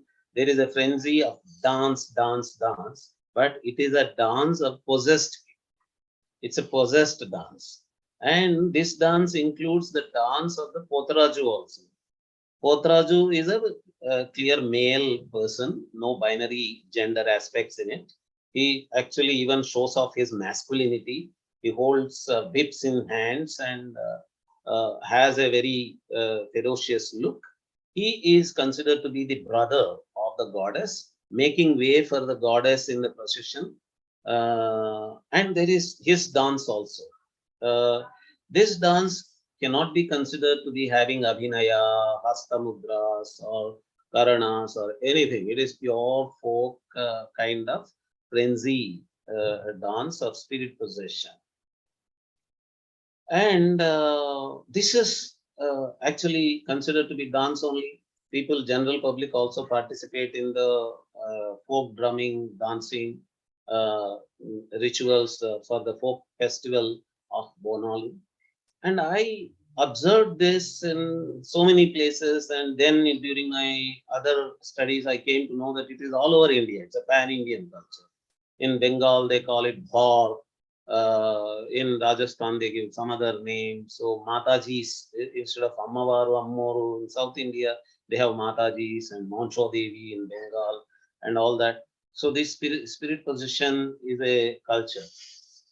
Then there used to be these urban modern questions to me. What is this spirit possession? Do they do it because they go mad? Is it lunacy? Or some people used to say it is pretension. Actually, they are pretending because they are considering that to be pretension, because devotees all around gather around, crowd around this spirit possessed person and ask questions of prediction, fortune telling, and they ask them what is going to happen. And the people started thinking that because these people are getting the role of the goddess herself, they are pretending to be doing this out of their interest for money, or out of their interest for getting that higher status of being able to fortune telling and all that. So during my field works, once it so happened that most of the times my field works used to be along with my American counterparts and all that. So they were English speaking people. I was in the field work in the Golconda Crossroads area of Hyderabad. We were doing field work, and we were trying. I was trying to translate from English to Telugu and backwards during the field work. But all of a sudden, I heard an English talk from a Jogin. Then I thought, okay, a Jogin knows English. Then I need not translate. Then I went and asked her, "What's your name?" She said, "Jyoti." And I asked her, "How come you are able to speak English, good English?" She said, "I'm from Bluebirds High School. All my studies were from Bluebirds High School. And then I went to college, St. Francis, and now I'm a Jogin." I said, "Wow, okay, fine, wonderful." So now we have a different picture. All these years, the formula, the stereotype is that Jogins are created out of poor people, out of poverty, and this is because they are illiterate, uneducated people. Out of their lack of education, they are turning into Jogis. But now you are here, you are an English knowing and convent educated girl, and you are a Jogi. Then I started interacting with her. Then she said, "Oh, it is time now. My clients are going to come and I have to give them time." Then I said, "What clients? What are they going to do with you?" Then she said, on every Tuesday, clients come to me, answer their questions of fortune telling, prediction, and all that." Then I said, why does it happen to you? What is happening to you? Then she started saying that I get possessed at the time. Then I said, "What is this possession?" Though I had my own way of looking at possession, but I wanted to hear from the horse's mouth. I asked her, what's happening to you? For the first time, a revealing word she used was, "It is bhakti." It is bhakti, devotion. Wow, that was a changing moment in my cultural understanding of spirit possession. Then with some clues that she provided to me, I began to realize that actually in rasa theory, we talk about tadatmya of the audience with the character, and because of tadatmya, some emotional responses like sattvika responses, which we call sattvika bhavas, the tears in the eyes and all those things happen. And then we come to bhakti rasa, and there are theories of bhakti rasa from Madhusudana Saraswati in his Bhakti Rasayana, and Rupa Goswami has his own Bhakti Rasa theory in Ujjvala Nilamani and Haribhakta Rasamrita Sindhu. there we have this distinction of general rasas and bhakti rasa. But in both these, what we see is that the commonality is a tadatmya. But in general rasas, laukika rasas, the tadatmya of the audience is with a character in the story, whereas in the bhakti rasa, the tadatmya of the sadhaka is with the deity. And the theorist, the Madhusudana Saraswati, or people like Rupa Goswami, they are saying that whereas the other bhakti rasa, other rasas are Brahmananda Sahodara, this rasa called bhakti rasa is Brahmananda itself. So I started linking these ideas and started thinking that this, what they are calling spirit possession, is a tadatmya. And this tadatmya of the sadhaka, of the jogin or Sivasatulolu, or the bonum part carrying woman, they are actually getting identified completely with the goddess, with the mother goddess. And then it goes to such an extent of identification that they completely become the goddess. And goddess speaks through them. That is spirit position. So then I began to realize that, okay, now I have two kinds of bhakti, folk bhakti and classical bhakti. It is folk bhakti is spirit possession. In the story of Ramakrishna Paramahamsa's disciplinary tutelage to Swami Vivekananda, when he was, Swami Vivekananda was just still Narendranath Datta, it is mentioned that Narendranath Datta was visiting Kali temple, Dakshineshwar temple, and he was able to see the spirit possessed people all around, who were considered to be disciples of Ramakrishna Paramahamsa only. And this Narendranath Datta was asking Ramakrishna Paramahamsa, Guruji, you taught all these people how to swing like that, but you did not teach me how to swing. I am not swinging. When I am sitting in my meditation, only tears are coming. I am just getting tears, but I am still, stand still. Then in the story, as per the story, Ramakrishna Paramahamsa answered Narendranath Datta, saying that these are two ways of responding to the ecstasy that you get because of the sadhana. You are responding in a very classical way.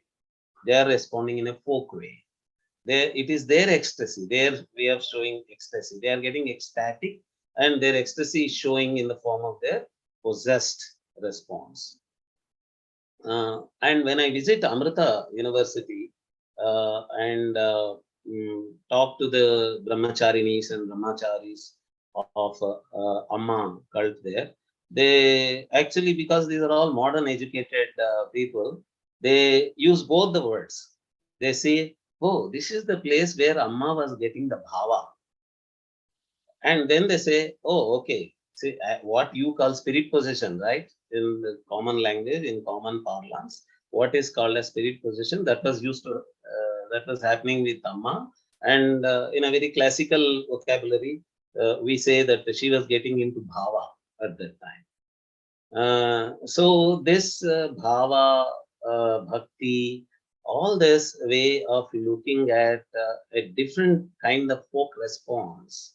Now that helped me to understand Basava Purana of Palkurke Somanatha, 12th century book of Shaivite, Veerashaivite literature, and Panditaradhya Charitra, in which he talks about all the folk cultural aspects of that time, 12th century, are vividly explained by Palkurke Somanatha in his 12th century book. About yakshaganas, how they were taking place, all folk rituals or folk games, everything was happening in Panditaradhya Charitra. In detail, he explains. Then I started connecting that what Veerashaiva in 12th century was doing was, it was organizing folk bhakti. And it was mentioning this folk bhakti in the form of the narratives of Basava Purana. It was theorizing folk bhakti in the form of Shiva Tattva Saram. It was theorizing it in the form of Brahma Sutra Bhashya by Palkurki Somanatha. Somanatha Bhashya was being written by that time in 12th century. So we are able to see that we here in 20th century or 21st century, we have all the doubts, but they never had any doubts. They were able to connect these two kinds of ecstatic response of sadhana and yoga in the form of folk bhakti. So Jyoti, when she answered that her response was bhakti, she made my day, and that was the turning point. And I started realizing that all these actual rituals of spirit possession and all that were happening to them, and this dedication of a woman or a male turned woman to the goddess was happening because of such a bhakti of these people. And most of the people I interviewed, most of the Jogins I interviewed also, they were saying, maybe it was just incidental that I met only such people. They told me that they were not forced into Jogin. They said that they were bhaktas. They, out of their bhakti, they chose the life of Jogin. And when I used to encounter these Jogins in jatras, temple cart rituals, ratha rituals, rathotsavas, and all that also, they were very freely, enjoyingly, celebratively dancing as part of the procession. And I saw them to be highly knowledgeable in the folk aspects of yoga also. Actually, they very deeply used to discuss the symbolic aspects of the mystic songs of yoga from Brahmangaru and Brahmangaru's tradition, and all those mystic yogis. And they had deep knowledge of those aspects also. When others were singing those songs, they were able to participate in those discussions about what happens in pranayama, what happens at anahata chakra, which chakras are getting activated, what is kundalini, all these things in a very deep way they were able to discuss. So now I started realizing that the NGO activity and the governmental activity of rescuing women from the Jogin tradition and the world that I'm able to see here are two different worlds. That is why I titled my talk as Ideal and Real. For me, what I started understanding about how the Jogin tradition develops out of a folk spirituality, folk bhakti, folk devotion, and folk inward practice and emotional response, folk emotional response to the deity, that was behind the ideal of development of evolution of what people call Jogin in some areas, Basavi in some other areas, Matangi in some other areas, and in Nepal they use the word Dyoki. Probably it is a different form of Devaki, or I don't know, but the spelling is Deuki. In Nepal, they use the word Deuki. All these are, we can say, folk versions. And am I right in using the word Devadasi for this tradition? Actually, if you go to Maharashtra and Karnataka, even today, or probably today only, they are using the word Devadasi only. And there are pathetic stories of women getting forced into prostitution in the name of Jogin.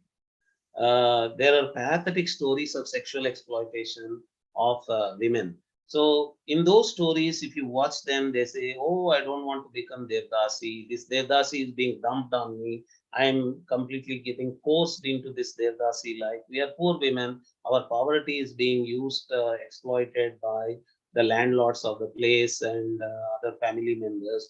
Actually, it is a different pretext for forced prostitution and all that. During those conversations, they use the word Devdasi only. I hate this Devdasi tradition is the word they use. So that probably is the reality with which the governmental activities and NGO activities of rescuing women from Jogin tradition are happening. And when I go to places like Saundatti and watch what is happening there with regard to my focus topic, transvestite yoga fast, that is the males turning into yogins and all that also, the general contemporarily educated, modern educated Hindus, when they come to that temple, they start saying all awkward things happen. All very dirty things happen inside the temple. During this time, I don't want to go to Saundatti at all. All awkward things happen there. But when I go to see what those awkward things are, it is actually a frenzy of spirit position that is happening. But side by side, at Saundatti itself, there are places where dedication of women as yogins is taking place, and that is actually leading to forced prostitution also. The women are being taken into prostitution places in Mumbai and other places also. So when you watch this whole phenomena, then you begin to realize that a tradition which was not originally meant for forced prostitution is gradually drifting into an aberration. But aberrations are exceptions, but exceptions become bigger in size. They become the rule, and the original becomes the exception. So here in the case of Jogin tradition, the original ideal has become an exception, and the the exceptions have become a rule now. They, in size, in quantity, in proportion, that forced prostitution and other aberrations have now become the norm of the day. And to know that this was not the ideal, this was not the original, you have to meet people who keep saying, for example, there was a woman who was the sister of my housemaid at Hyderabad. She was a very senior yogin. She was a senior woman. I was asking her about these impressions from NGOs and government. She was very clearly saying, "Sir, actually these are all coming up because of people losing their ability not to be non-sensualist, celibate. But people like me, we are continuing in our non-sensualist ascetic orientation to be true to the Jogin tradition. But what you are able to see is only an aberration." And I went on getting this kind of impression from many other such yogins. Jyoti herself, or Aruna, another woman I encountered in Anastalipuram area. She is an IT professional, actually, Aruna, for that matter. So all these, they are all articulating the ideal part and are saying that this was supposed to be an ascetic tradition, but the aberrations are becoming the norm of the day. That is why these NGO activities and all these activities are coming up. And in my opinion, wherever exploitation is happening, rescuing is very important. It has to be done. But in that name, the original ideal is getting maligned. Even that has to be countered. And an ambivalent activity of both rescuing women from exploitation and preserving the ideal, sacred, original, both have to go side by side, is my opinion. Thank you. Thank you very much. So now, I think we can take up the conversation about Vilasini tradition with Swapna Sundari Garu.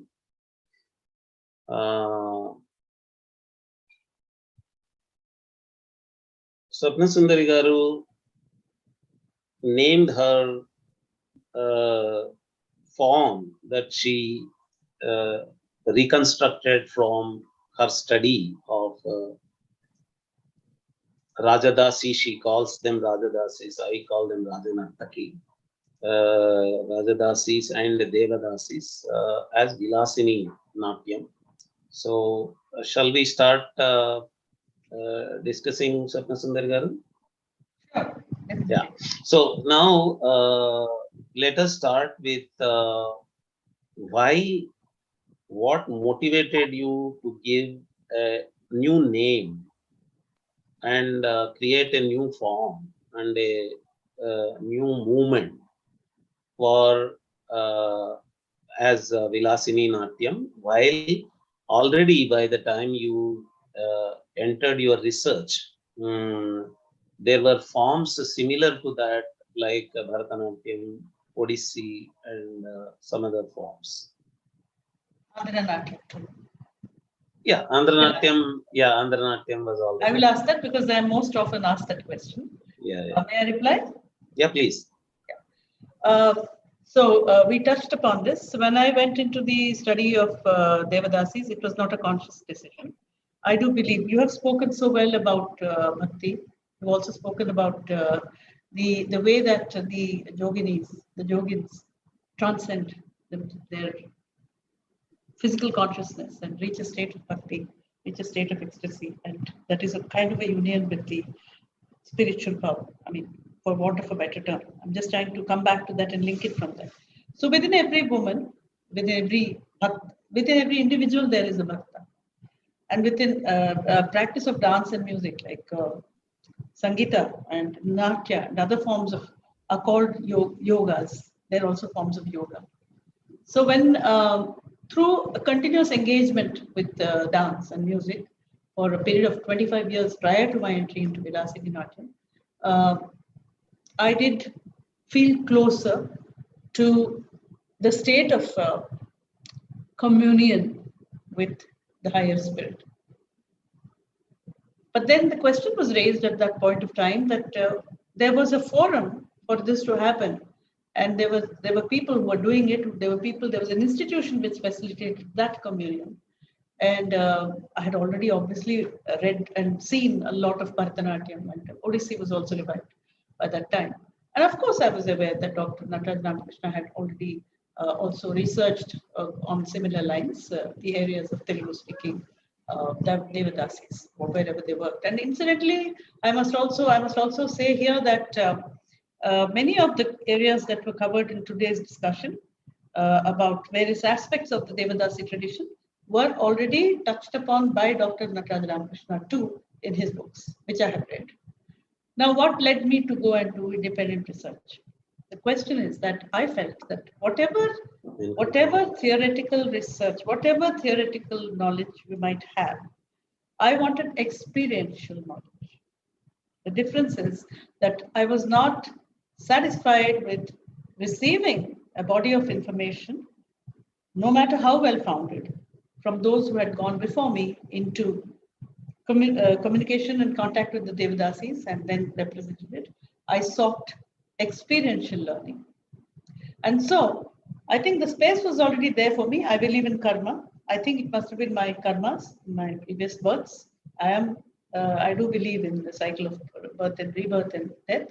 I believe that my contact and communication with one of the finest artists of her time, Srimati Madhula Lakshmi Narayana, and then going into contact with others happened by fate, happened by, it is as you told that young artist, Pratik Patnaik.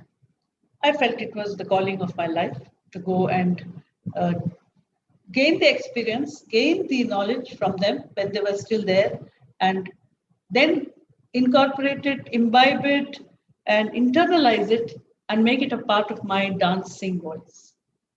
So the quest, which I talked about in Nasadiya Sutram, in a very, very small way, percolated down to my quest for who am I?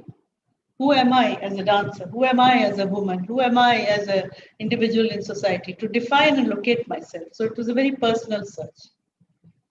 So I hope I've answered your question. I mean, it was easy for me to say that I was not satisfied with what I saw, so I wanted to bring up something of my own. It didn't start at that level. It started with a quest, and it continues as a journey of quest. Yes, that was a very good answer, ma'am. Then what I saw in all the now senior, then young classical dance exponents was that they were all mentioning you as Akka, and they are even today highly dedicated to you as their guru.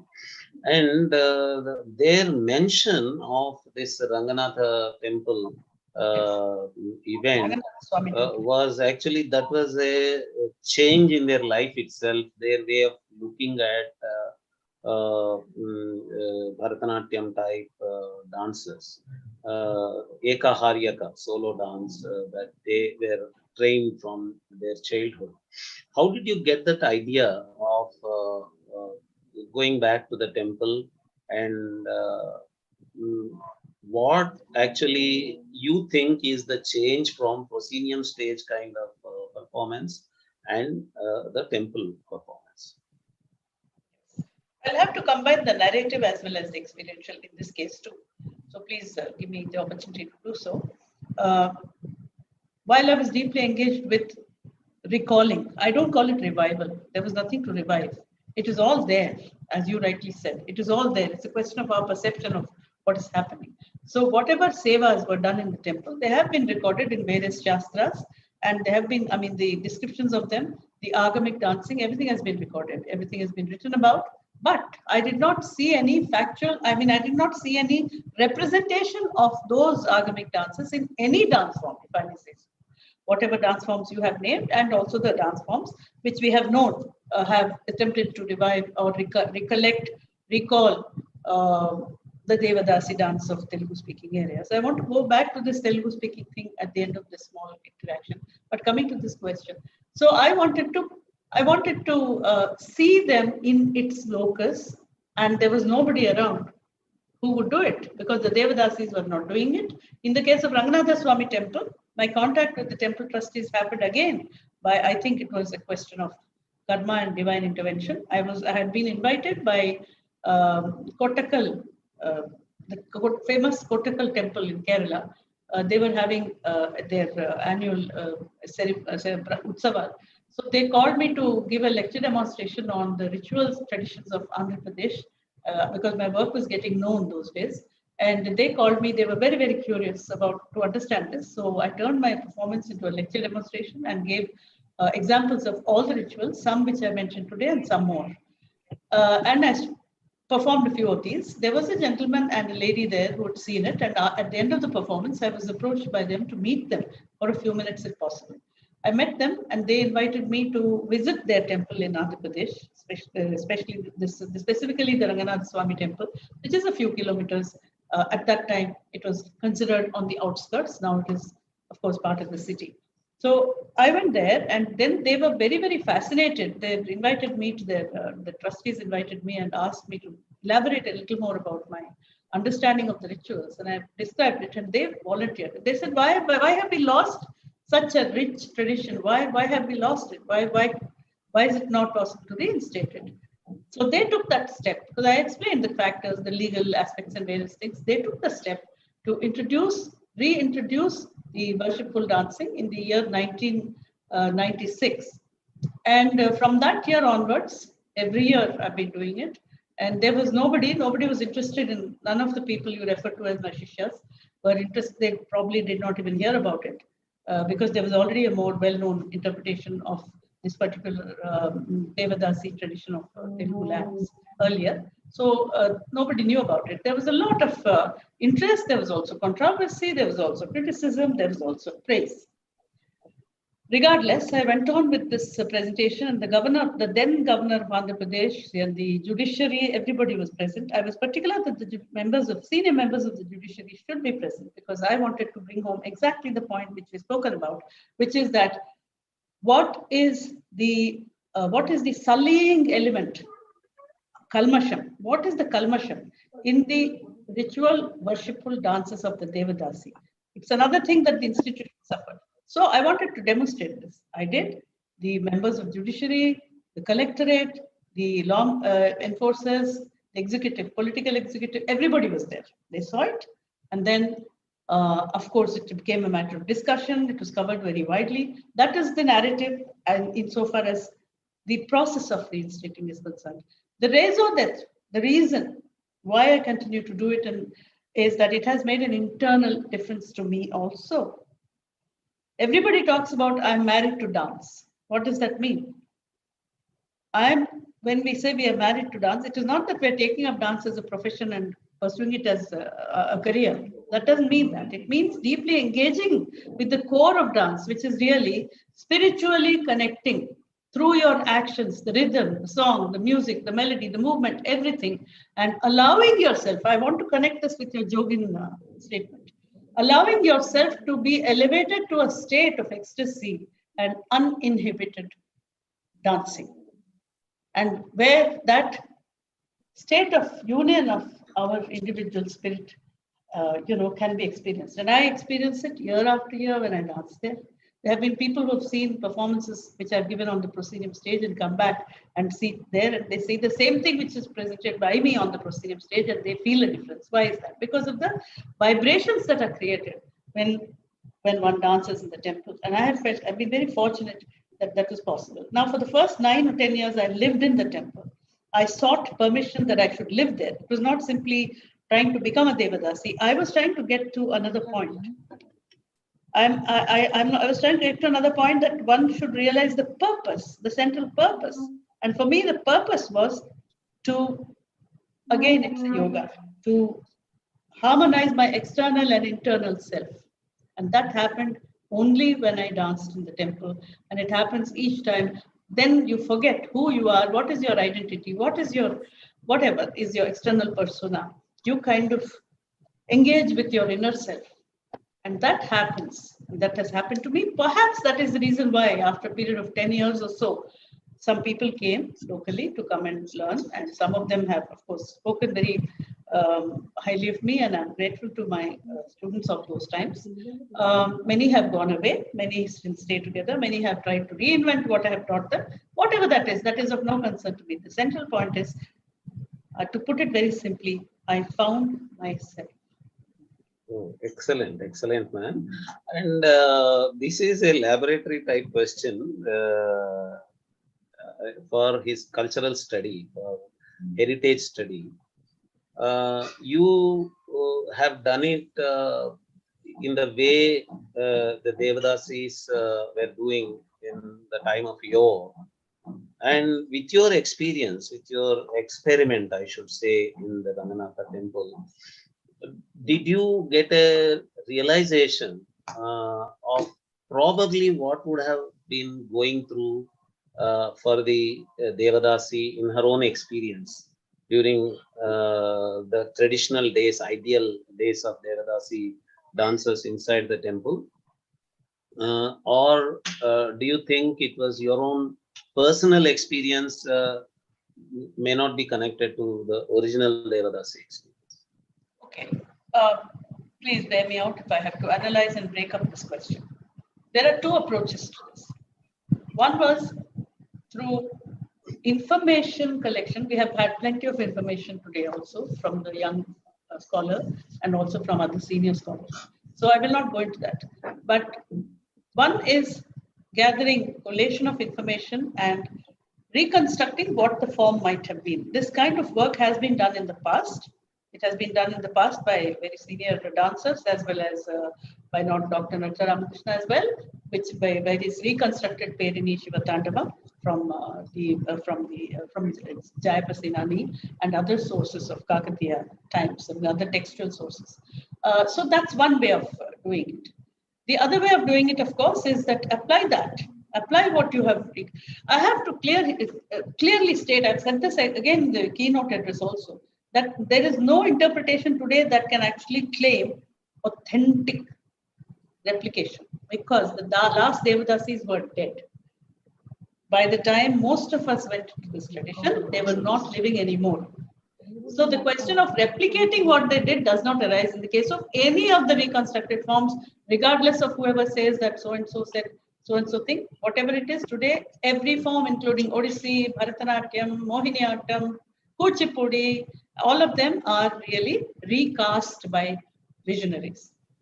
All of them. So therefore, I will not claim, and I've already disclaimed this also in the beginning, I will not claim that what I'm doing is exactly the way the Devadasi would have danced from direct learning, because there was no Devadasi who would, not even at my time, not even at my predecessors' times, no live Devadasi would show the rituals the way exactly they stood, they danced, they moved. All the nritta, which I have reconstructed, has been from fragmented sources where I traveled, did field work all over the Telugu-speaking areas. I'm using this word consciously, and collected elements, components of the Bharatam. What was available, I put it all together, but mostly what was available was Kachariyata, or what is called Sadir. What was available from the temple traditions was very little, practically. Much of it was available textually. I took the textual material, I connected with the archakas, I connected with very elderly archakas with who had actually seen it, and even somebody like Vedantam, Satyanarayana Sharma Garu, late Vedantam, Satyanarayana Sharma Garu, the exponent, great exponent, Kuchipudi. When he saw the Vilasini Natyam movements, he just said, it reminds me of the time when I was a small boy, and in this temple in Kuchipudi, there used to be a lady who used to come and dance. Her movements were exactly like this. So the resemblance to what was exactly, if somebody saw this, I could only get them to tell me whether they had seen it exactly like that. So this refers to the nritta part. I already mentioned to you that, mentioned in my keynote, that ritual worship dances have long been dead. The worship dances of the so-called classical thing. And I want to really respond to you on this point also. You use the words folk bhakti and classical bhakti. To me, bhakti is one. Body translating that bhakti into ecstatic movements might be done in a more disciplined way if the exponent is trained in certain sthanakas, mandalas, and charis, and karanas, and etc. That would be the formal way. I would prefer to use the word formal and informal. But the bhakti spirit would be the same, whether it's formal or informal. The spirit of bhakti, the state of ecstasy that is reached, would be the same, whatever margam you take, whatever discipline you take. Singer would also reach an ecstatic state. A classical singer would reach an ecstatic state just as well, just as much as a singer of a Sufi or a folk tradition or any other tradition would. So therefore, I don't make those distinctions. What I do is what I could glean, which is about 15-20% from the last few people who were, I'm talking about temple. The second, what I got from the texts, which I can quote copiously. By the way, I have got my book here, and I I want to display this for the audience. This book is a very comprehensive book on the Devadasi. I don't like the word Devadasi, the Telugu temple and court dances. Rajadasi, Devadasis, both in this book has been compiled, and I will be bringing out a soft version of it so that it can also be circulated on the net. Coming back to, so this is what it is. It's a combination of what I could get practically, what I could gather from the agamic descriptions, from the texts, otherwise Natya Laksha Lakshana Granthas of dance, plus also what the archakas described and how they cooperated with me to put everything back together as a ritual. So what you see today as temple ritual dances, I will not say this is exactly how 300 years they were done. In fact, I went a little further. I want to say this. 150 years ago, we had a set of talas. You have all of you are experts in Bharatanatyam Shastra, theoretically or practically or both.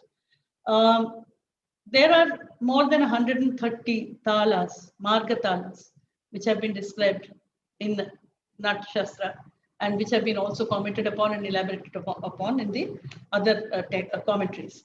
Now, these talas have their root in the temple traditions.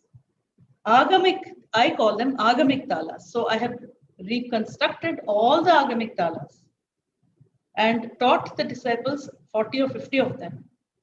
And I also have some more which for some reason they have not been able to access. And about 50 to 60 agamic talas have been demonstrated and performed by me in the form of a presentation on stage where I explain what this agamic tala denotes and where it is rooted. For instance, there are specific talas by which Brahma is invoked. The specific talas by which all the gods are invoked. And there is also a raga accompanying the tala. And a particular way of, everybody knows, those dance students know that there is angas and kriyas, aksharas and matras. So each tala has a different set of kriyas, angas and has a different combination of aksharas and matras. So all those have been put back together by me in the Ranganatha Swami temple as a part of that very long ritual Devatahvanam, which goes on to about 3 hours. Just that one ritual. And there are specific ways how the body, how the legs, the feet of the dancer should respond to the kriyas, Sashabda kriyas and Nishabda kriyas. This has been studied by me. It is a product of my research. I don't call it research, I call it recovery. There's nothing to research, it's there in the Shastras. If it is called research, that's fine with me, but I call it recovery because I'm recovering for practical performance, which it was earlier and which was lost in the centuries in between. The Agamatalas, which were an essential part of temple worship. Today I was hoping somebody would talk on it. Now that you've given me an opportunity, without the Agamatala being performed the way it should be performed, and without the Agamatalas being danced in between the passages of, say, addressed to Yama or Kubera or Ishana, there would be, the ritual will not be complete. So we are still even in Vilasini Natyam, which is way ahead in terms of, I'm sorry, I don't mean to make false claims, but we have moved much further ahead in recovering agamic material and reinstating it in the temple. We still have a long way to go because I could only put back 5 or 6 rituals, but there are many more, and there are obsolete forms of dance, Katibandhan Nrityam. Such dances are there. All the people who studied Shastras know that. There is no Devadasi alive who can tell me what is Katibandhan Nrityam unless I research it.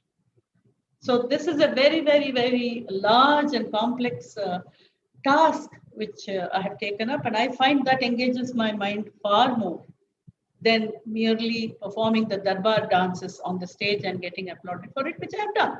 I don't deny, I've done it in the first 25 years of my career. But now, for the last 10, 12 years, recovery of valuable temple material. And why is it so important? I'm not taking it up as a social cause. I'm not taking it up as a religious cause. I'm not taking it up as any other cause except for self-realization, for self-actualization, for the elevation of my own spirit. It is experiential always with me. When I dance, I always dance alone in my space. My space around me is a rarefied Brahmanda, if you like, which you cannot see. I am in communion with myself and with the one above. That is my Nasadhyasa. I dance for that. And my work in the temple is based only on that. Absolutely, ma'am.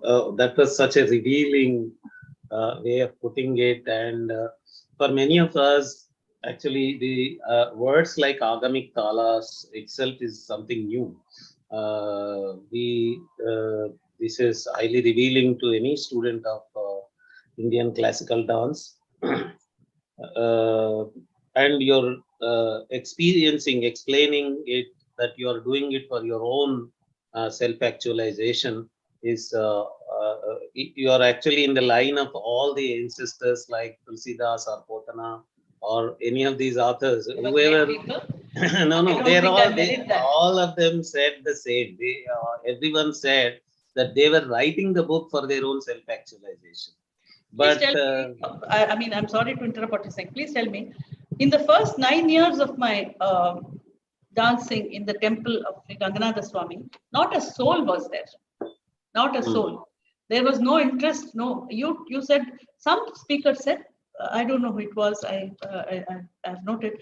Speaker said, why do we take an interest in them? Only because, they're associated with courtesan culture, because the society got interested in them, only because, I think it was Dr. Lakshmi Vishwanathan who said that. The society is interested in Devadasi subject primarily because they're viewed. I mean, this is a point of curiosity where they come from. I agree with her. People came to see what is happening in the temple because they had heard that what she does outside and what she does there are totally different things. I've had all these dancers coming with tears in their eyes and saying, some of them said, this is the central purpose of dance. This is what we want to be able to do. And I want to tell you, some other scholars spoke about Guru. I absolutely agree. But I think it was Dr. Rama Kausalya or even Dr. Mrs. Lakshmi Vishwanathan who said that. Is that without a guru who is able to, without a guru who has shown you that space, I wouldn't have been there. at this level. My Guru Lakshmi Narayana showed me what it is.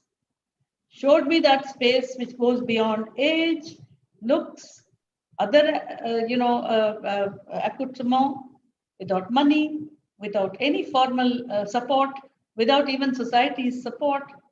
How an artist can touch heights of ecstasy. When the whole Sabha had tears in her eyes when she was performing and she had shown. And I want to add here, respond to you, Tattvams. A very big part of Vilasini Natyam repertoire are the Tattvams, especially of Potuludi Veera Brahman Garu. We performed those Tattvams, and the first time I saw my Guru was she was performing one such Tattvam, and she did that one Tattvam for 1.5 hours only sitting down, and that is what she used to do in a temple. In her, when she was permitted to do that, 1.5 hours. Until today, my Guru died about 20 years ago. Till today, I have not had the courage, though I have learned it. I have not had the courage to take up performance of that Tattvam because I still feel I will fall short of what I saw. I still have not done it. Her daughter, who's a good friend of mine, asked, "Why don't you do that song which she's famous for?" I said, "Amma, I don't think. I mean, the voice has to come from inside me that I'm ready for it. I haven't reached that." So, point here is that for every artist who is rooted in that work and connects with it at a very deep level, the journey becomes a solo journey. After a point of time, you're alone in your space. You have to reach the point yourself. You have to set your own standards and milestones yourself. Society will not do it for you. Nobody will do it. We have to do it for ourselves. I am doing it for myself, essentially. So the question you asked was about this, that authenticity or no authenticity. That was not authenticity. I mean, when I do this, when I dance in the temple, there is only one audience who has no choice except to watch what I do, and it goes directly there. It makes no difference. Wow, what an expression. No difference to me who has come to see, what are they doing, how they're responding, whether they approve, whether they disapprove. They call it classical, they call it folk, they call it Swapna Sundari's own dance or some other Bharatanatyam or some other Natyam. I don't really care about it. This is really remarkable, ma'am. Actually, in our studies, in cultural studies, particularly in the performance theory, there is this big question of for whom are you performing? For example, there are these circular dances, like originally Gorbhi and Gorbha was also like that. Now it has become a performance for audience. But most of these ritual performances, ritual performing arts were performed for themselves. In Telangana, Batukamma. Also, yes. Yeah, so it is performed for themselves. The devotees, all the devotees perform Batukamma dance for their own devotion, out of their own devotion for the goddess Batukamma. But when a researcher, a cultural anthropologist or a performance theorist goes there, he calls it performance. So when you use the word performance, for whom are you performing? So the answer from the actual informant, from the actual performer, is that I'm performing for myself. It is all actually you're dancing or singing. I mean, it's not even a performance, because a performance means you're putting on an act for somebody. It's you're expressing whatever your corporeal self is capable of, whether it is making sounds, singing, drumming, dancing, enacting, abhinay, whatever it is. It's coming out of your corporeal self from a much deeper level. And then the idea there's no idea also. You're simply doing it. There's no, after a while, you're not even celebrating about it. That's the point. I just want to, add one more thing here about what you had said. Yes. Though, I mean, this does relate to Vilasini Natyam. I'm not going to talk about the Sthanaka, this, that. It's all in my book, and if anybody is interested, they can buy it, because it's a very, very substantial book on Vilasini Natyam. I want to respond to Dr. Srimati Lakshmi Vishwanathan, just to add an information that she talked about 400 or 500 dancers in Tanjavur temple, the great temple. In the Telugu regions too, Munnooru Sanulu anedi, that phrase you would have heard of Nagaraju, that is 300 Sanulu, 300 dedicated dancers were the minimum that some of the grander temples were employing. And even till late Devadasi period, before the whole thing became extant, any respectable temple had a melam, chinna melam, of minimum 9 Devadasis. Minimum 9. 9 was the specified number. I wanted to also respond to this one term, which is kind of coming in, it's kind of intermittently being used in various contexts: spirit and sense. I mean, at a point of time, the spiritual and the sensuous, it is not sensual. There is a very big difference between sensual and sensuous. So why do we use the word sensual? Because it has come to be a pejorative sense. I don't even know if it should be, but that distinction, that kind of semantics, but it still needs to be looked at more carefully. The spiritual and the sensual or sensuous, I would say, are actually one and the same. Otherwise, you would not have such. Even you talked about Ashtapadis of Jayadeva. At one level, it is sensuous and sensuousness and sensuality. At another level, is spiritual. It all depends upon how you understand it, how one interprets it, and where you engage with lyrics of that sort. There's nothing wrong. I mean, in my keynote, I had already said that karma, the state of desire, is the beginning of the whole creation. And that is, it's not only carnal desire, the desire to know the other, to know what you are not, that which you are not. That is where the questioning comes. And that is where two genders knowing each other at the deepest level. That is also partly the one motive behind Tantra. Then I wanted to also, and therefore this is again in Vilasini Natyam, I do not sugarcoat these concepts when I teach. I teach as I see it, as I understanding, without any pretensions, and trying to sugarcoat it with any kind of anything that might be acceptable to others, but it is not acceptable to my own way of thinking. The other is, comprehensive training somebody spoke about. Yes, in Vilasini Natyam also, as in any Devadasi system, Devadasi, Rajadasi system, comprehensive training was necessary. It was given. And I think today, one example we saw of this youngster, youngster Patnaik, his full name, Pratik Patnaik. It's a wonderful. I mean, look at his engagement with his the topic of it. Look at his complete abandon with which he sings the songs. He's so deeply engaged with it, so talented. Now that is the kind of person who would be able to do justice to the Devadasi, whether it is Mahari, Devadasi, Southern, Northern, that is irrelevant. The concept of the Devadasi and the comprehensiveness of her art. Unfortunately, we do not have too many people who are capable of both music and singing and dancing equally. And I wish the young man a long, long future, because he has both, plus the intellectual orientation required to go further in this area. The last, which I have talked about, wanted to talk about with respect to Vilasini Natyam, is that what is the difference?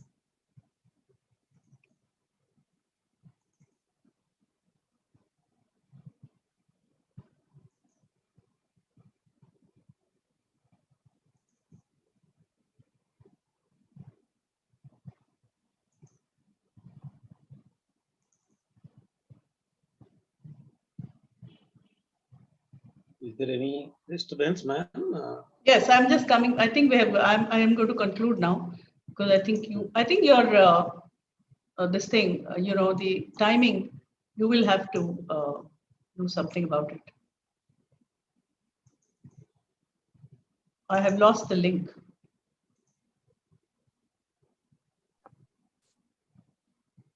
No, you are audible, ma'am. You are audible, and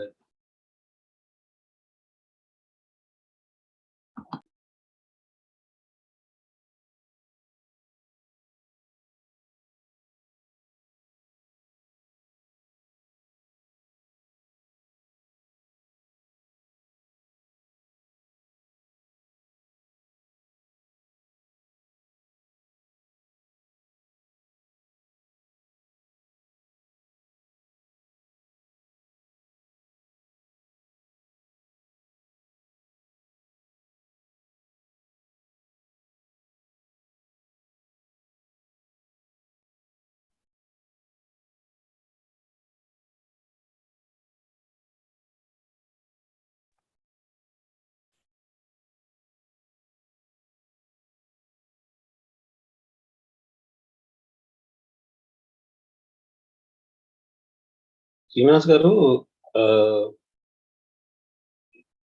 So she got disconnected, sir, because of due to some technical issues. hello. Yeah, we are online, but probably from your side it got disconnected.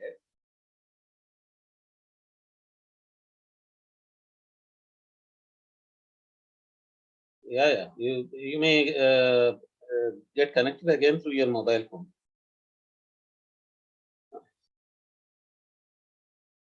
The same link which you have can be used on mobile also.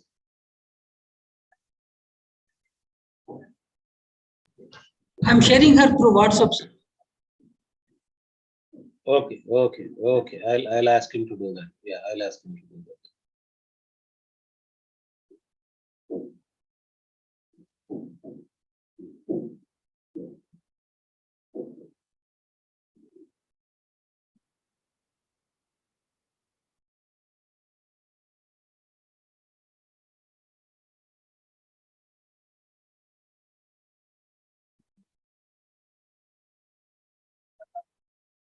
WhatsApp లో పంపమంటుంది ఆమె. WhatsApp లో పంపిస్తే phone లో login అవుతాను అంటుంది.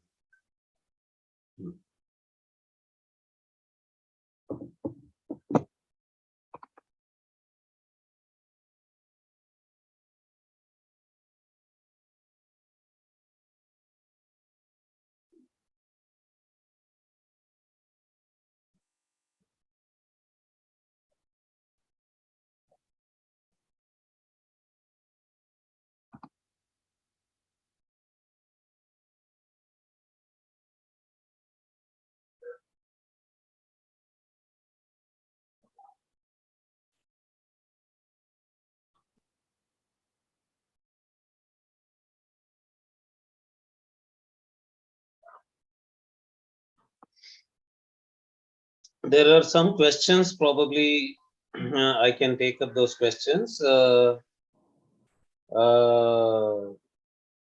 Siri Ramaji was asking why Jogins play only folk dance and such questions. Probably I should say, actually we should come in the reverse way. We should say that they are classified as something different from the classical Devadasis only because they are performing a different kind of a dance. So why they are performing is not the question. They are already performing. They are performing a folk spirit possessed dance. Jogins are performing a folk spirit possessed dance, and there was a system required to organize them in a different way. That was what was being done by classifying them as Jogins or Basavis or Matangis or Dyokis in Nepal, all these places, because they were able to see that something different from the classical tradition was happening. This is also a kind of spiritual experience. This is also a spiritual ecstasy, and a rhythmic dance is happening. This need not necessarily be in a very classical way, some abhinaya happening or any such thing. Actually, that goes into the question of how folk and classical are connected. For example, the folk bhakti. Hello. He has sent. He told me that he sent you the link on WhatsApp. Yes. Very good.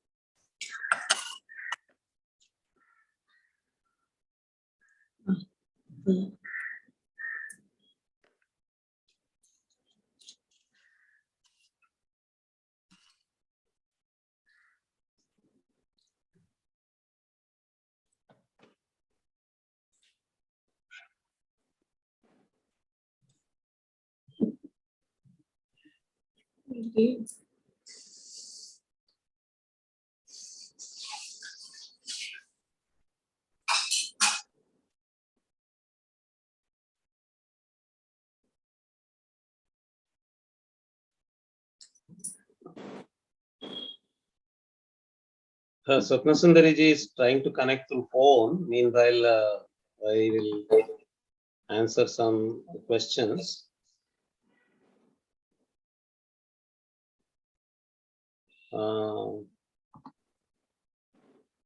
There are responses to Lakshmi Vishwanathan ji and all, expressing congratulations, expressing thanks to such an elaborate presentation. And there are already dancers who are expressing their gratefulness to all of you, ma'am.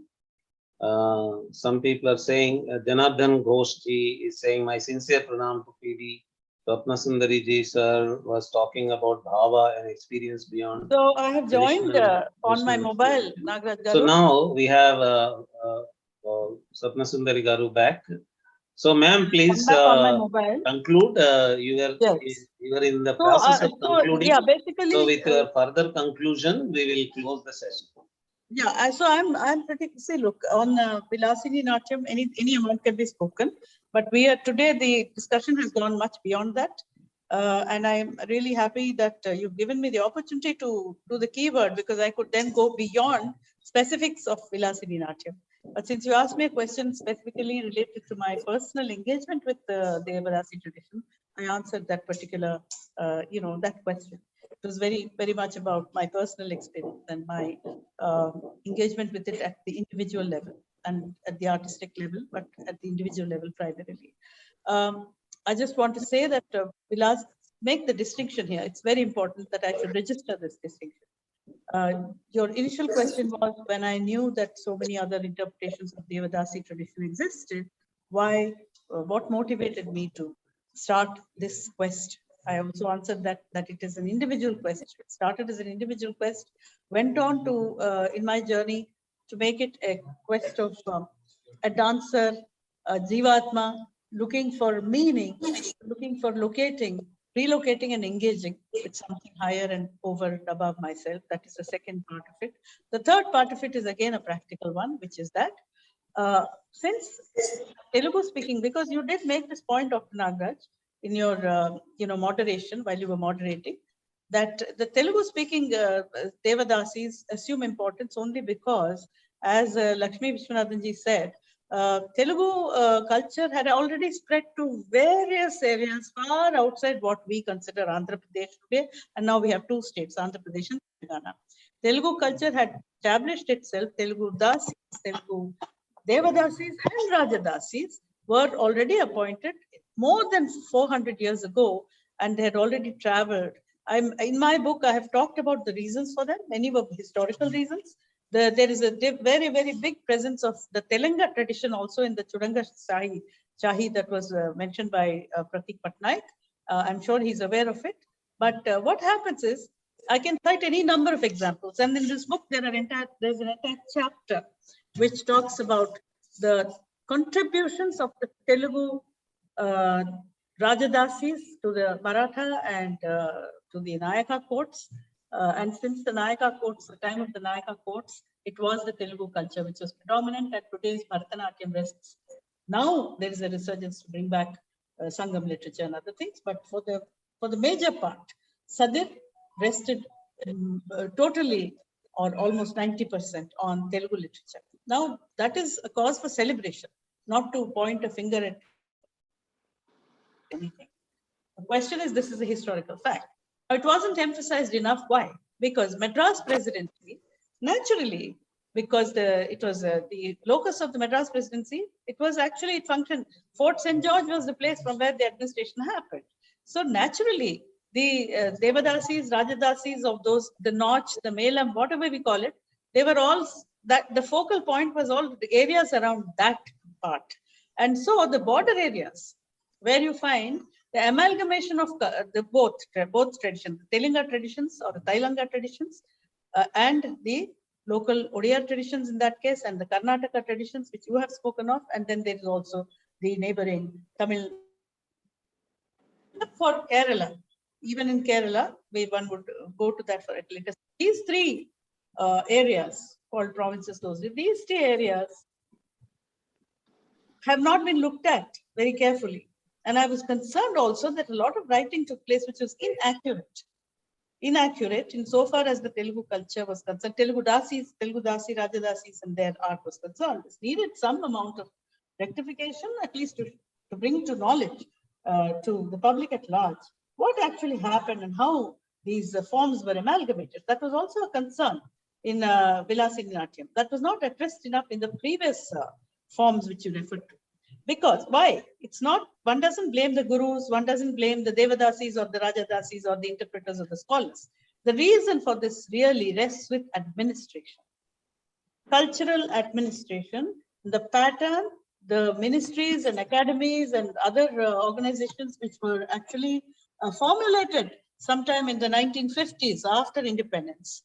The way they, it was a question of distribution of funds and how they would, share the public funds to support and encourage local art forms. In the 1950s to 1960s, that 10 years were crucial for placing these performing arts in the public domain.